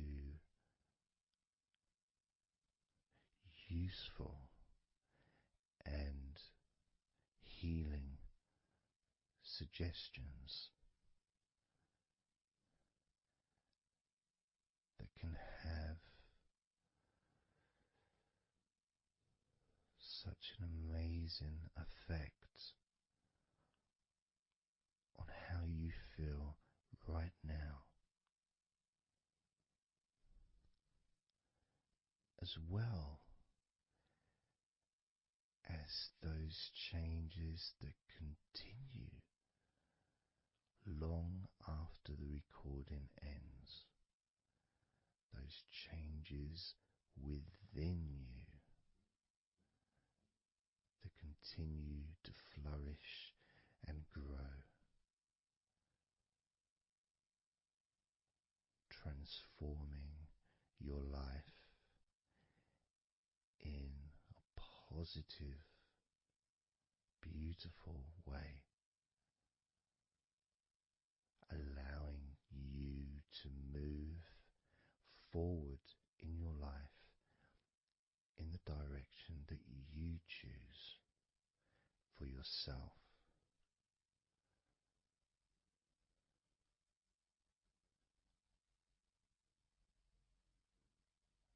And this feeling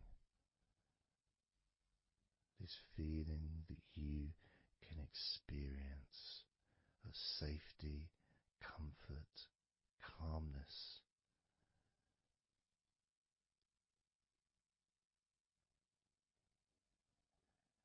just feels so nice.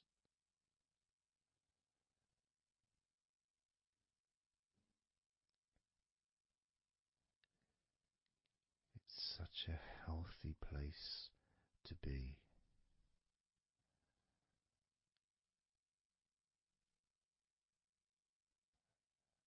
And that positivity grows within you.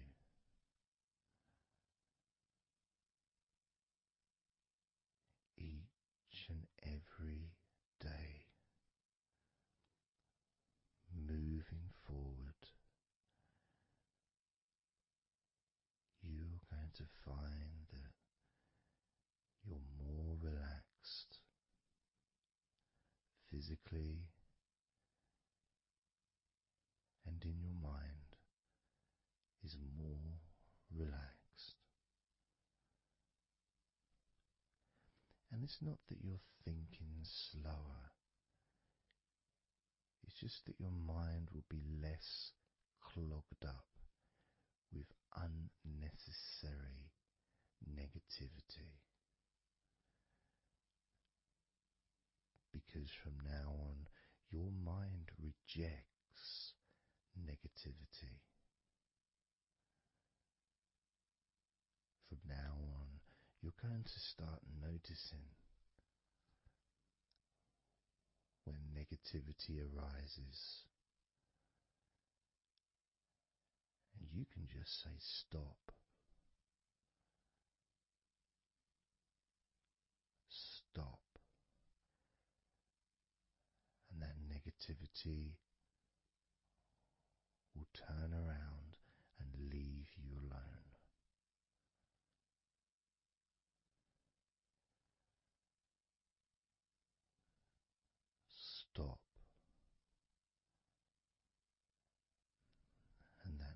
negativity would disappear.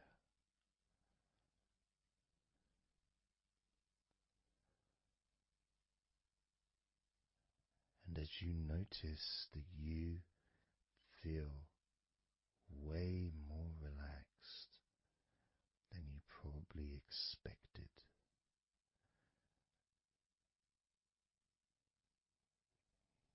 you can now congratulate yourself because you're the person that has done this.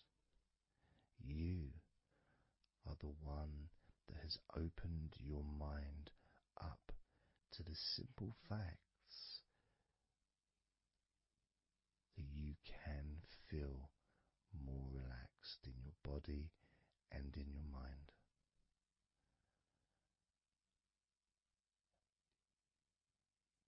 You've opened your mind up to the birthright of being able to just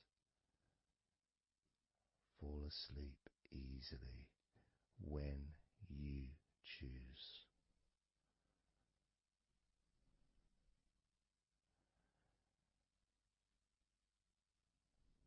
And that's a nice feeling, don't you think? It feels nice, doesn't it? To feel calm with all that healing energy spreading through your body and your mind.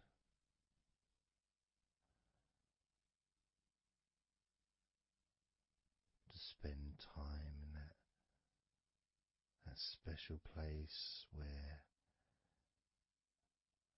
negativity can no longer enter.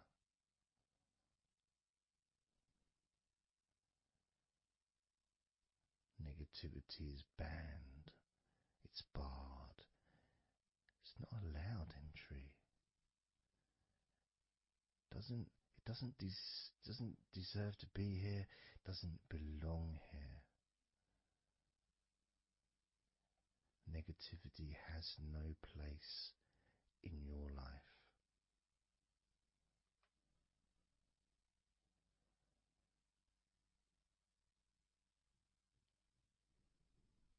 Which makes room for more comfort, more healing, more relaxation, more peace.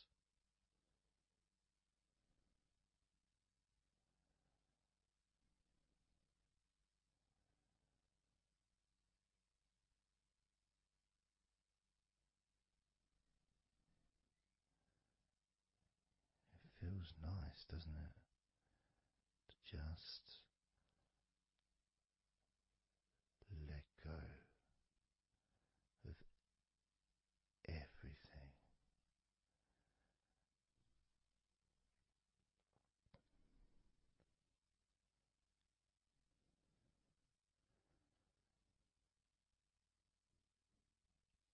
And I'm going to count down now from 20 down to 1. You can continue to relax. If you choose, you can drift to sleep.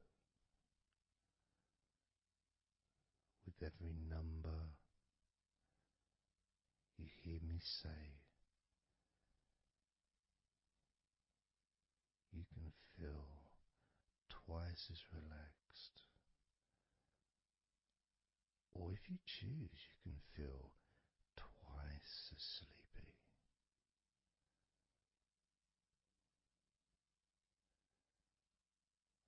Now,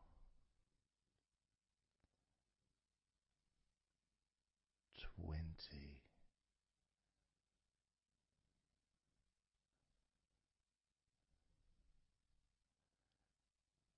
19.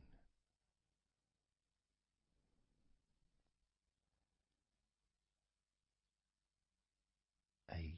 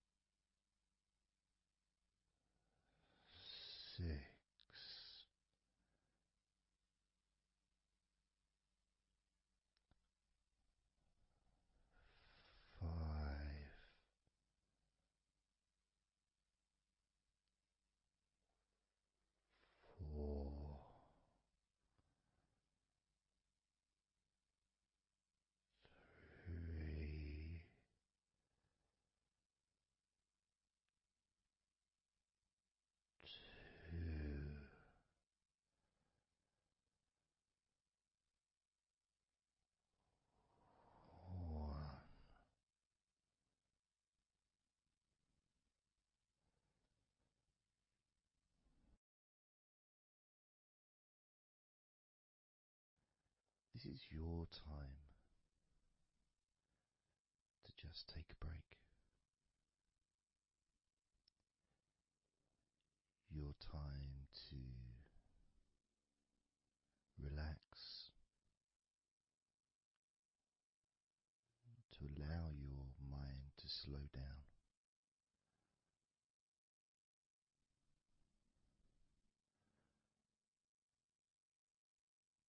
To give yourself permission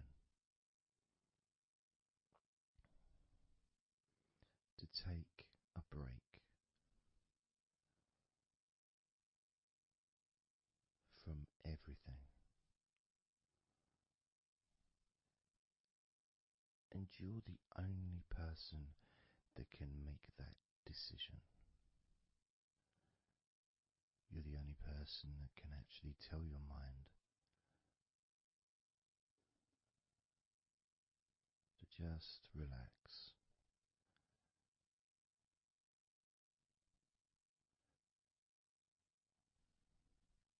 To just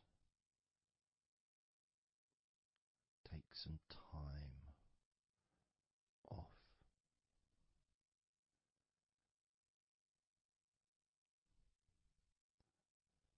So that you can focus on your body, getting in touch with how you feel physically.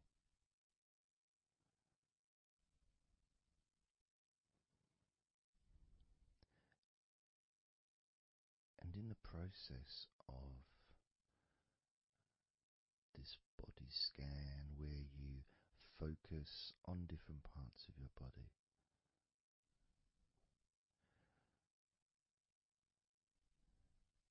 those parts that you focus on and observe, even though you're not purposely requesting for those parts of your body to relax, it's kind of expected. You expect, when you listen to my voice, to feel more relaxed naturally.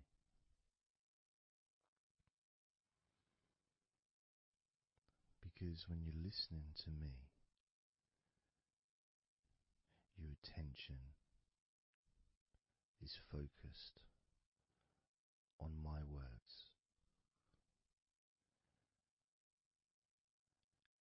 And as my words guide you to focus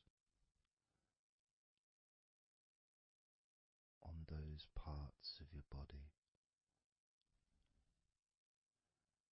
your focus increases.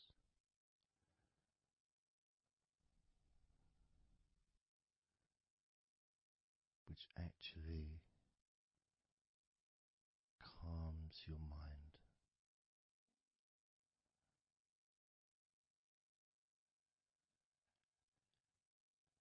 And when your mind calms down,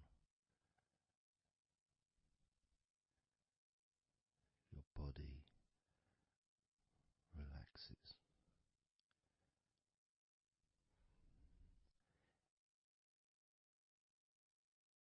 And when your body calms down,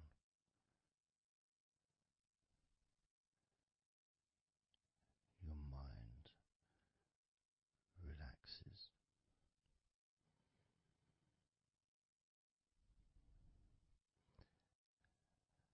And even though we've not really started to focus on your body, you can already feel that healing energy spreading through your body, pushing out stress and tension, healing all the parts of your body, including your skin,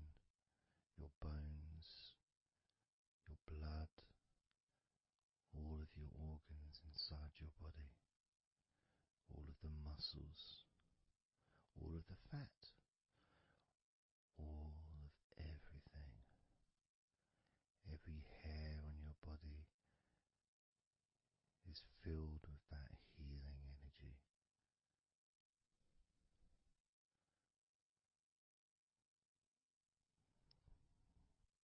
And when your brain fills with that healing energy,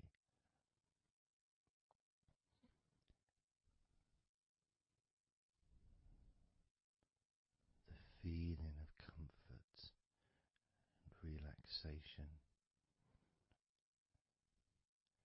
increases.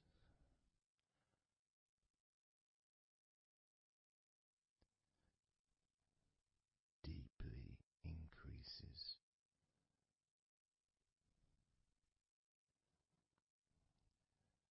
In a way that your mind starts to feel perhaps a bit drowsy,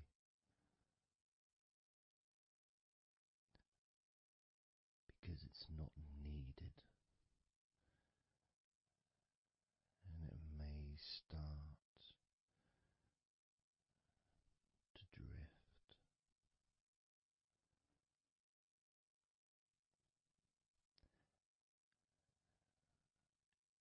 If that's what's needed. So if you're listening to this and what you need is deep relaxation, that's what you'll get. If what you need is to fall asleep naturally and easily as your mind drifts, that's also what will happen.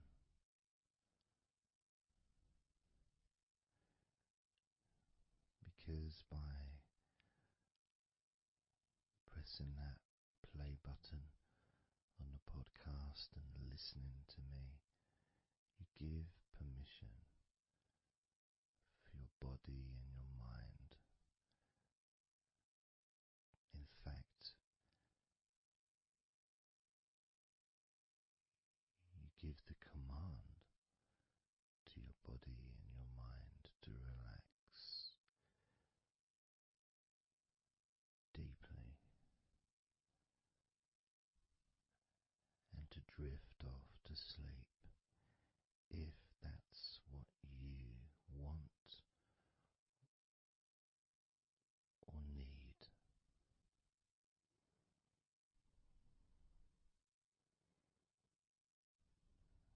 And as I focus on the different parts of your body,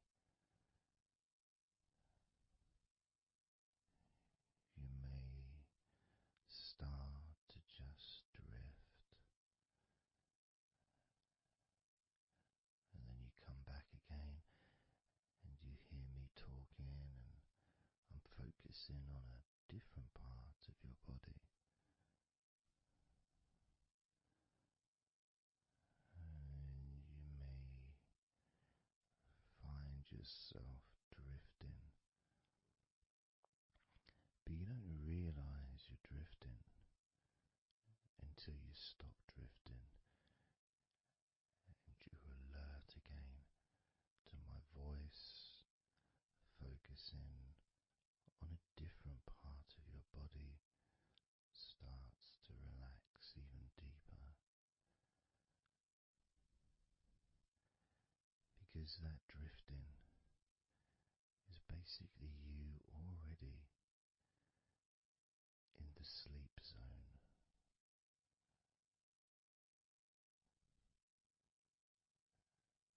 And the more you drift, the longer you drift, and the longer you drift,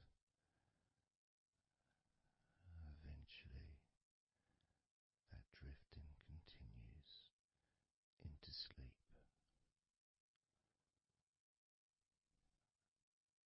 And that's the last you remember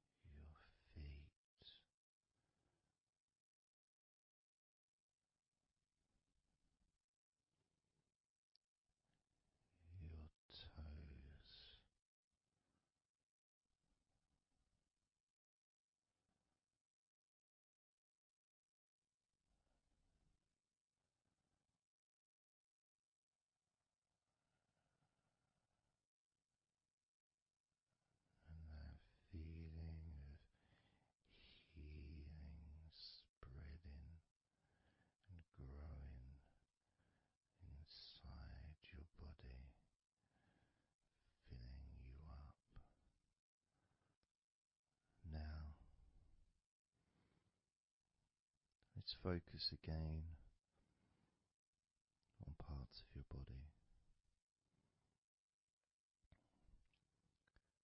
Focusing this time on your forehead.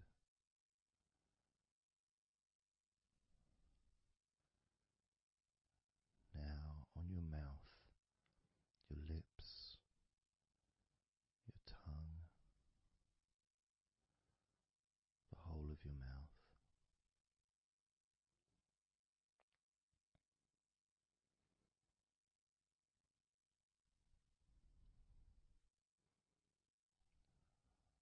Focus in on your fingers.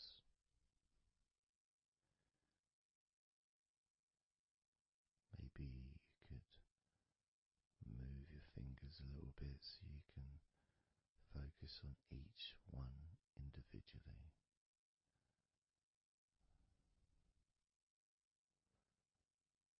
Both hands. And even though as you focus on both of your hands now, they almost seem to just melt into one.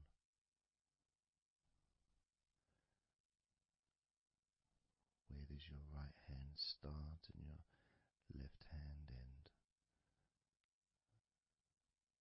It's almost as if it just mix together.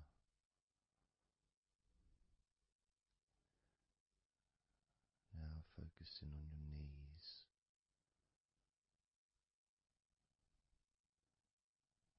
Just noticing how your knees feel.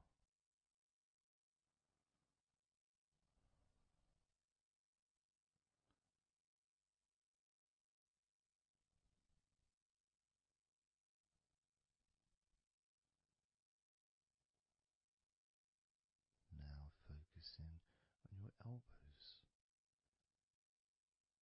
Focusing on both of your elbows.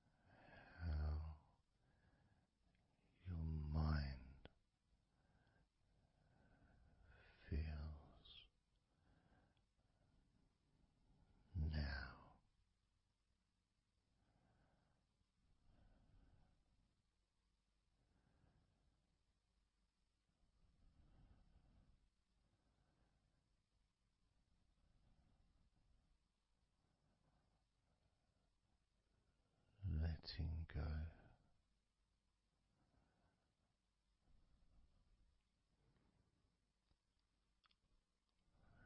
Letting go.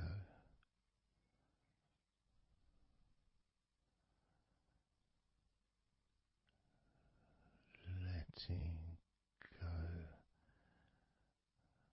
of everything.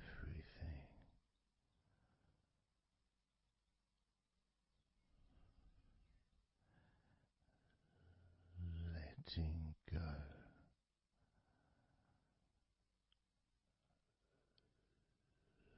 Letting go.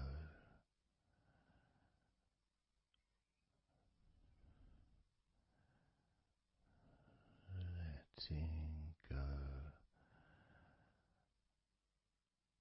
of everything.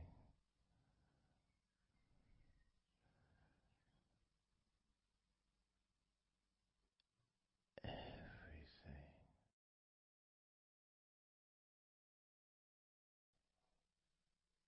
I'm going to start now, and I'd like you just first of all just to see yourself lying down on that massage table, lying on your front, your head is supported, your arms are supported,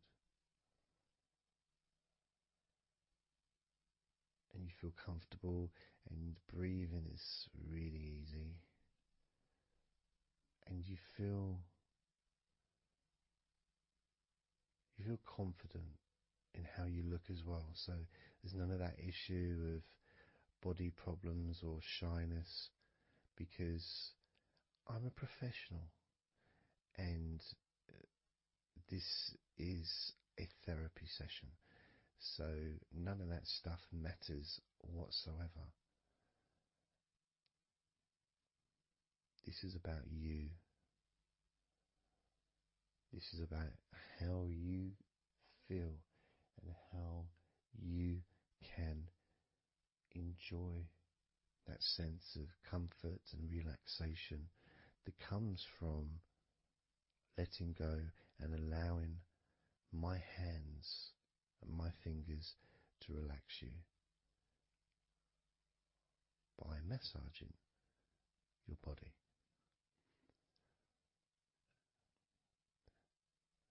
So I want to start off just by placing my hands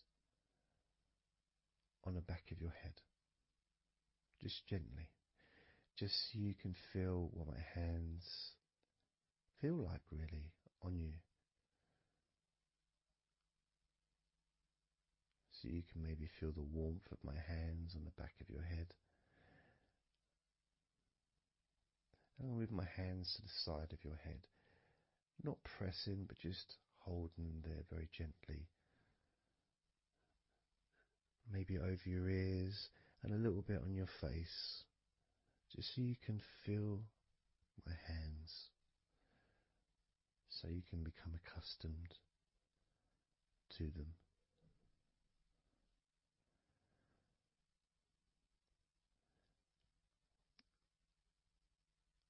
And now put my hands on the back of your head again and gently let them slide down onto the back of your neck.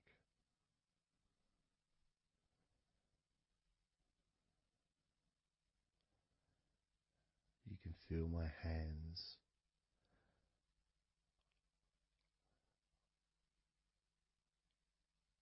gently stroking the back of your neck to start with, just so you can get used to the feeling of my hands on your skin. Get accustomed to it. Realize that you're safe and it's all good, it's all fine.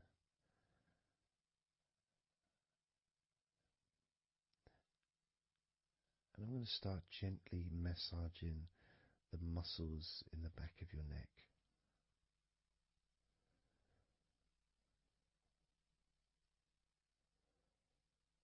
With both hands.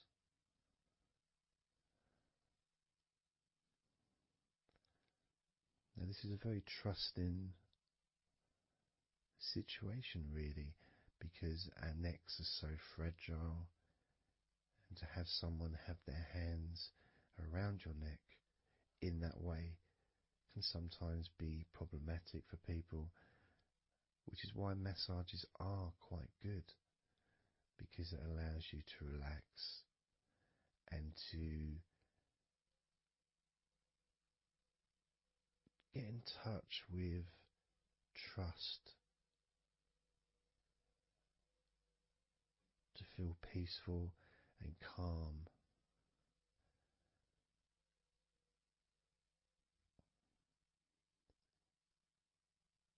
There's a massage the sides of your neck gently, moving from the bottom of your neck, which would be sort of near where your shoulders start, I guess, all the way up to your jaw, your ears kind of area, that side of your neck. Of course, is a lot longer than the front of your neck.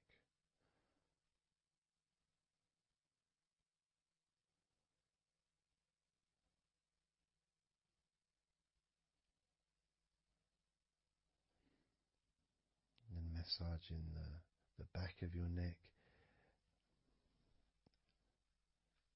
especially that area where perhaps we hold tension. And as that area is massaged, you can actually feel a sense of release in the back of your neck.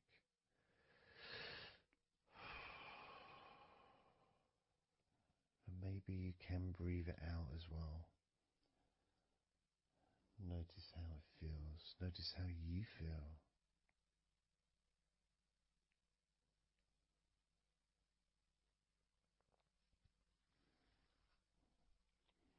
Then moving down to that area between your neck and your shoulders, that muscly area, starting to massage that area on both sides. I mean, this would be the area that a lot of people would massage if they were going to give you like a shoulder massage. Even that's not technically the shoulders, but it's all the muscles that lead to the shoulders, from the neck. And again, that can hold tension and stress. And when massaged, sometimes a nice deep massage is useful. And you decide how deep that massage is.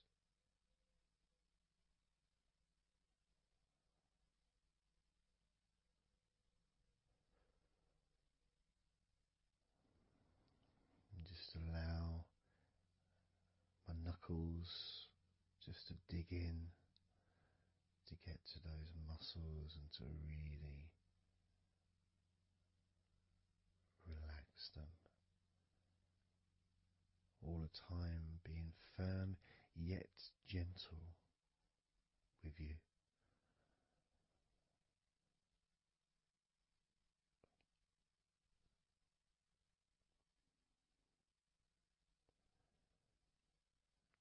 And just stroking down that area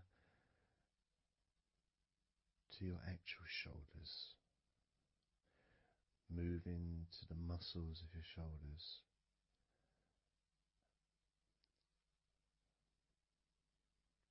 And maybe initially just pulling up the shoulders a little bit off the table, just to give you a little bit of a stretch, but very gently.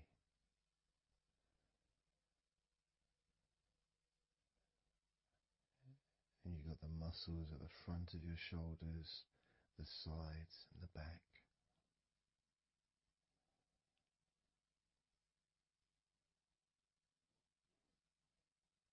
Again, this is a part that can really take quite a bit of pressure, quite a bit of kneading, if you wish, to really release release the tension, to really get into those muscles, and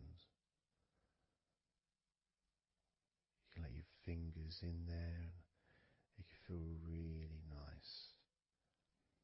Sometimes just being stroked gently or being massaged quite strongly can all be beneficial to the relaxation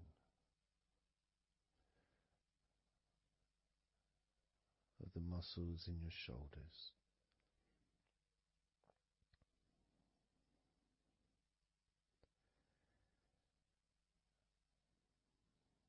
Now, as we move down your arms,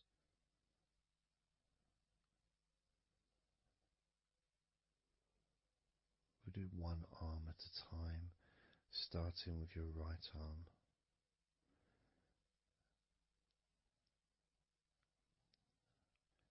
What I'll do is I'll just lift your arm up, just hold it to the side of you. Don't worry, it'll still be attached. And I just massage the tops of your arms.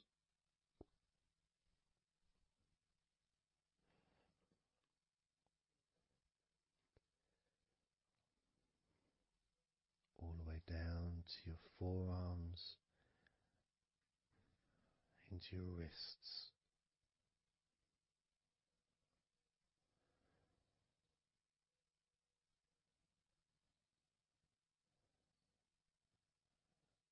Gently massaging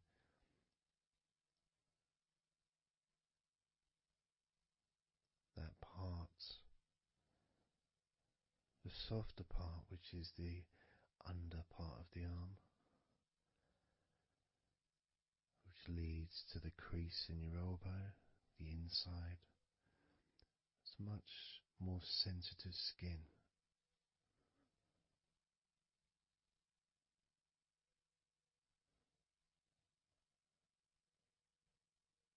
Sometimes just having that stroked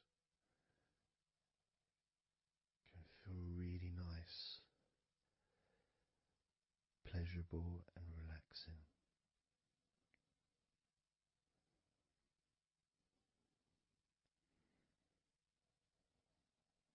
Now moving down to your right hand.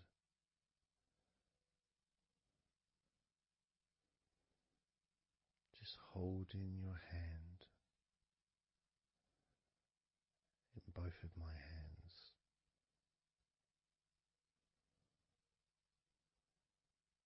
Just pressing gently on the back of your hand and stretching your fingers ever so lightly. At the same time, pressing down and massaging each finger.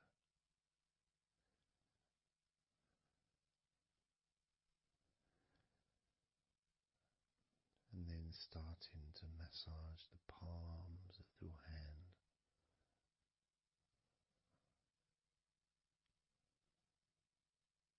Just turning the hand gently, stretching it gently.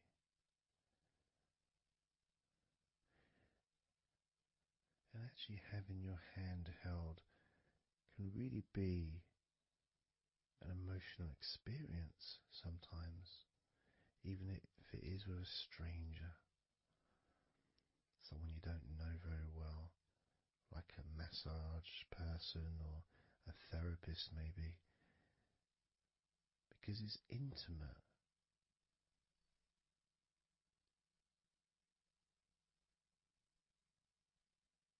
And it can feel nice and you can feel safe.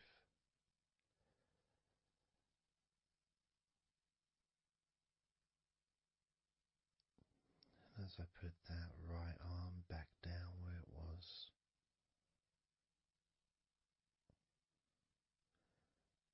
we're going to do the same with your left arm. Exactly the same. massaging the muscles in your arm all the way down to your wrist, stroking the inside of your arm.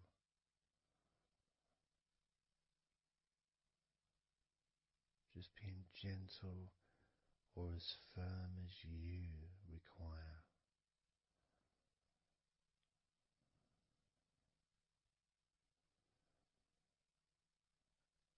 And then massaging your left hand,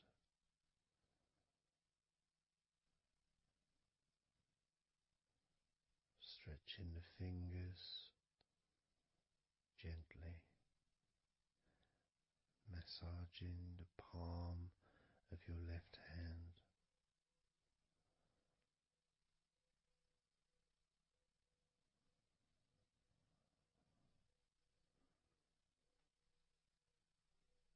You can feel so relaxing.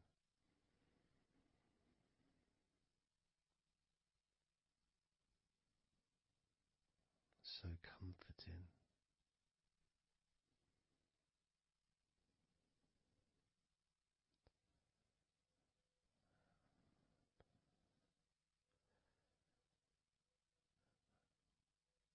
Now just rest your left arm back down.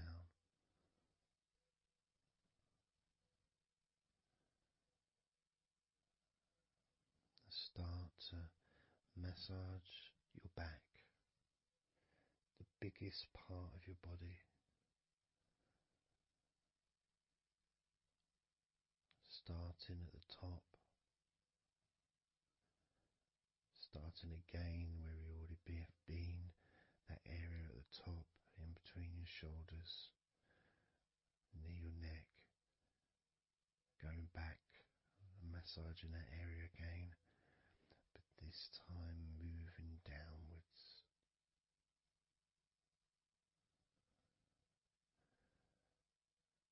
Making a downward stroke to the middle of your back,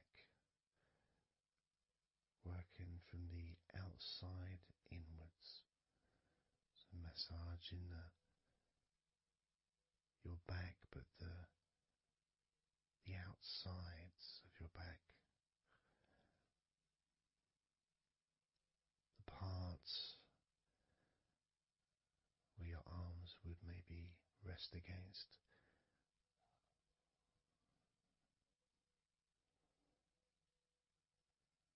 Almost the part that connects your front to your back.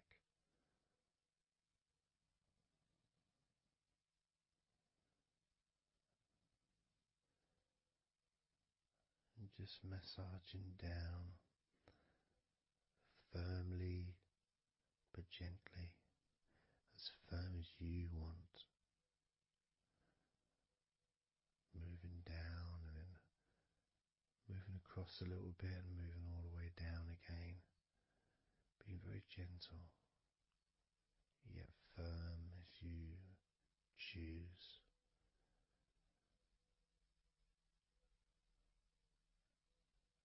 Eventually we get to the spine. We can massage the muscles on either side of your spine, from the top of your neck all the way down to your lower back.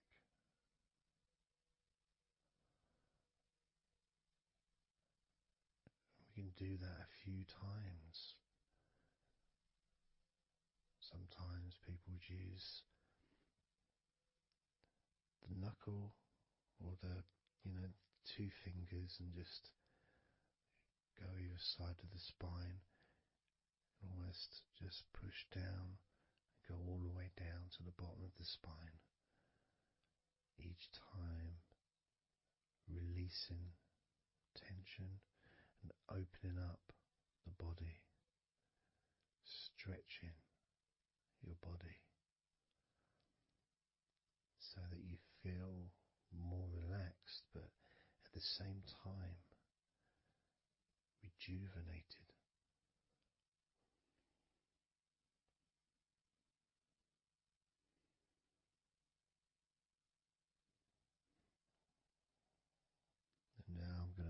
to one side, to your right side,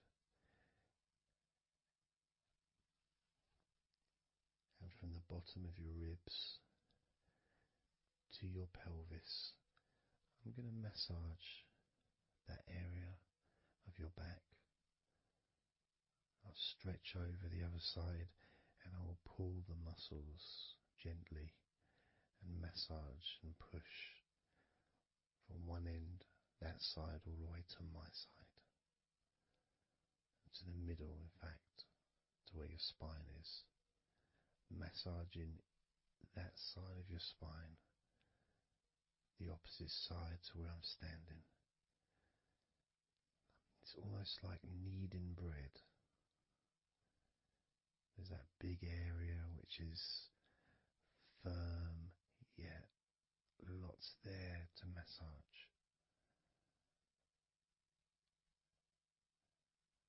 Potentially one of the most important places to actually have a massage, because you really feel it. You really feel the release and the pleasure of having your lower back massaged. It releases so much from your body that's not useful, starting a healing process which will continue long after this recording is over.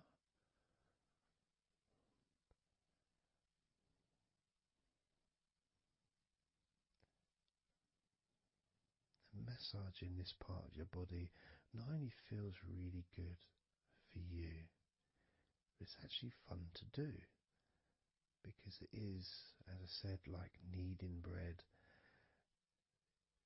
It's a part that you can really get a hold of and really massage deeply, if that's your choice.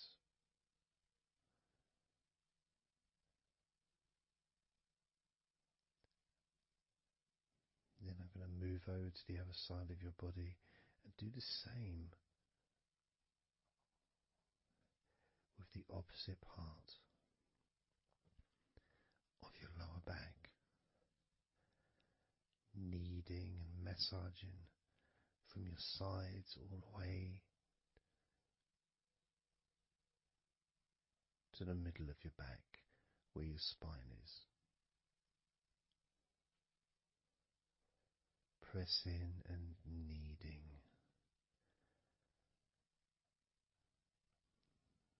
firm and gentle at the same time. It feels so releasing. This a mixture of pleasure, comfort, release, calmness, relaxation, all mixed together.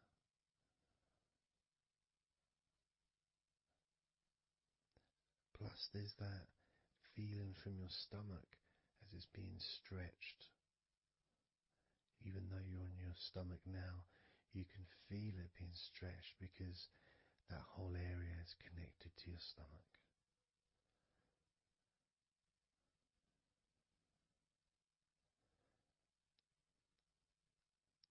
Now we're going to move further up to your top of your body, and I'm going to do the same.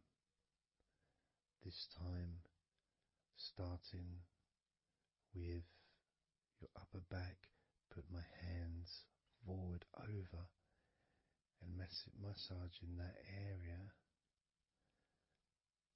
up to your spine, from the side of your body up to your spine. So some of that massage area, the muscle tissue, or whatever, fatty tissue even, will be possibly from your chest, because it's all connected. The chest and the back connect together. I'm going to be massaging and just pulling some of that skin from your side up and massaging that area of your upper back all the way to your spine. move down a bit and I'll continue with the middle of your back, doing exactly the same thing. As gentle or as deep as you choose.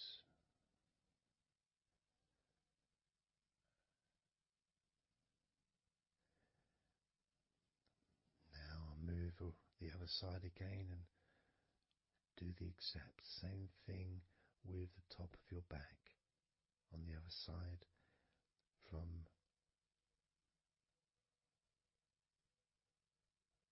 pretty much underneath your arm area, really,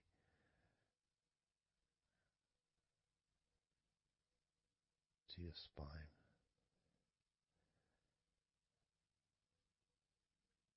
And then continuing that all the way down, including your middle of your back.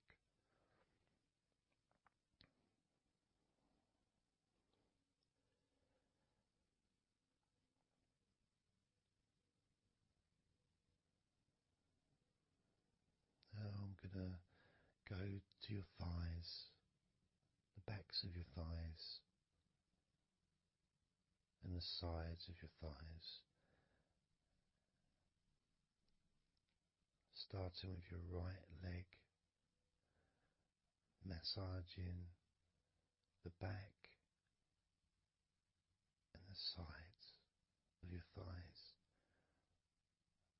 gently and firmly. There's a lot of muscles there. It's an area that can be very tense at times and maybe needs a little bit more pressure than the rest of the body. But that's up to you. You can gently stroke the back of your legs where, opposite your knee joint or underneath your knee joint.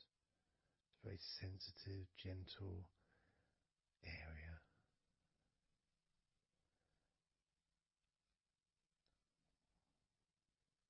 And working down to your calf muscles, massaging your calf muscles thoroughly and deeply if you choose, using both hands and fingers, digging deep.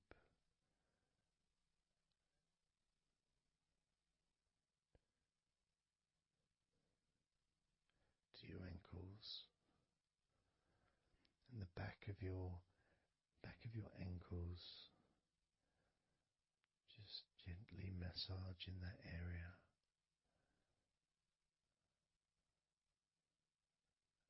Maybe lifting the leg and stretching it a little bit.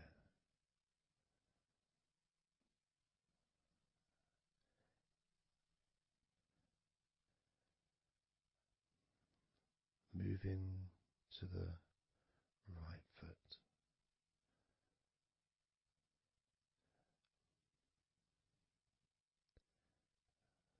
Massaging the bottom of your feet and the sides of your feet.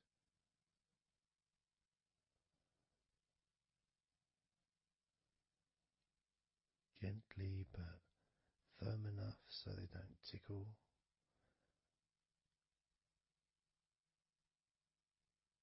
And just allow the pleasure that you get from having your feet massaged to just overtake you. As I continue to massage your feet, the bottoms of your feet, the sides, your arches, your heel. You can put a lot of pressure into your heel and it feels amazing. Yet the arches need to be a bit more gentle. Stretching your toes gently and massaging the bottoms of your toes with my fingers, each one individually.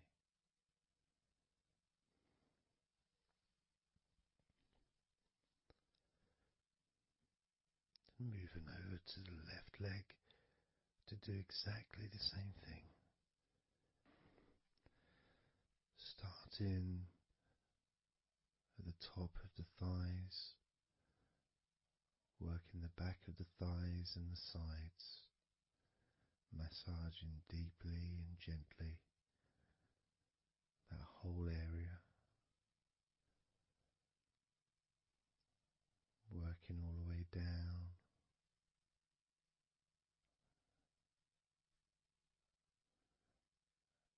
And this is an area that maybe you could like to spend more time relaxing and massaging. So perhaps if you wanted, I could make a future recording where I spend more time on one particular area.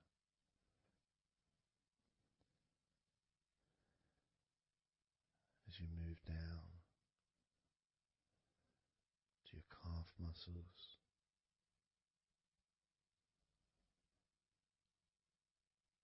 massaging your calf muscles firmly and gently.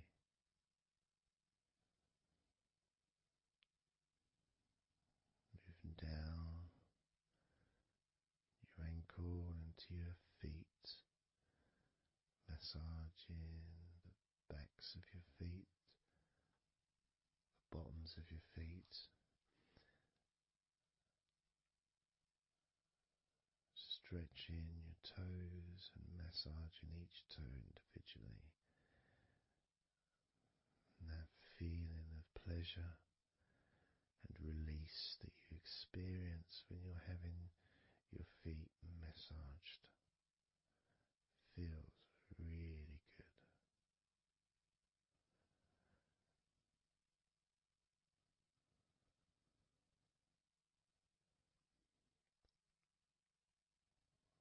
Now, as you turn over in your mind, laying on your back,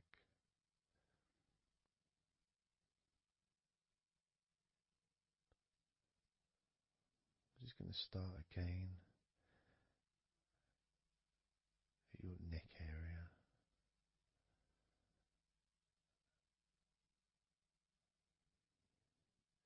In your shoulders,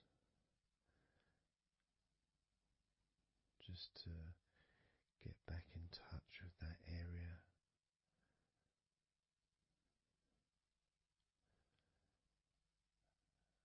And as we move up,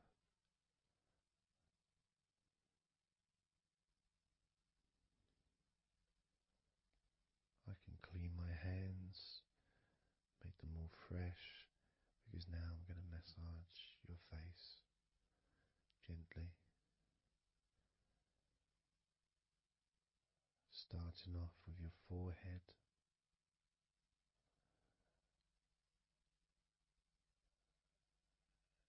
your eyes are closed, and I can just stretch your eyes a little bit, pushing up on your eyebrows.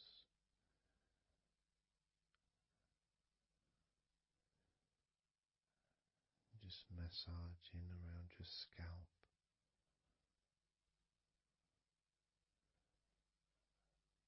Massaging down your cheeks, around your ears, into your jaw, gently. The sides of your neck, your chin,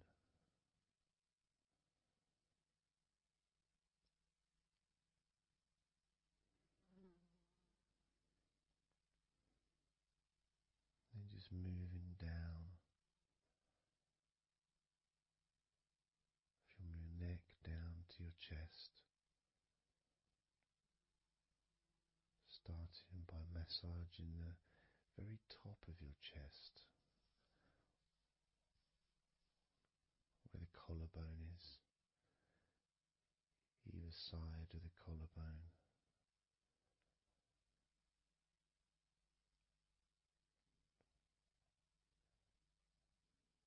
And then just massaging the whole of the chest.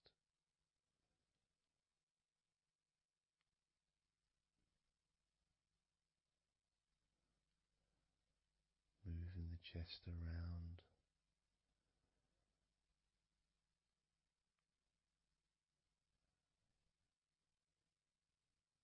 Because it's quite a large area, you can move from one side to the next,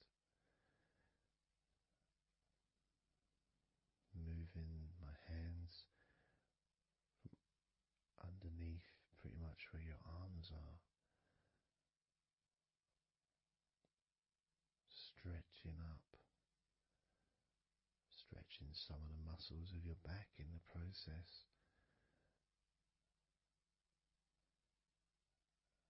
Moving up over your chest, and then moving down again.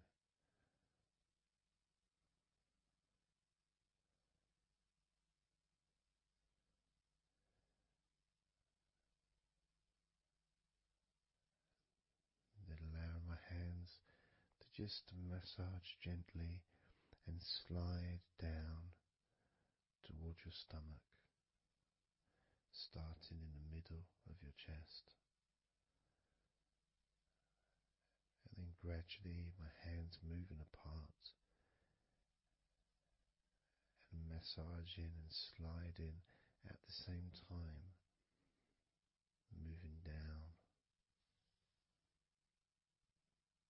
to just below your rib cage.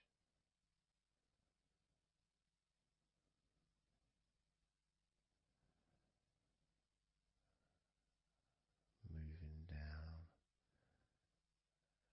then massaging up again, giving your chest all the attention that it needs to feel completely relaxed.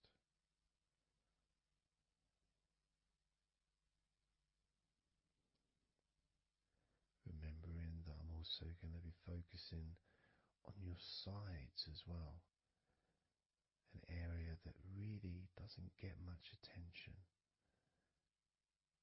but feels really good when it's massaged. Just stroking my hands down the sides of your body,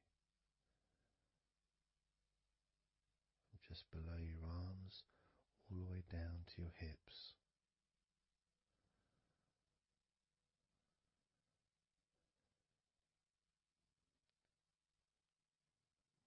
Now moving to your stomach area, I'm going to stand one side of you like I did when I did your lower back. I'm going to do a similar process of just stretching the muscles from your side, gently massaging from one side to the next, moving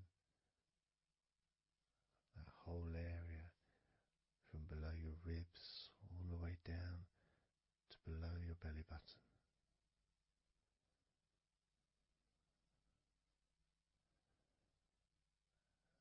And then move round to the other side of you and repeat that.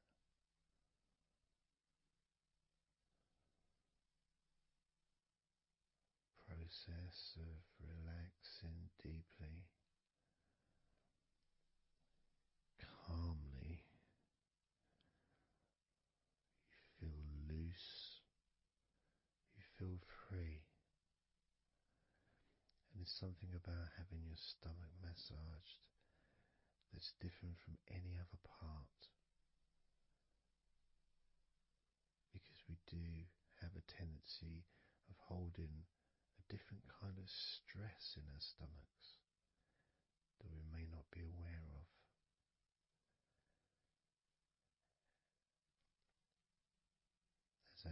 massage your stomach, the front of your stomach, making circles around your belly button.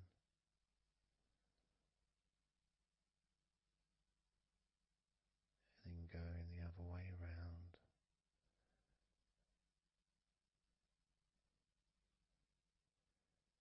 There's a gentleness and a freedom that comes from feeling how you're feeling.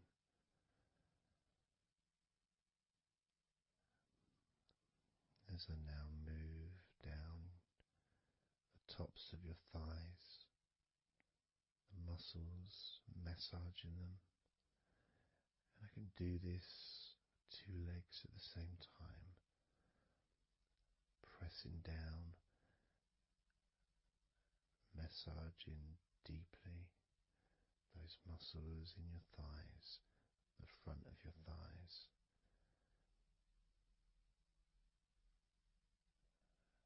And moving down to your knees, gently massaging your knees. Sliding down your shins, putting pressure on either side of your shin, gently, softly but firmly. Moving down to your ankles, stroking the tops of your feet.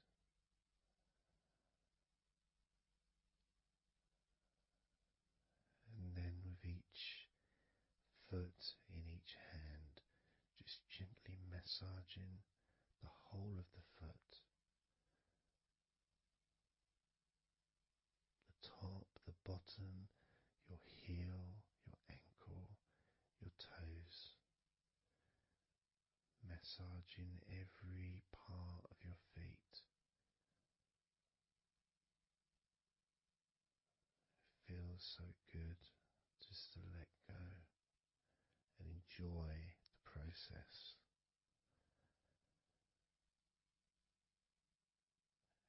Enjoy feeling so deeply relaxed.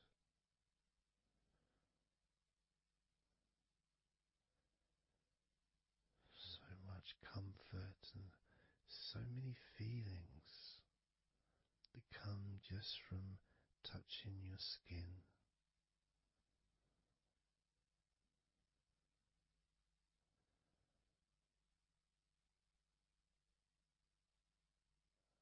And you can just lie there for as long as you choose, enjoying the feeling of deep comfort from being massaged by me.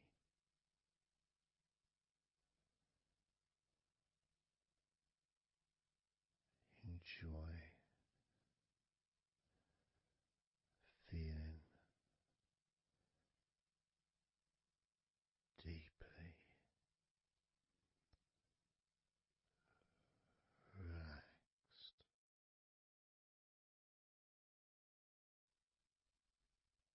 And all we're going to do is blow out some candles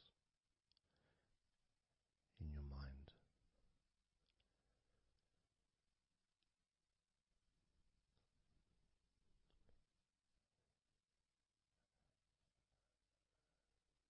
There are going to be 100 candles.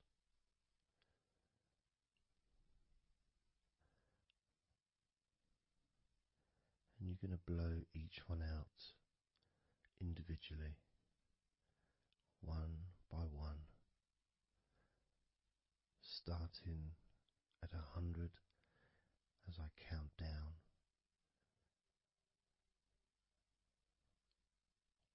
All the way down to 1.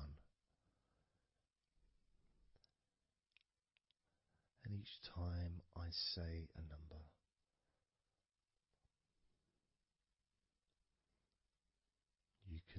imagine that candle in front of you,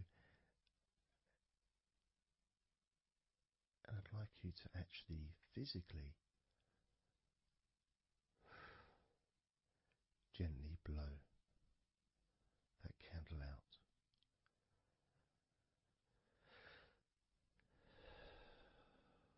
Just so it's not a big blow, it's just a gentle, and that candle will extinguish.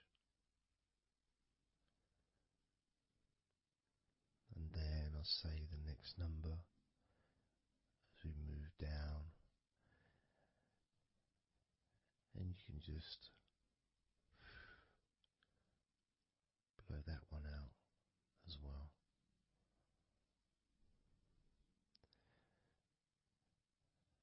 And as we move down the numbers, you'll find yourself feeling more and more relaxed. And if you need to sleep, you'll also find yourself becoming incredibly tired and sleepy. In fact, you may struggle to blow out all 100 of these candles.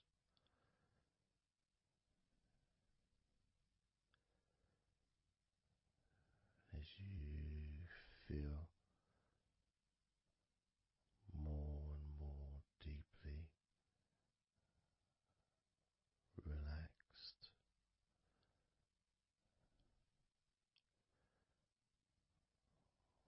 more and more deeply tired, and the further you go down, the more your mind starts to drift.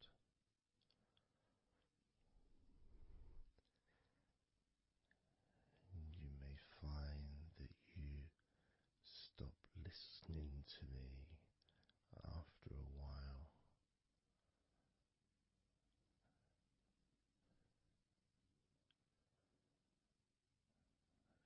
And even though there may be background sounds where you are, you'll be aware of those sounds at the moment.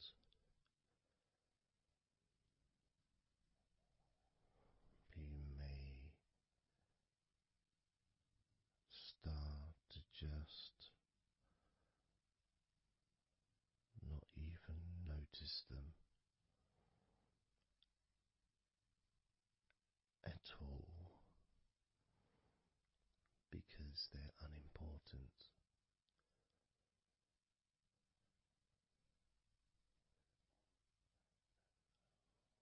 Where I am, I've got the sounds of the birds. There's Horace the pigeon, who likes to say hello sometimes. And there's the odd plane that goes by, maybe traffic and trains in the distance.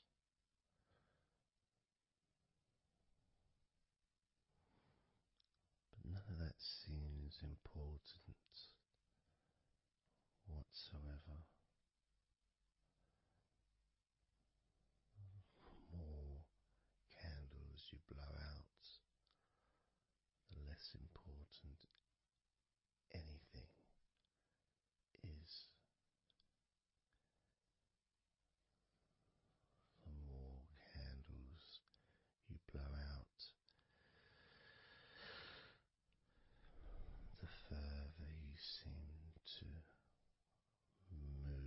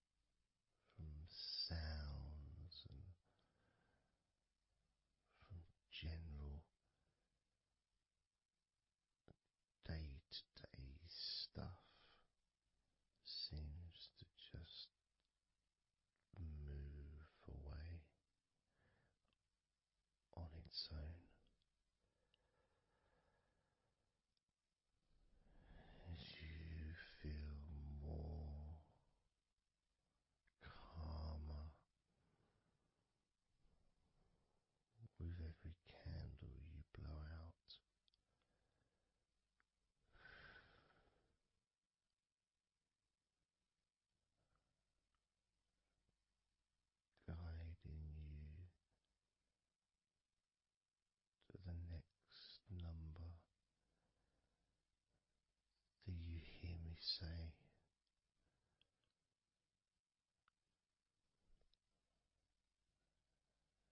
And then you blow that candle out too.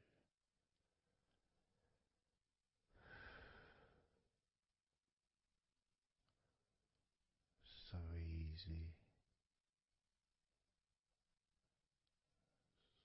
so simple.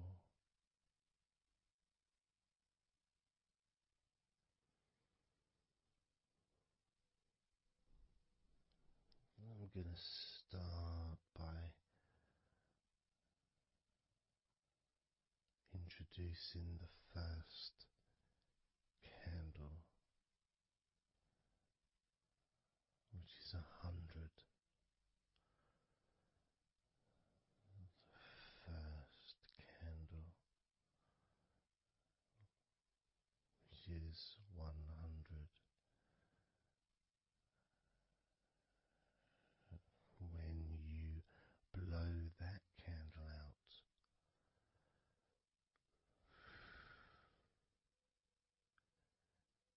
you'll find immediately a slight change in how you feel,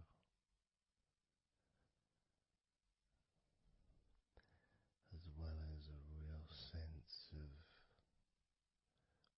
positivity growing within you.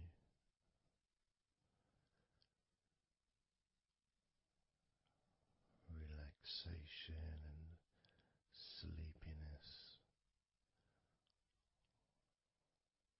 expanding,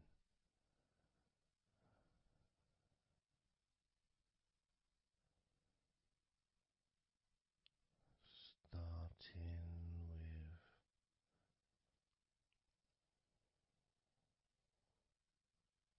100. Blow out that candle now.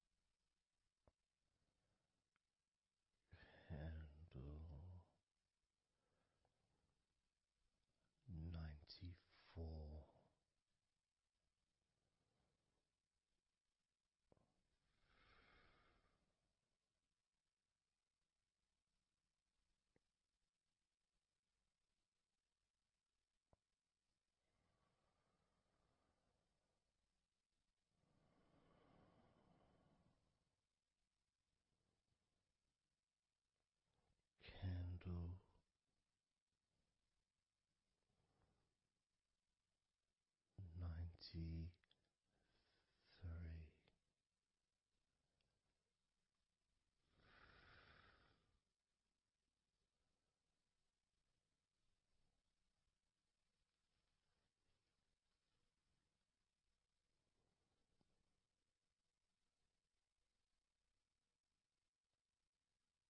Candle.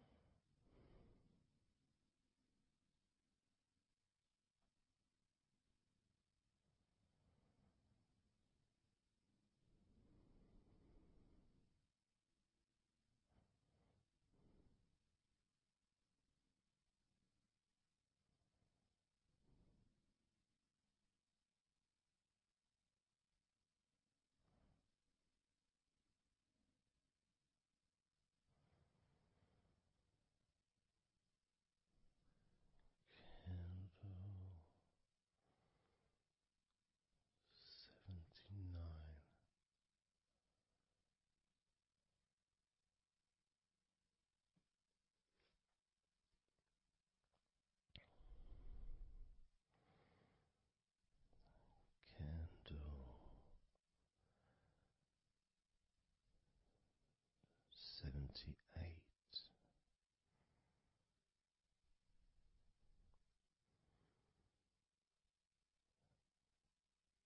Candle 77.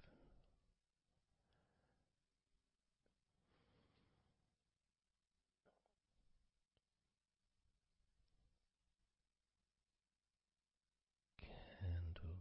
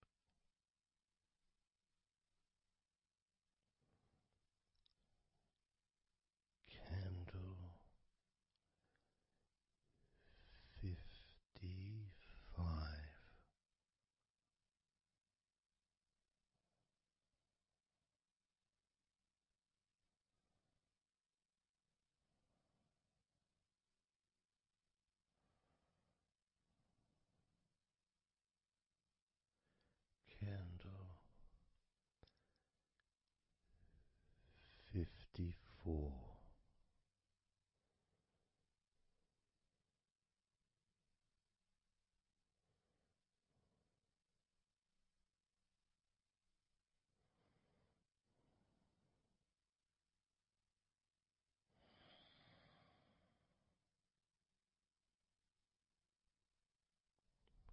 Candle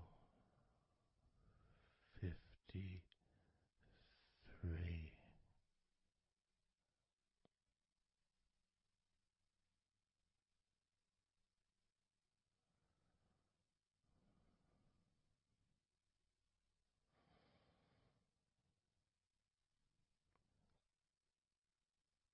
Candle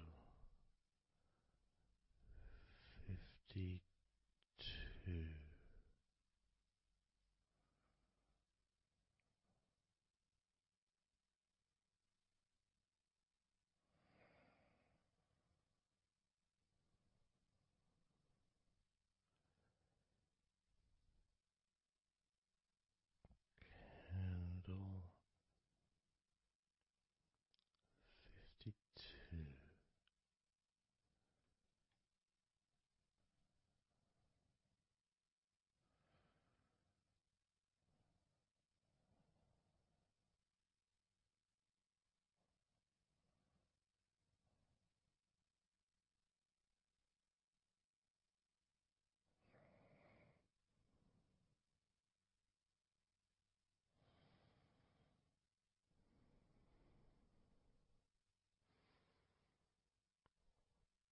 Candle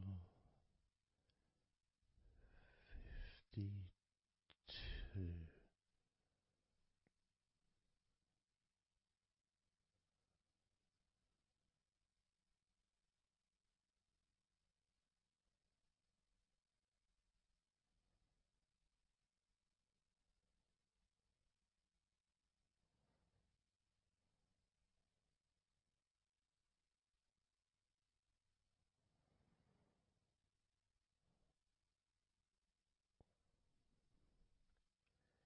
Candle 51.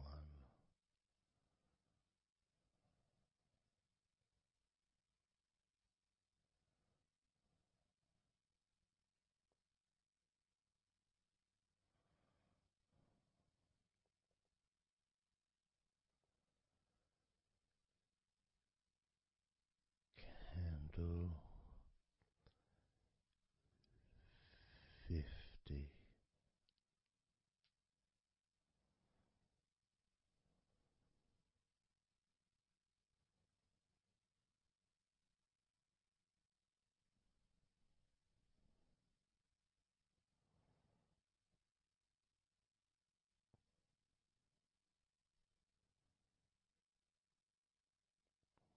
Candle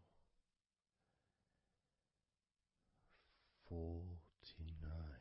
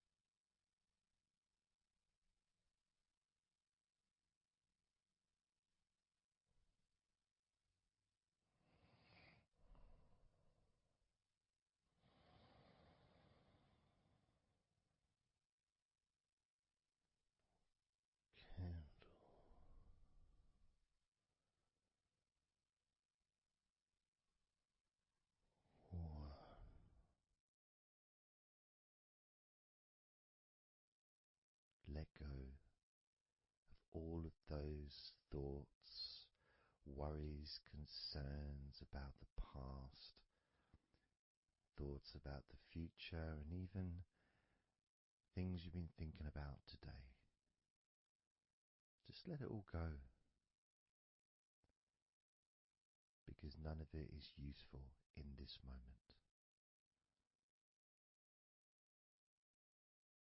This is your opportunity to just focus on feeling relaxed, allowing yourself to get in touch with that natural sense of peace that we all have within us. It's available for everyone. It just sometimes takes a little bit of effort to set up the right time and place in order for you to just let go. Because when you do decide to let go and relax, that's what your body starts to do. Because you've chosen to just allow your body to unwind, and your mind starts to slow down. And it's a nice feeling. It's a nice feeling at the beginning just to know that you have chosen to decide to relax deeply. And because you've made that decision, your body will just follow suit. Because sometimes all the muscles in your body need is just permission from you to relax. Because so often we're busy, we're going from here to there, we're walking around and we're doing stuff, and the body doesn't have any time or space to really relax deeply. So it kind of waits for you to lead the way, waits for your permission. And when you do give your permission, when you give the say-so, when you say, okay, it's time for your body to let go completely and relax totally, your body just follows. It's almost like a breath of relief. Ah, good, I can now relax. That feeling at the end of a day, of a very physical day that you may experience in the past, where you get home and you just sit down on a chair, maybe you kick your shoes off, and feels so nice, knowing that you don't have to get up again for a little while at least. And if you choose, you can just sit there for maybe an hour or two. It feels blissful. And just by sitting down like that, your body knows that it's time to relax. Your body has been given permission from you, because it's a mindset. In your mind, you're prepared to let go of everything and just completely allow all the stress of your body to evaporate,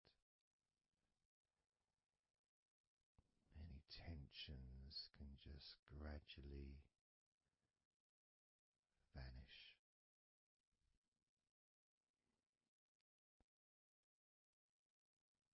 It's almost like magic, really,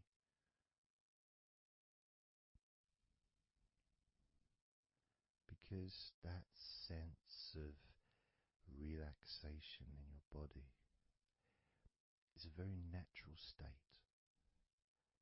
It's not something unusual.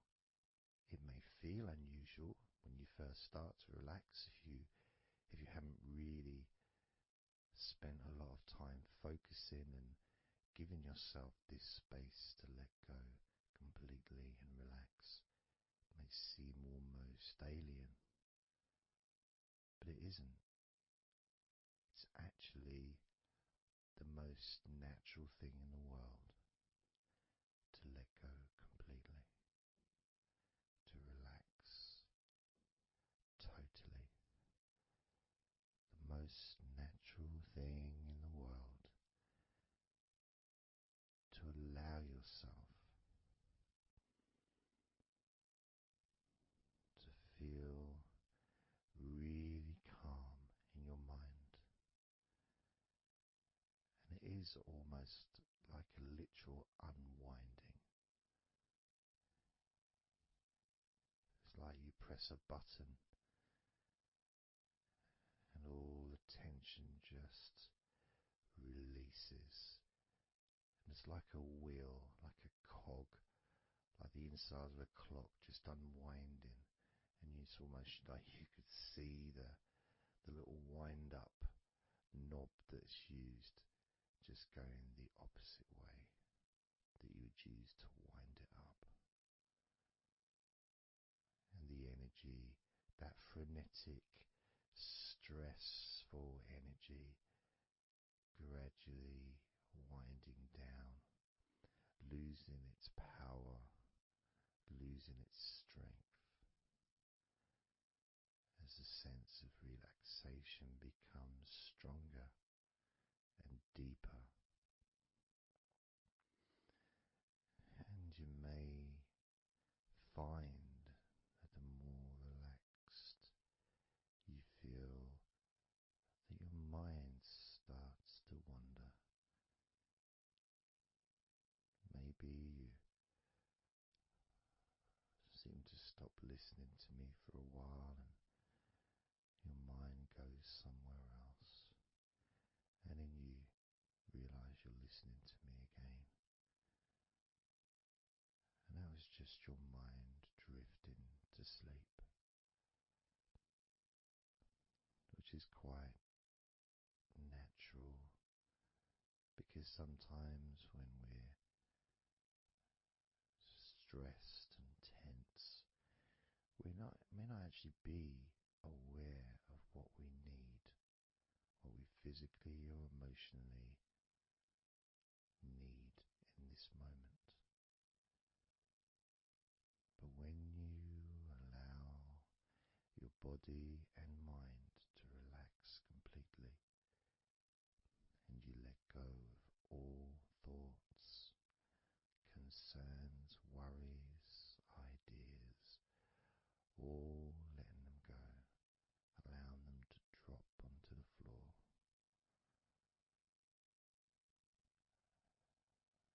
You start to get in touch with the feelings of such relaxation. It feels so nice.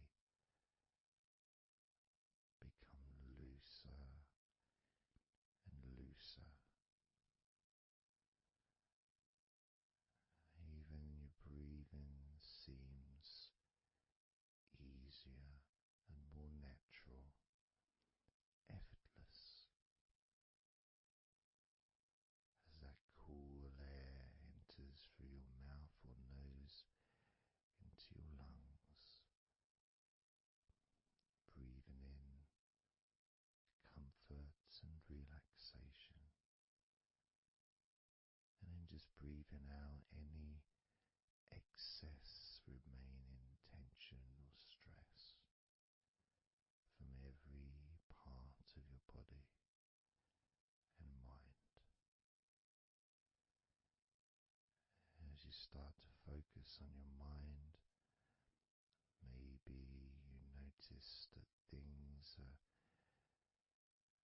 come to a standstill, or maybe just much, much slower than before, because your mind is not really needed when listening to my voice,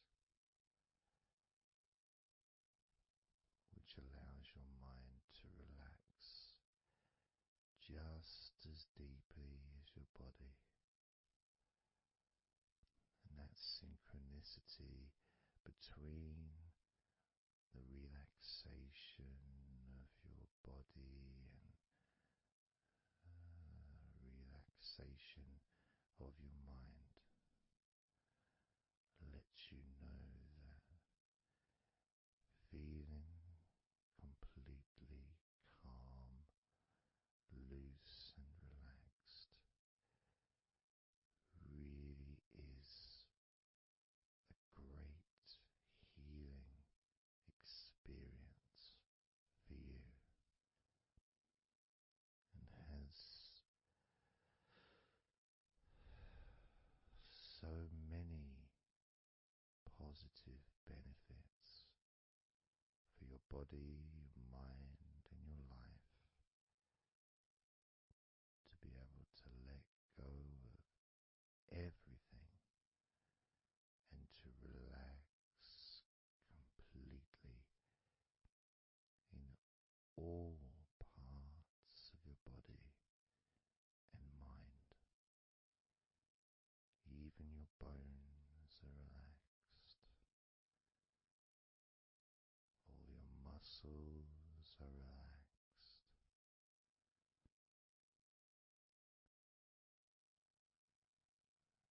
Even the skin that covers your body is relaxed. Every hair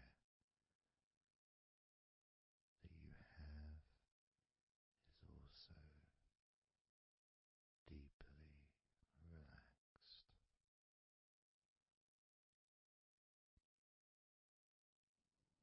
And your brain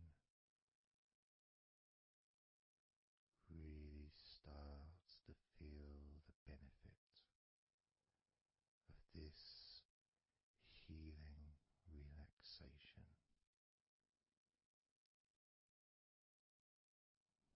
And as you focus on the inside of your scalp, where your brain is, you can start to realize and notice the benefits of your brain relaxing deeply. And as your brain continues to relax, it sends those messages to the rest of your body and your mind to really relax even more deeply, relaxing even more completely, letting go of any remaining thoughts or concerns. Allow them just to drop onto the floor, because they're no longer necessary in this moment, this moment of deep relaxation and calmness, filling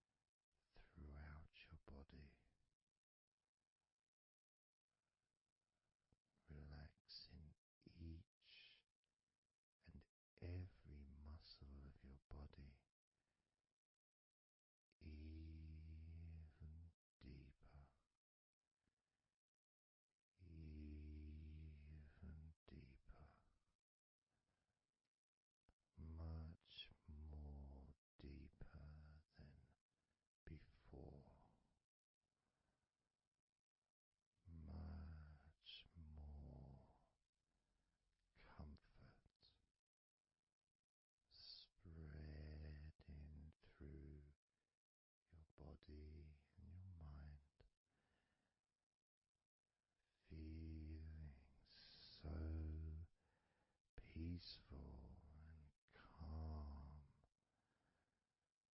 so very, very peaceful in every part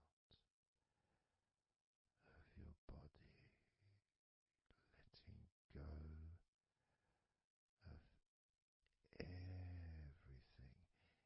of everything,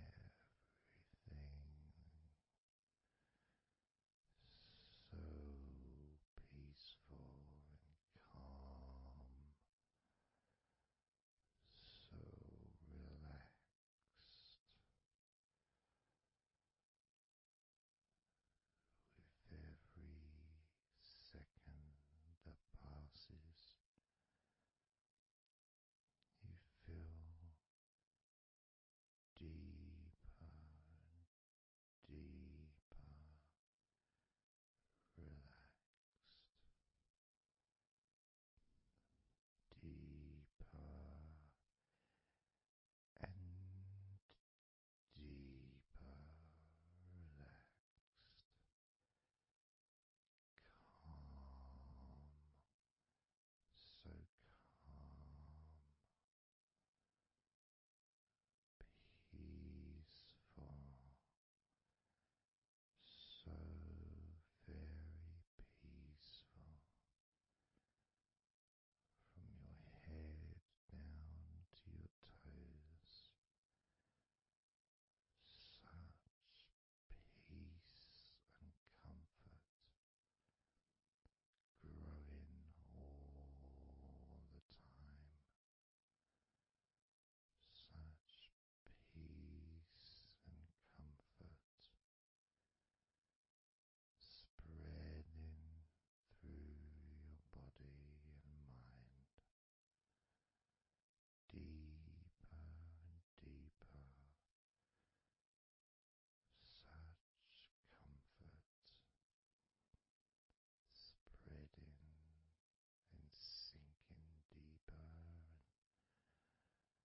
into every muscle of your body, so that you feel amazing, so relaxed, so peaceful, so relaxed and peaceful, letting go of everything. We're going to do a body scan, focusing on firstly how you feel in your body, not trying to change how you feel, not trying to relax, not trying to move away from any discomfort or stress or tension, but just accepting, observing and accepting how you feel in the different parts of your body. Just allowing yourself to be exactly as you are, to notice, to get in touch with how you actually feel in this moment. So we're going to start off by focusing on your hands. Just be aware of your hands.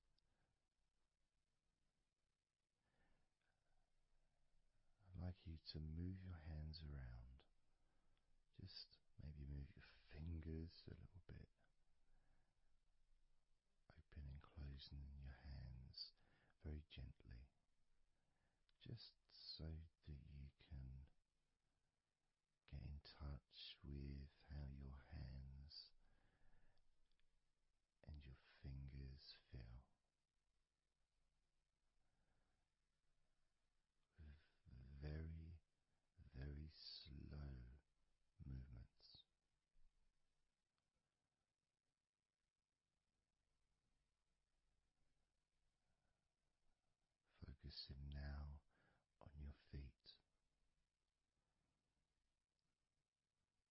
if you can, just do kind of an equivalent with your feet as you've just done with your hands.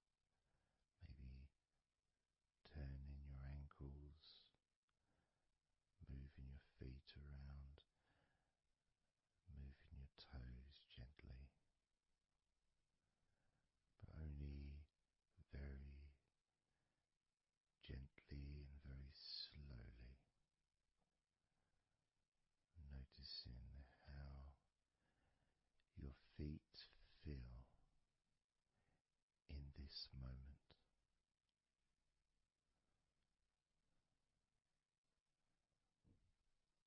Focusing now on your eyes. I'd like you to just focus on your eyelids. Maybe you can open and close your eyes a couple of times to really get in touch with how you feel when you do close your eyes. The muscle changes in your eyes when you do close them. Maybe raising your eyebrows, which stretches the tops of your eyes. Perhaps squinting your eyes, scrunching up your eyes, just so you can really get in touch with all aspects of how your eyes feel right now.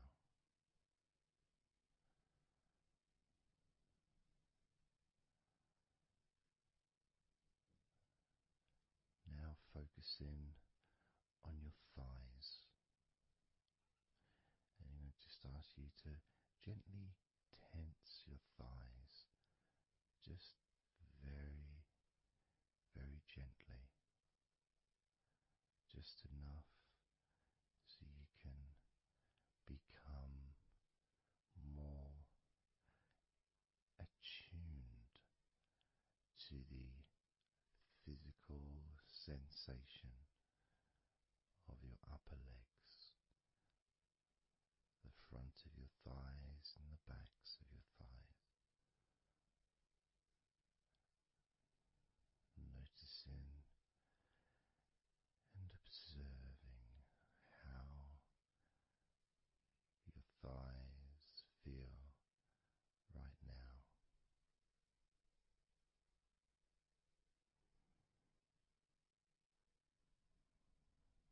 Moving your focus to the back of your neck, just noticing the back of your neck, the muscles, and of course they lead to the side of your neck. They also lead to the top of your back, which lead to your shoulders.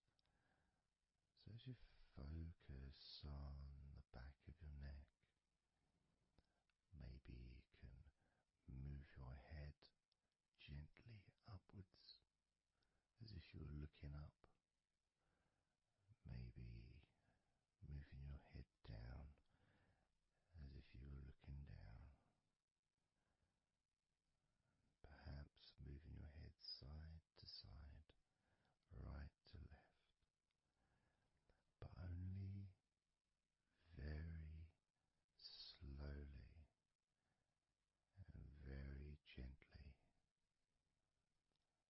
not trying to force anything. It has to be very, very gentle, just so that you can be more in touch with the feelings, with the sensations, the physical sensations of how the back of your neck feels right now.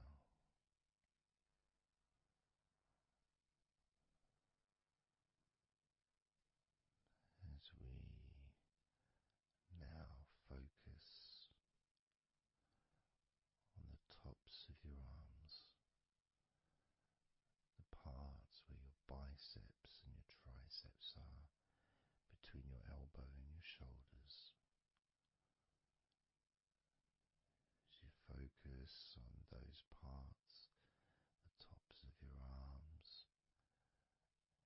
You may like to just tense them, but very, very gently and slowly, so you're not straining or putting any pressure whatsoever on your arms. It's just so that you can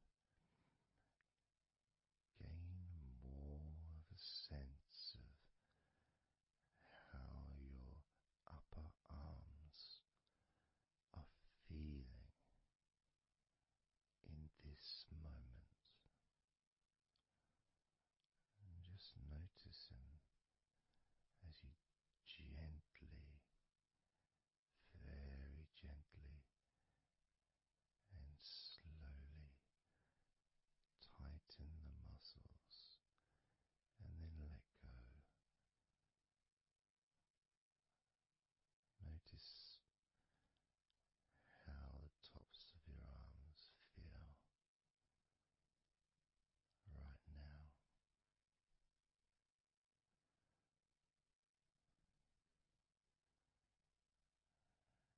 As we now focus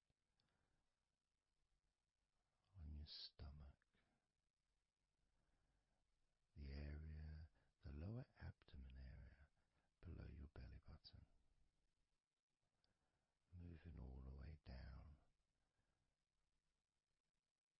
to your hips, just above your groin.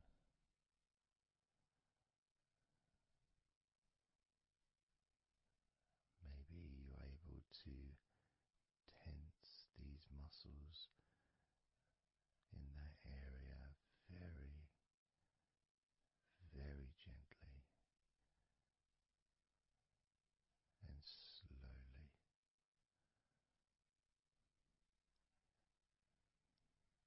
If that's a difficult thing to do, then maybe you can just move your body, pushing your stomach up, maybe moving a little bit to the side, using your hips, just so that you can get more in tune with how your lower abdomen area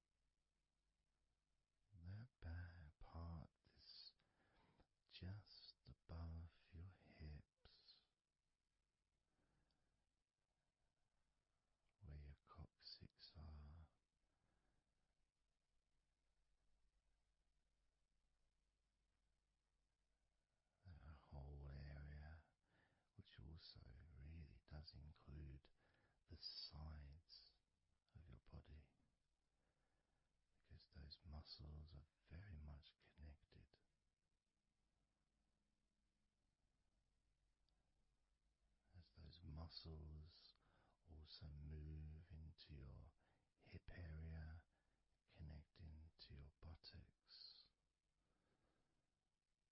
the sides of your hips.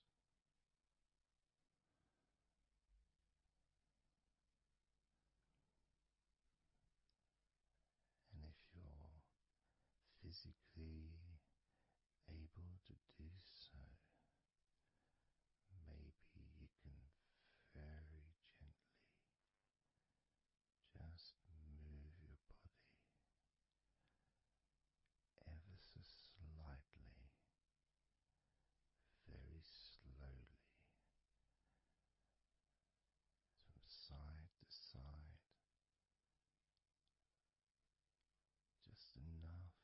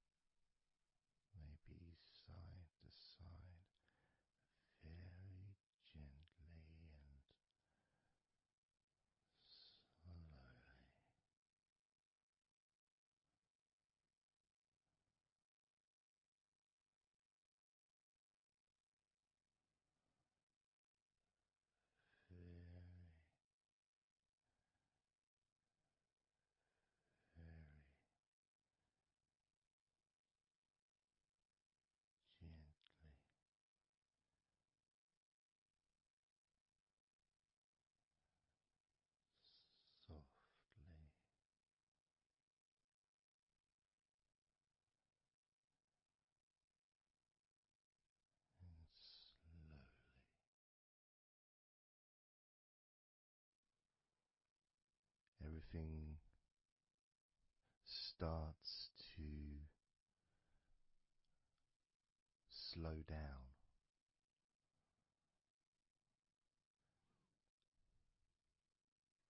including the thoughts in your mind and your mind itself just starts to gradually, it doesn't have to be instant, but just gradually starting to, it's almost like time is stretching.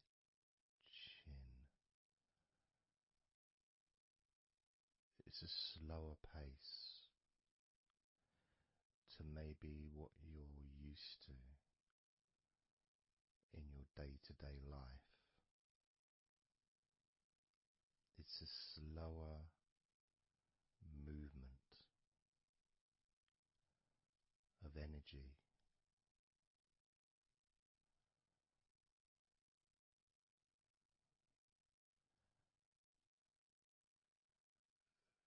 Very small movements which make up the larger movements, which is always the case. You know, when you move your hand, it might seem like it's one movement, but it's lots of minute different muscles moving in accordance with each other, and what happens in this space that we're sharing is we move from that big movement into those smaller movements.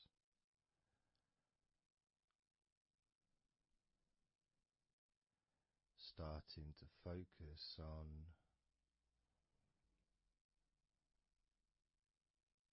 how your body feels, but not just as a whole, not just, oh, I'm feeling this way, I'm feeling stressed or tense, or I'm feeling relaxed and calm, I'm feeling this way, I'm feeling that way. Starting to notice that your body begins to present to you small feelings around your body.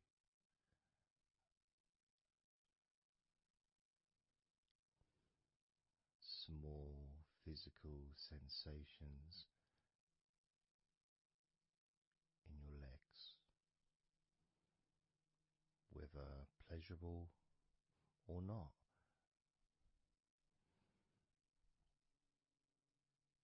Maybe resisting the temptation to label them or to judge them, those feelings, just thinking about them as just being neutral, just feelings.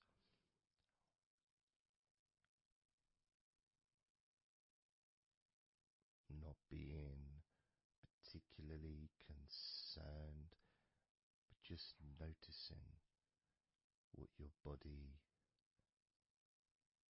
is telling you.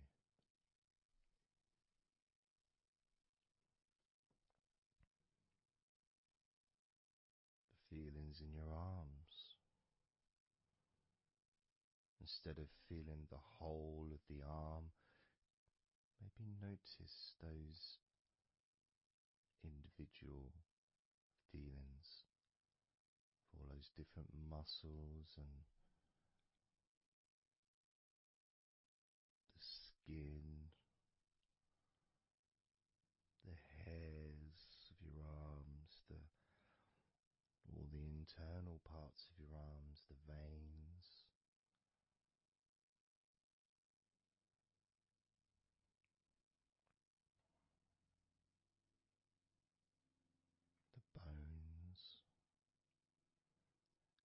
being aware of maybe your elbow on your right arm has a certain feeling. Maybe your left wrist also has its own individual physical sensation.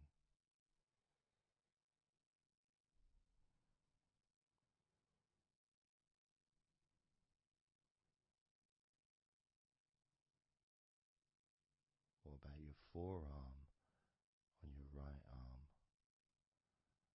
Your right forearm.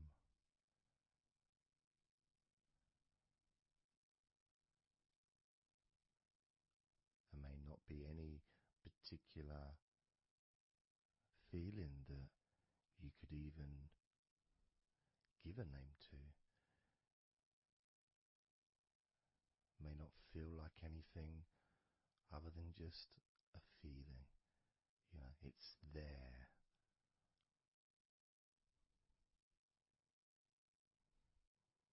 The feelings in your shoulders. Perhaps your shoulders, when you think about them, kind of almost like they're the same, you know, the same feeling. Almost like both of your shoulders are just one thing. Of course they're not.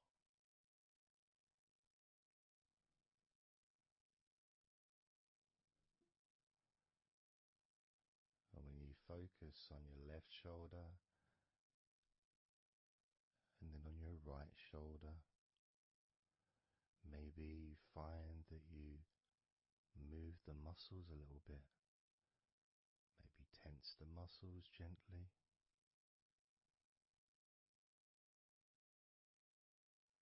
Noticing the difference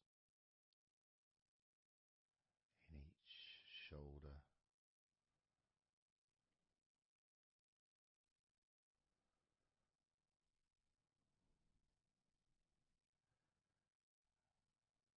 Your lower back.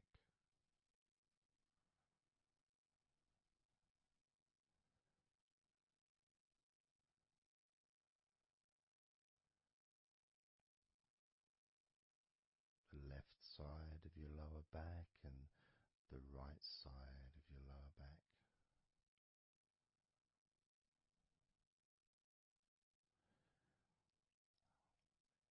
Of course, that connection to your buttocks and to your hips.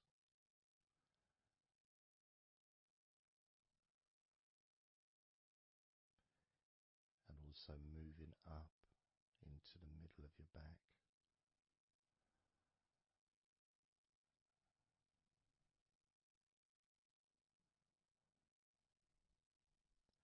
And sometimes, like right now actually, when I focus on that part, when I focused on my buttocks, and then I focused on the middle of my back, it almost felt like the muscles in my lower back were being stretched very gently, but just stretched a little bit, even though I wasn't doing anything to try to stretch your lower back. It just seemed to happen. The feeling of very gently stretching your lower back.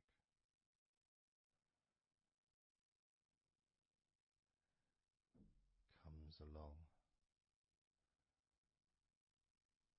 that feeling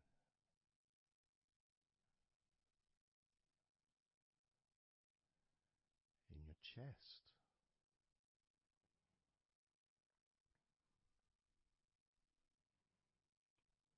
Just noticing what sensations you are experiencing in your chest right now.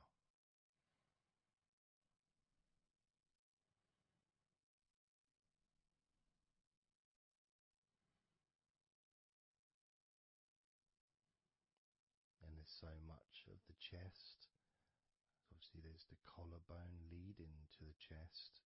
You've got the chest bone. You've got the muscles in your chest. And of course, if you're female, there's possibly the breasts. If you're male, you've got the different, well, mine aren't that different these days, but there may be more muscles at the top of the chest, but at the side, underneath, it's pretty much the same. Whether you're a man or a woman, there's muscles there, muscles that stretch out to your back, as well as breast tissue which stretches and moves into your back. So just being aware of your chest,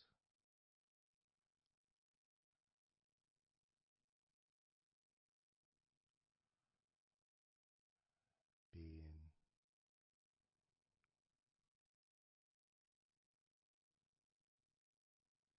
with whatever feeling there is in your chest.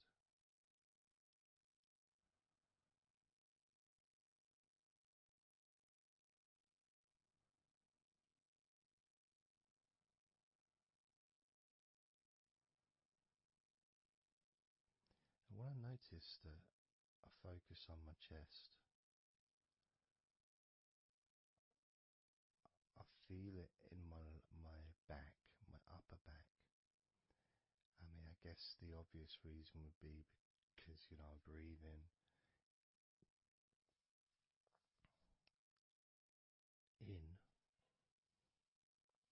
and it stretches my chest and my back at the same time.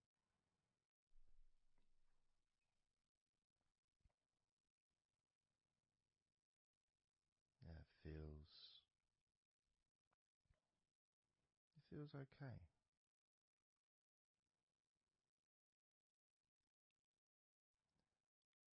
Doesn't feel.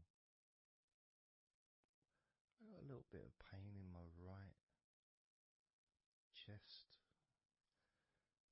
A little bit, not pain, but little discomfort, maybe stiffness, possibly. I don't know. I notice my shoulders are also wanting to flex for some reason. I think that's probably part of my upper back.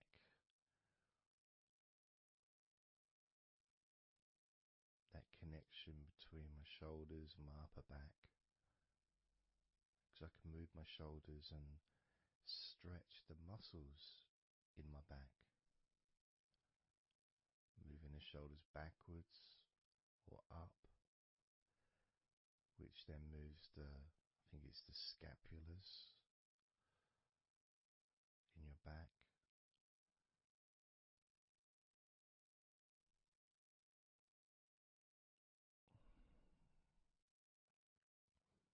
It feels quite nice actually.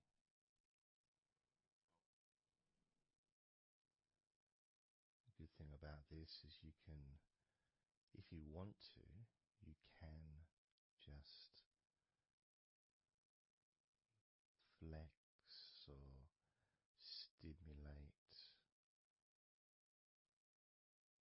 the various muscles in your body gently in order to get more of a sense of how they feel.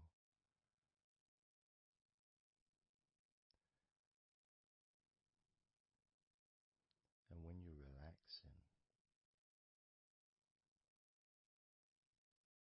when you do tense a muscle and you let it go and you let it relax, it relaxes way more than it would normally. But you have to feel that you're able to do that. There's no point doing it there's an issue with a part of your body, you need to be gentle with yourself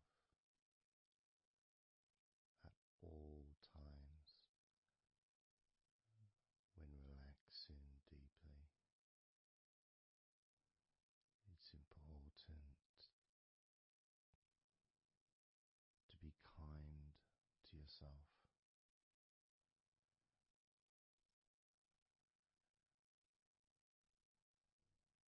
As you notice your mind, how much has your mind slowed down since we started this recording?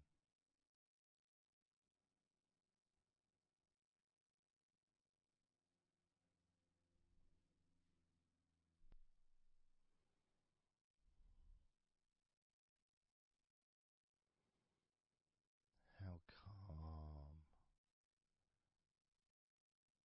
and peaceful is your mind right now?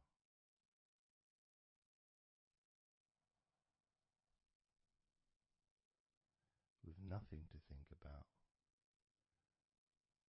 and just my voice to listen to, because you know the intention behind this recording is relaxation.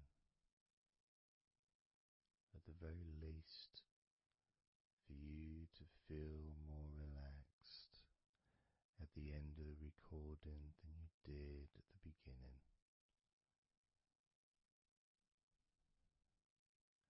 At the very least, for your mind to slow down as your body continues to relax,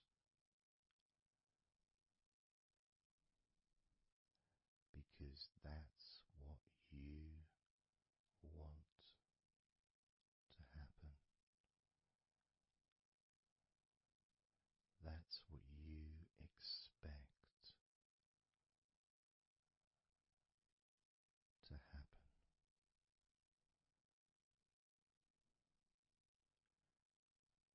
For relaxation to fill your body,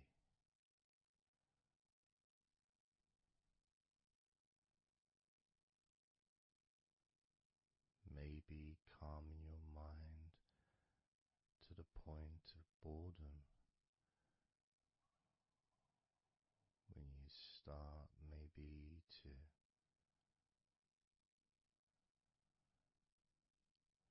drift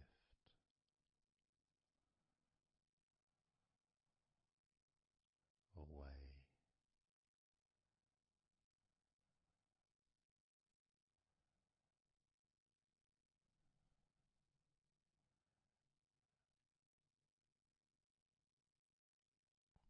Drifting.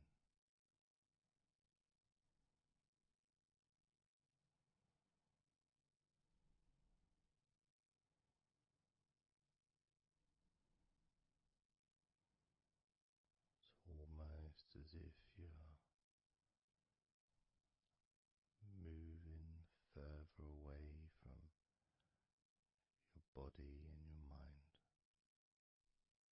just leaving that there.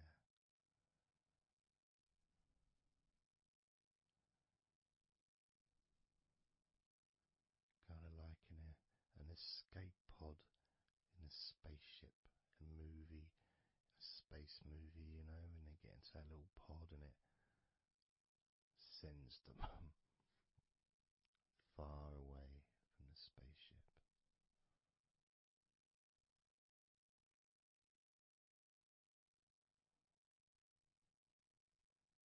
Safe to dream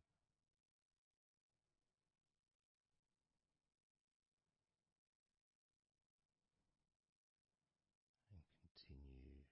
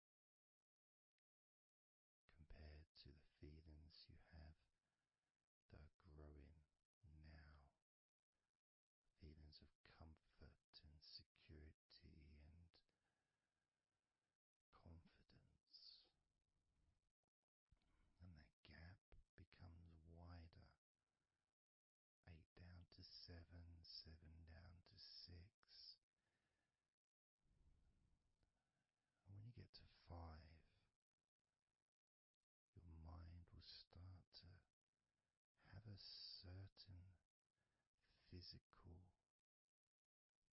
sensation, almost like there's a magnet outside of your head, sucking the tension and the stress and any remaining feelings that you don't want, sucking them out through your skull.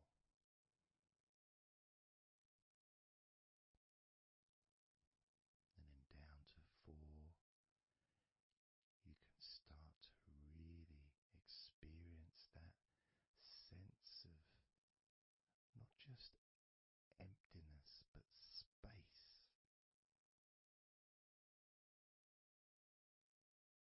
a place full of fresh air, a place where you can stretch.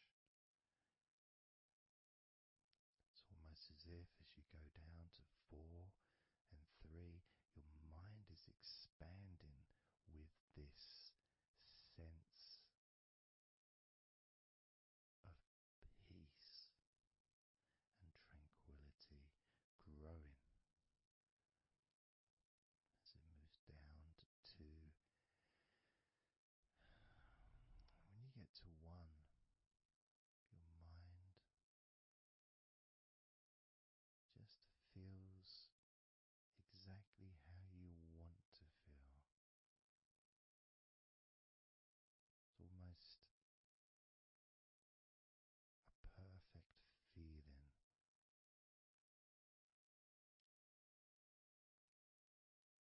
Maybe a sensation that you'd like to keep. A place that's safe where nothing can affect you at all.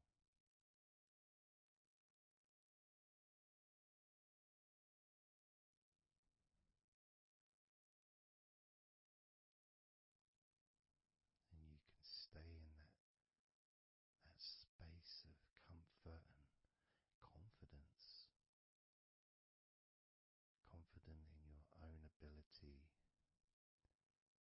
to create this space and this feeling of comfort within your own mind, just by counting from 10 down to 1.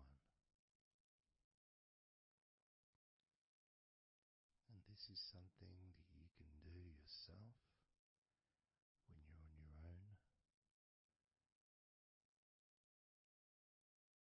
A time when you can maybe sit down, maybe just for a few minutes. Close your eyes and just count slowly from 10 down to 1.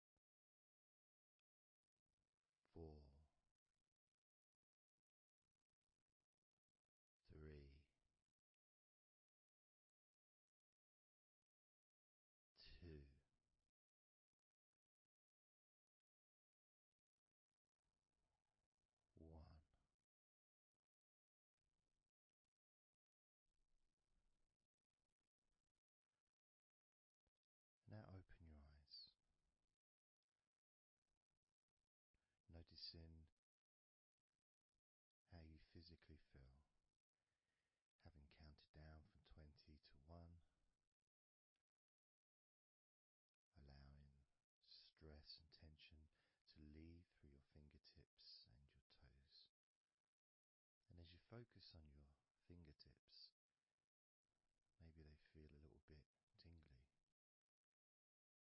which is, I suppose, quite understanding considering the tension has been exiting your body through your fingertips.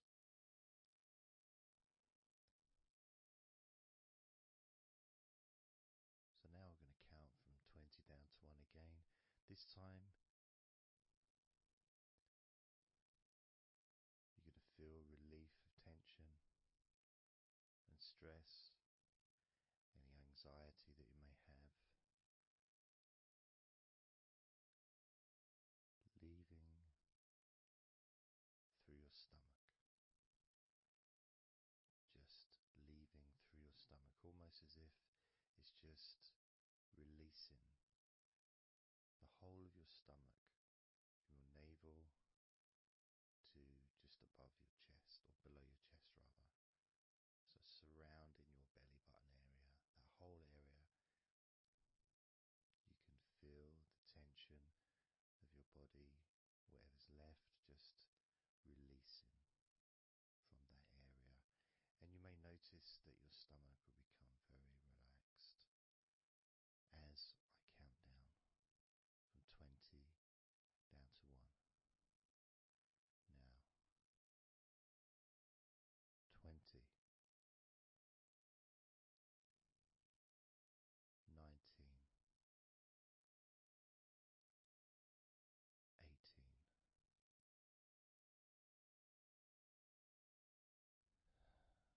17, 16, 15, 14,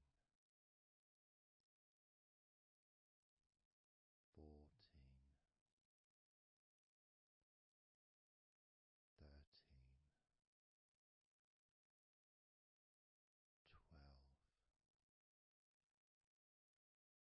11, 10,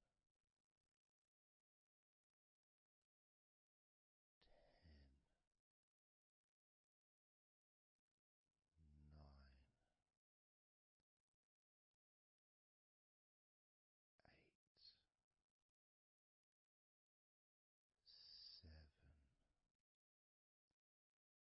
6, 5,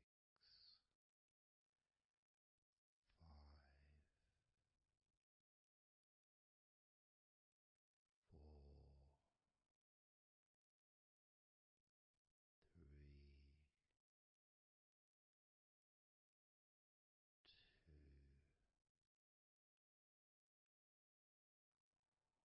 2, 1. And you can open your eyes again if you choose, or you can just keep them closed because it feels relaxing. Just notice how your stomach feels. And notice as you focus, just do a little scan of your body. Just notice how your body feels. Focus in on your upper body, your back, chest, stomach, legs, arms, hands, feet. Just noticing. And you may start to feel more of a sense of tiredness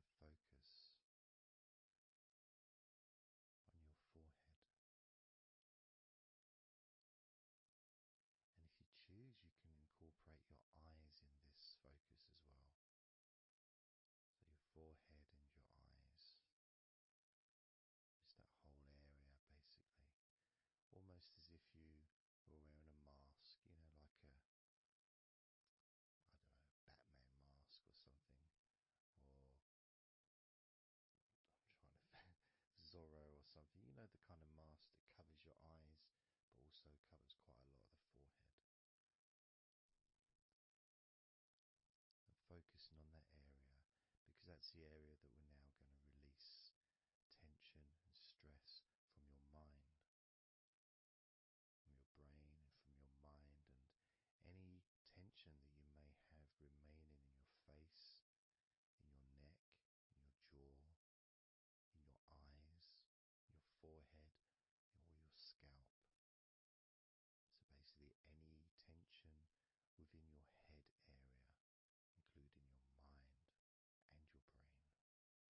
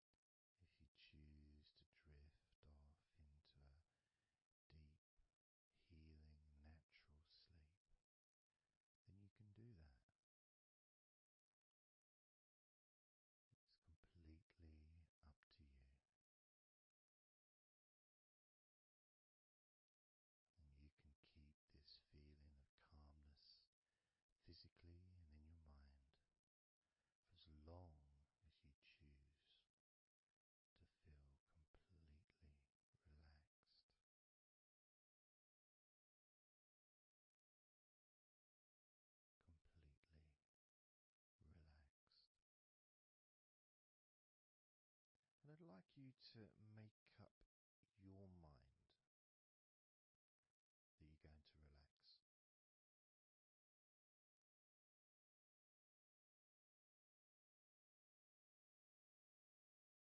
And I want to explore that with you, what it feels like when you actually decide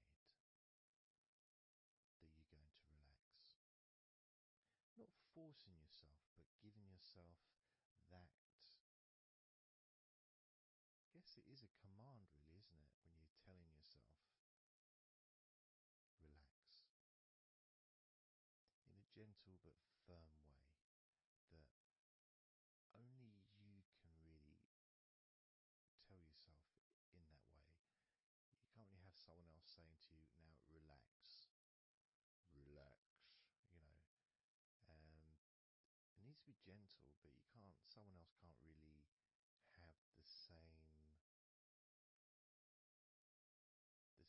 kind of influence or power that you have over your own physicality, over how you feel.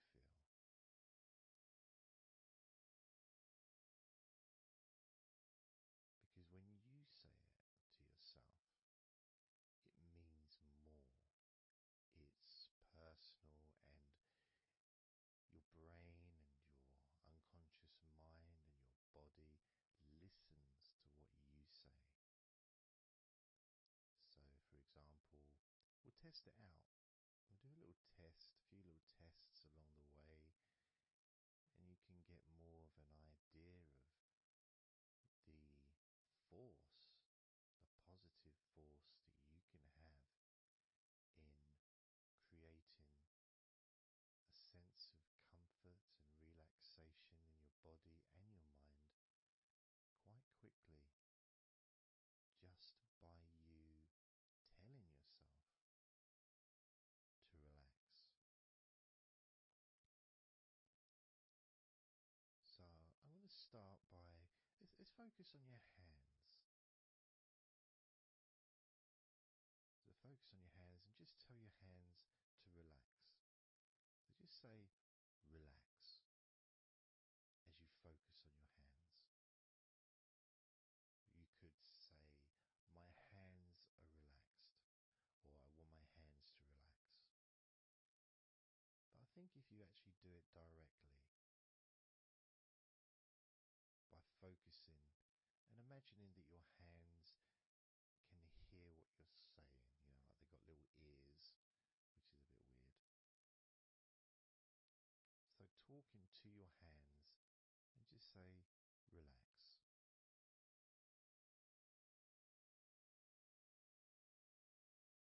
Noticing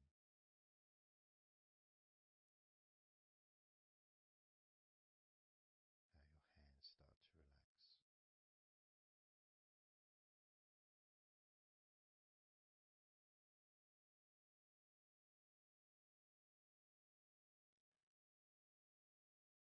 Now focus on your eyes and tell your eyes to relax. So you're just saying the same word, relax. And find the right tone for you.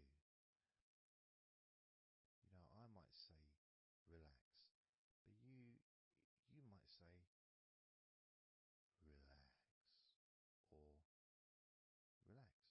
You know, you might say it differently to yourself, and that's important for you to gauge what feels right for you.